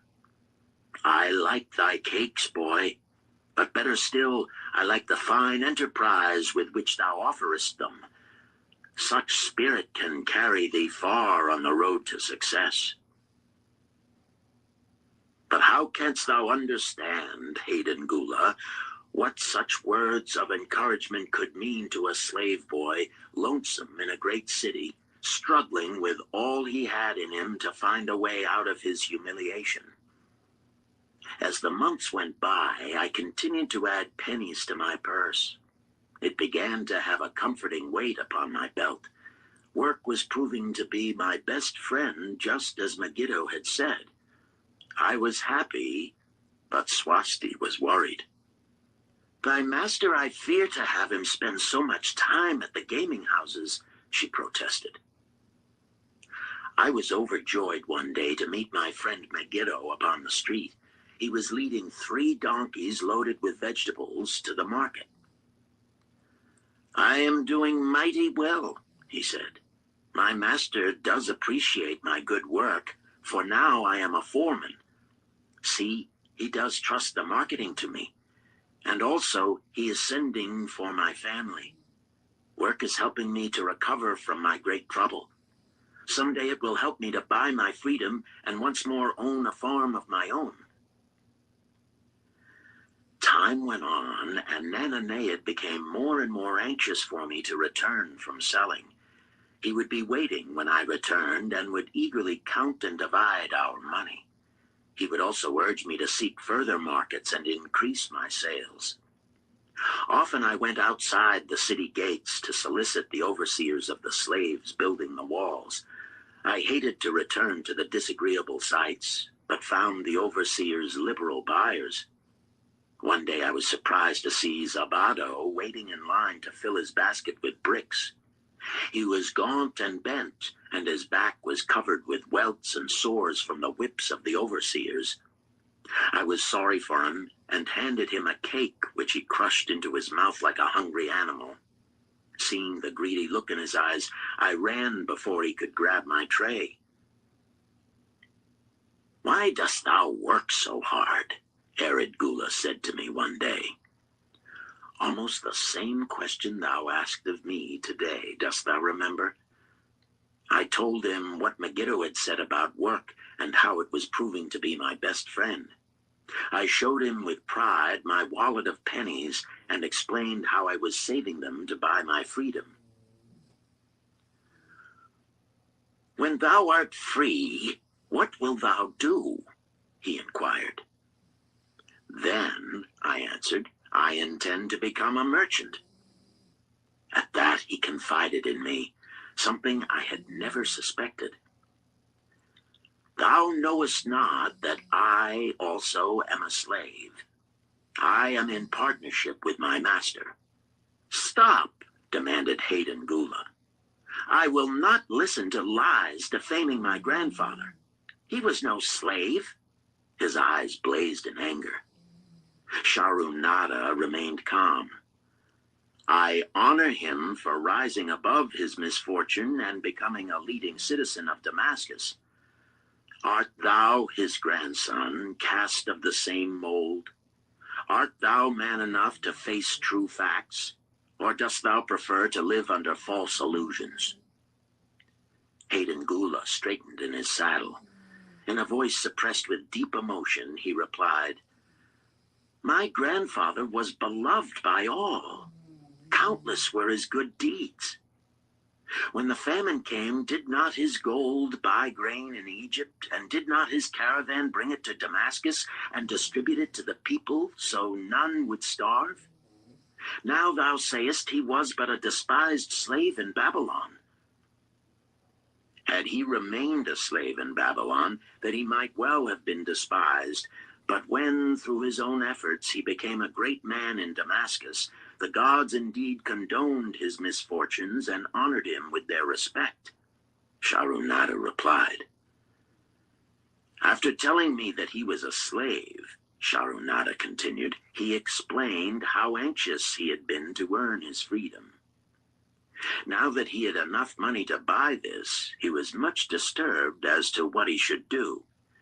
He was no longer making good sales and feared to leave the support of his master."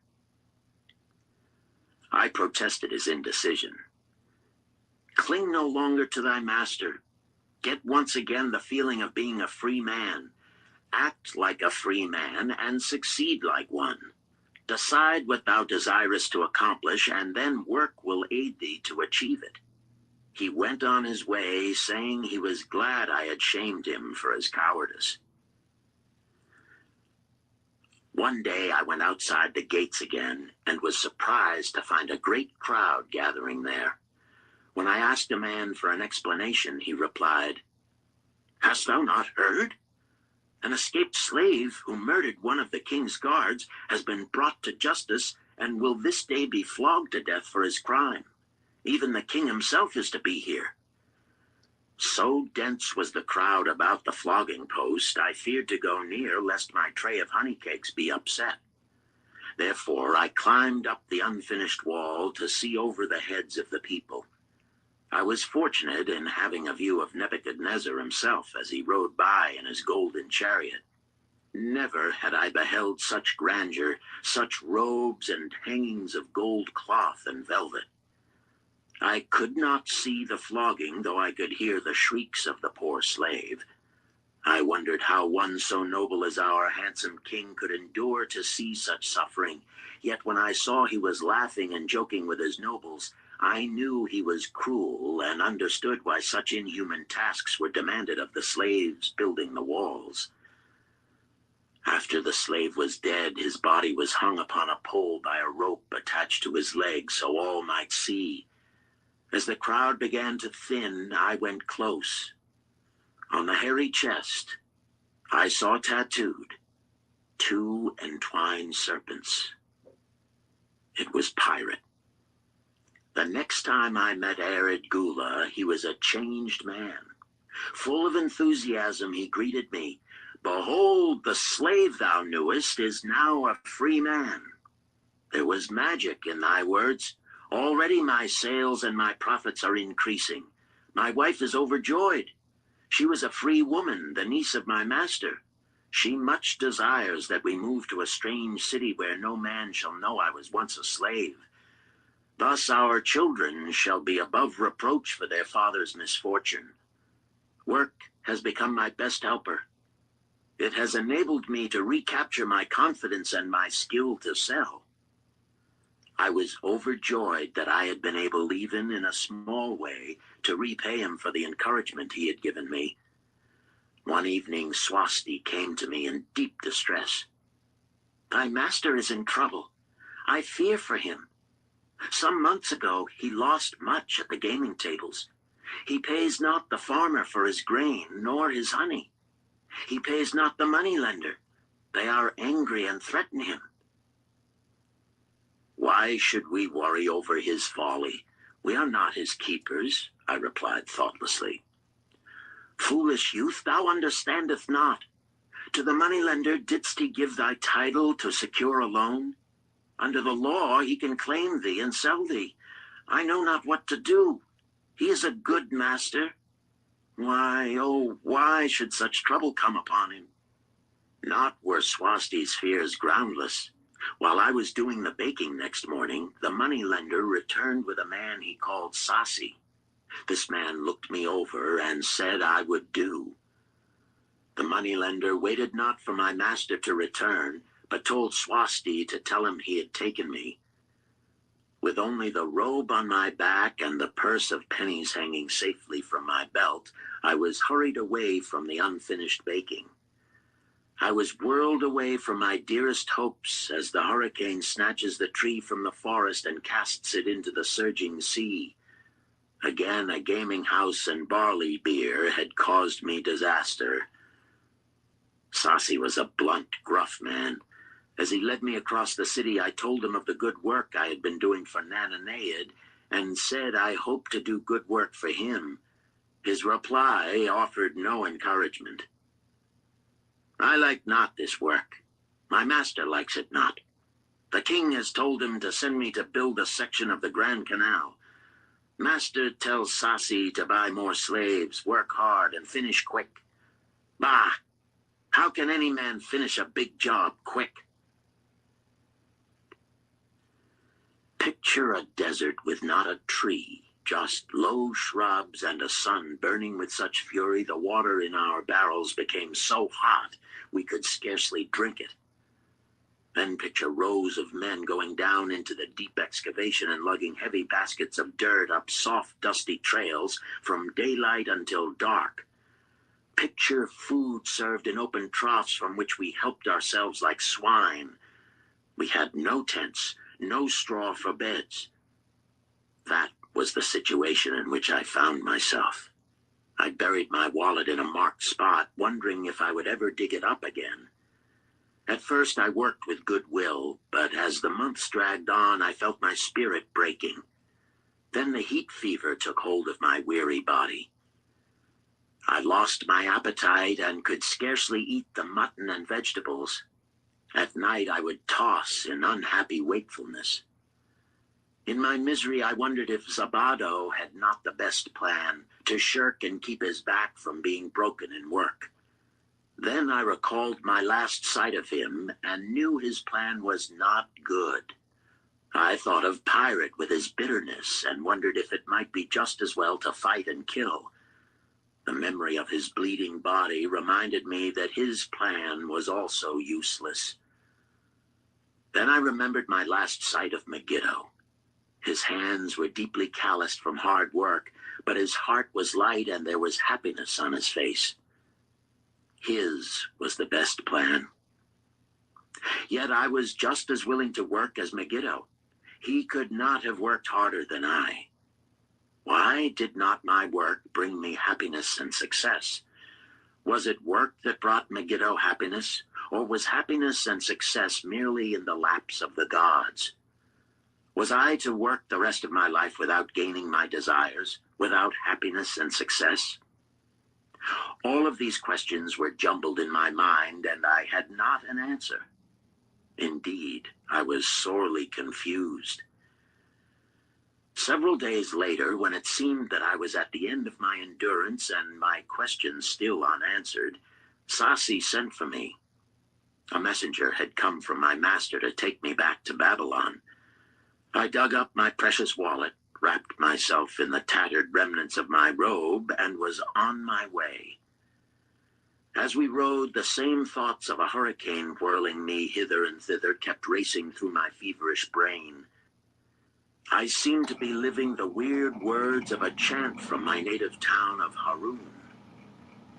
Besetting a man like a whirlwind, driving him like a storm, whose course no one can follow, whose destiny no one can foretell.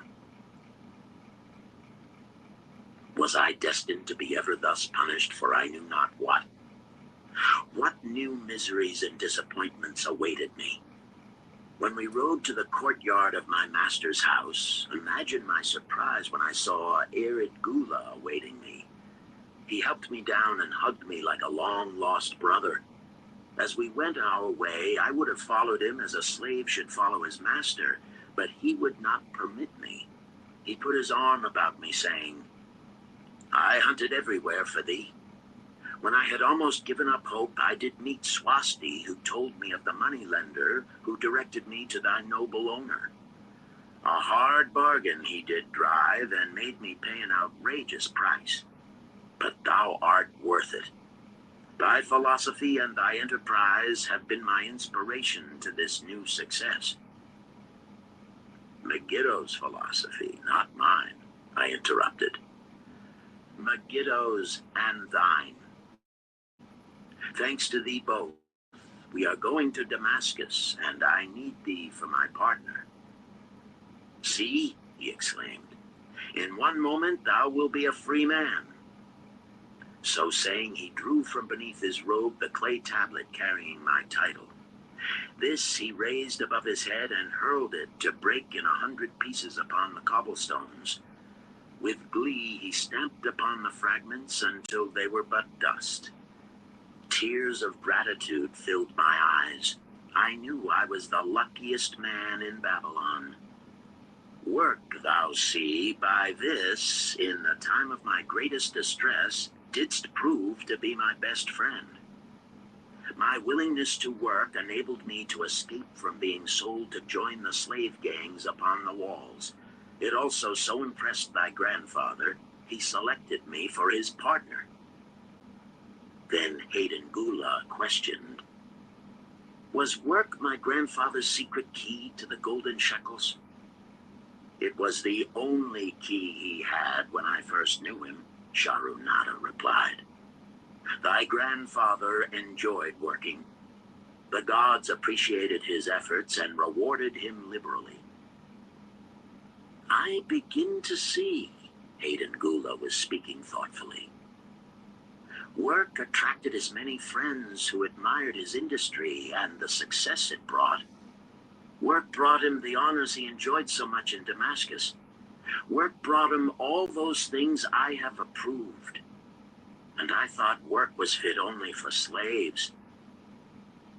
"Life is rich with many pleasures for men to enjoy," Sharunada commented. "Each has its place. I am glad that work is not reserved for slaves. Were that the case, I would be deprived of my greatest pleasure. Many things do I enjoy, but nothing takes the place of work." Sharunada and Hayden Gula rode in the shadows of the towering walls up to the massive bronze gates of Babylon. At their approach, the gate guards jumped to attention and respectfully saluted an honored citizen. With head held high, Sharunada led the long caravan through the gates and up the streets of the city. "I have always hoped to be a man like my grandfather," Hayden Gula confided to him. "Never before did I realize just what kind of man he was. This thou hast shown me. Now that I understand, I do admire him all the more and feel more determined to be like him. I fear I can never repay thee for giving me the true key to his success. From this day forth I shall use his key. I shall start humbly as he started, which befits my true station far better than jewels and fine robes. So saying, Hayden Gula pulled the jeweled baubles from his ears and the rings from his fingers. Then, reining his horse, he dropped back and rode with deep respect behind the leader of the caravan.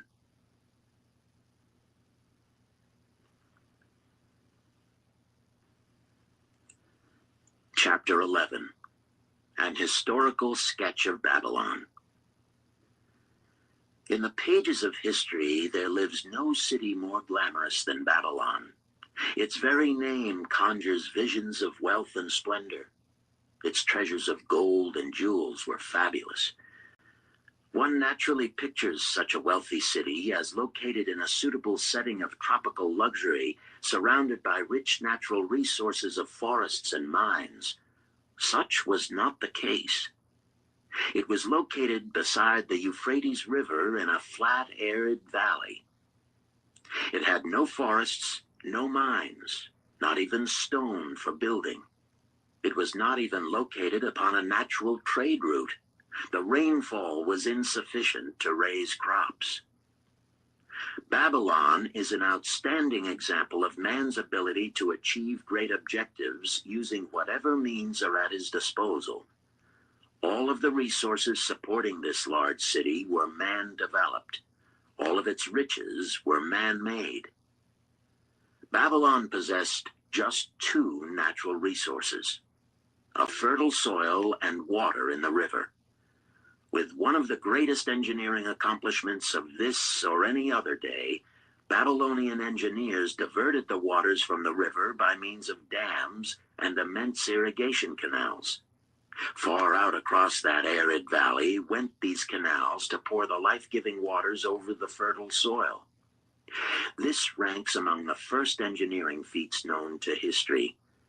Such abundant crops as were the reward of this irrigation system the world had never seen before. Fortunately, during its long existence, Babylon was ruled by successive lines of kings to whom conquest and plunder were but incidental. While it engaged in many wars, most of these were local or defensive against ambitious conquerors from other countries who coveted the fabulous treasures of Babylon. The outstanding rulers of Babylon live in history because of their wisdom, enterprise, and justice. Babylon produced no strutting monarchs who sought to conquer the known world that all nations might pay homage to their egotism. As a city, Babylon exists no more. When those energizing human forces that built and maintained the city for thousands of years were withdrawn, it soon became a deserted ruin. The site of the city is in Asia, about 600 miles east of the Suez Canal, just north of the Persian Gulf. The latitude is about 30 degrees above the equator, practically the same as that of Yuma, Arizona. It possessed a climate similar to that of this American city, hot and dry. Today, this valley of the Euphrates, once a populous irrigated farming district, is again a windswept arid waste. Scant grass and desert shrubs strive for existence against the wind-blown sands. Gone are the fertile fields, the mammoth cities, and the long caravans of rich merchandise. Nomadic bands of Arabs securing a scant living by tending small herds are the only inhabitants. Such it has been since about the beginning of the Christian era. Dotting this valley are earthen hills. For centuries, they were considered by travelers to be nothing else. The attention of archaeologists were finally attracted to them because of broken pieces of pottery and brick washed down by the occasional rainstorms. Expeditions, financed by European and American museums, were sent here to excavate and see what could be found. Picks and shovels soon proved these hills to be ancient cities. City graves, they might well be called. Babylon was one of these. Over it for something like 20 centuries, the winds had scattered the desert dust. Built originally of brick, all exposed walls had disintegrated and gone back to earth once more. Such is Babylon, the wealthy city, today. A heap of dirt, so long abandoned that no living person even knew its name until it was discovered by carefully removing the refuse of centuries from the streets and the fallen wreckage of its noble temples and palaces. Many scientists consider the civilization of Babylon and other cities in this valley to be the oldest of which there is a definite record. Positive dates have been proved reaching back 8,000 years. An interesting fact in this connection is the means used to determine these dates. Uncovered in the ruins of Babylon were descriptions of an eclipse of the sun. Modern astronomers readily computed the time when such an eclipse, visible in Babylon, occurred, and thus established a known relationship between their calendar and our own. In this way, we have proved that 8,000 years ago, the Sumerites who inhabited Babylonia were living in walled cities. One can only conjecture for how many centuries previous such cities had existed. Their inhabitants were not mere barbarians living within protecting walls. They were an educated and enlightened people. So far as written history goes, they were the first engineers, the first astronomers, the first mathematicians, the first financiers, and the first people to have a written language. Mention has already been made of the irrigation systems which transformed the arid valley into an agricultural paradise. The remains of these canals can still be traced, although they are mostly filled with accumulated sand. Some of them were of such size that, when empty of water, a dozen horses could be ridden abreast along their bottoms. In size, they compare favorably with the largest canals in Colorado and Utah. In addition to irrigating the valley lands, Babylonian engineers completed another project of similar magnitude. By means of an elaborate drainage system, they reclaimed an immense area of swampland at the mouths of the Euphrates and Tigris rivers and put this also under cultivation.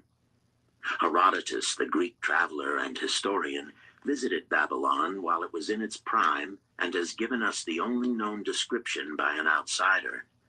His writings give a graphic description of the city and some of the unusual customs of its people. He mentions the remarkable fertility of the soil and the bountiful harvest of wheat and barley which they produced. The glory of Babylon has faded, but its wisdom has been preserved for us. For this we are indebted to their form of records. In that distant day, the use of paper had not been invented. Instead, they laboriously engraved their writing upon tablets of moist clay. When completed, these were baked and became hard tile. In size, they were about 6 by 8 inches and an inch in thickness. These clay tablets, as they are commonly called, were used much as we use modern forms of writing. Upon them were engraved legends, poetry, history, transcriptions of royal decrees, the laws of the land, titles to property, promissory notes, and even letters which were dispatched by messengers to distant cities. From these clay tablets, we are permitted an insight into the intimate personal affairs of the people. For example, one tablet, evidently from the records of a country storekeeper, relates that upon the given date, a certain named customer brought in a cow and exchanged it for 7 sacks of wheat, 3 being delivered at the time, and the other 4 to await the customer's pleasure. Safely buried in the wrecked cities, archaeologists have recovered entire libraries of these tablets, hundreds of thousands of them.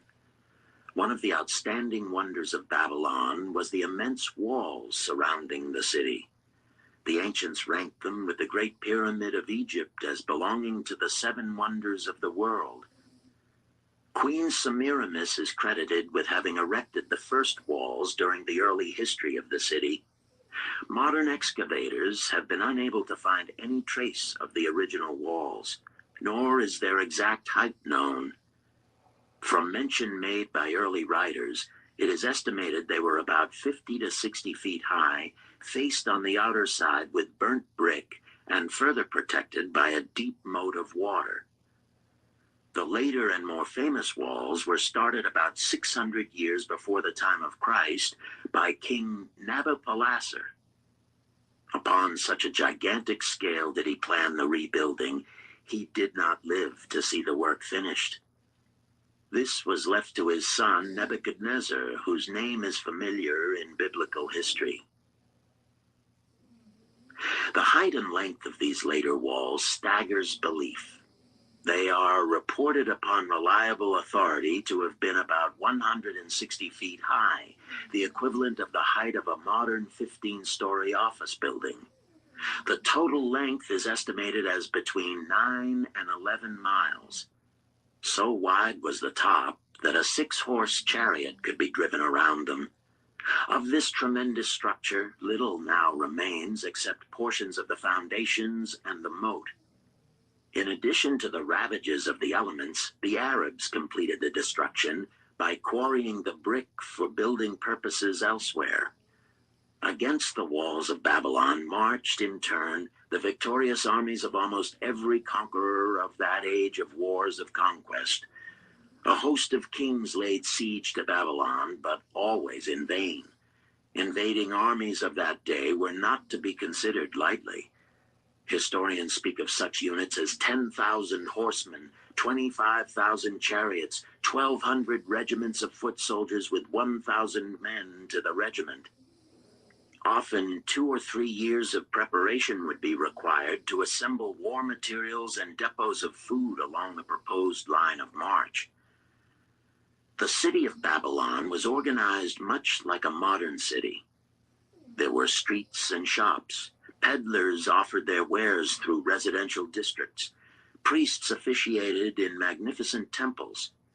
Within the city was an inner enclosure for the royal palaces. The walls about this were said to have been higher than those about the city. The Babylonians were skilled in the arts. These included sculpture, painting, weaving, gold working, and the manufacture of metal weapons and agricultural implements. Their jewelers created most artistic jewelry. Many samples have been recovered from the graves of its wealthy citizens and are now on exhibition in the leading museums of the world. At a very early period, when the rest of the world was still hacking at trees with stone-headed axes, or hunting and fighting with flint-pointed spears and arrows, the Babylonians were using axes, spears, and arrows with metal heads. The Babylonians were clever financiers and traders. So far as we know, they were the original inventors of money as a means of exchange, of promissory notes, and written titles to property. Babylon was never entered by hostile armies until about 540 years before the birth of Christ. Even then, the walls were not captured. The story of the fall of Babylon is most unusual. Cyrus, one of the great conquerors of that period, intended to attack the city and hoped to take its impregnable walls. Advisors of Nabonidus, the king of Babylon, persuaded him to go forth to meet Cyrus and give him battle without waiting for the city to be besieged. In the succeeding defeat to the Babylonian army, it fled away from the city. Cyrus thereupon entered the open gates and took possession without resistance. Thereafter, the power and prestige of the city gradually waned until, in the course of a few hundred years, it was eventually abandoned, deserted, left for the winds and storms to level once again to that desert earth from which its grandeur had originally been built.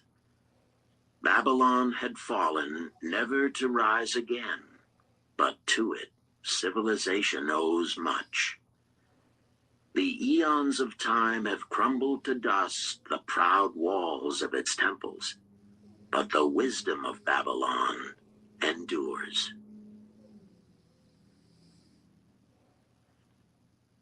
The end. You've been listening to The Richest Man in Babylon by George S. Clason, narrated by Richard Ferrone and directed by Ben Ruggiero. If you've enjoyed this book and this performance, Recorded Books recommends. Good night.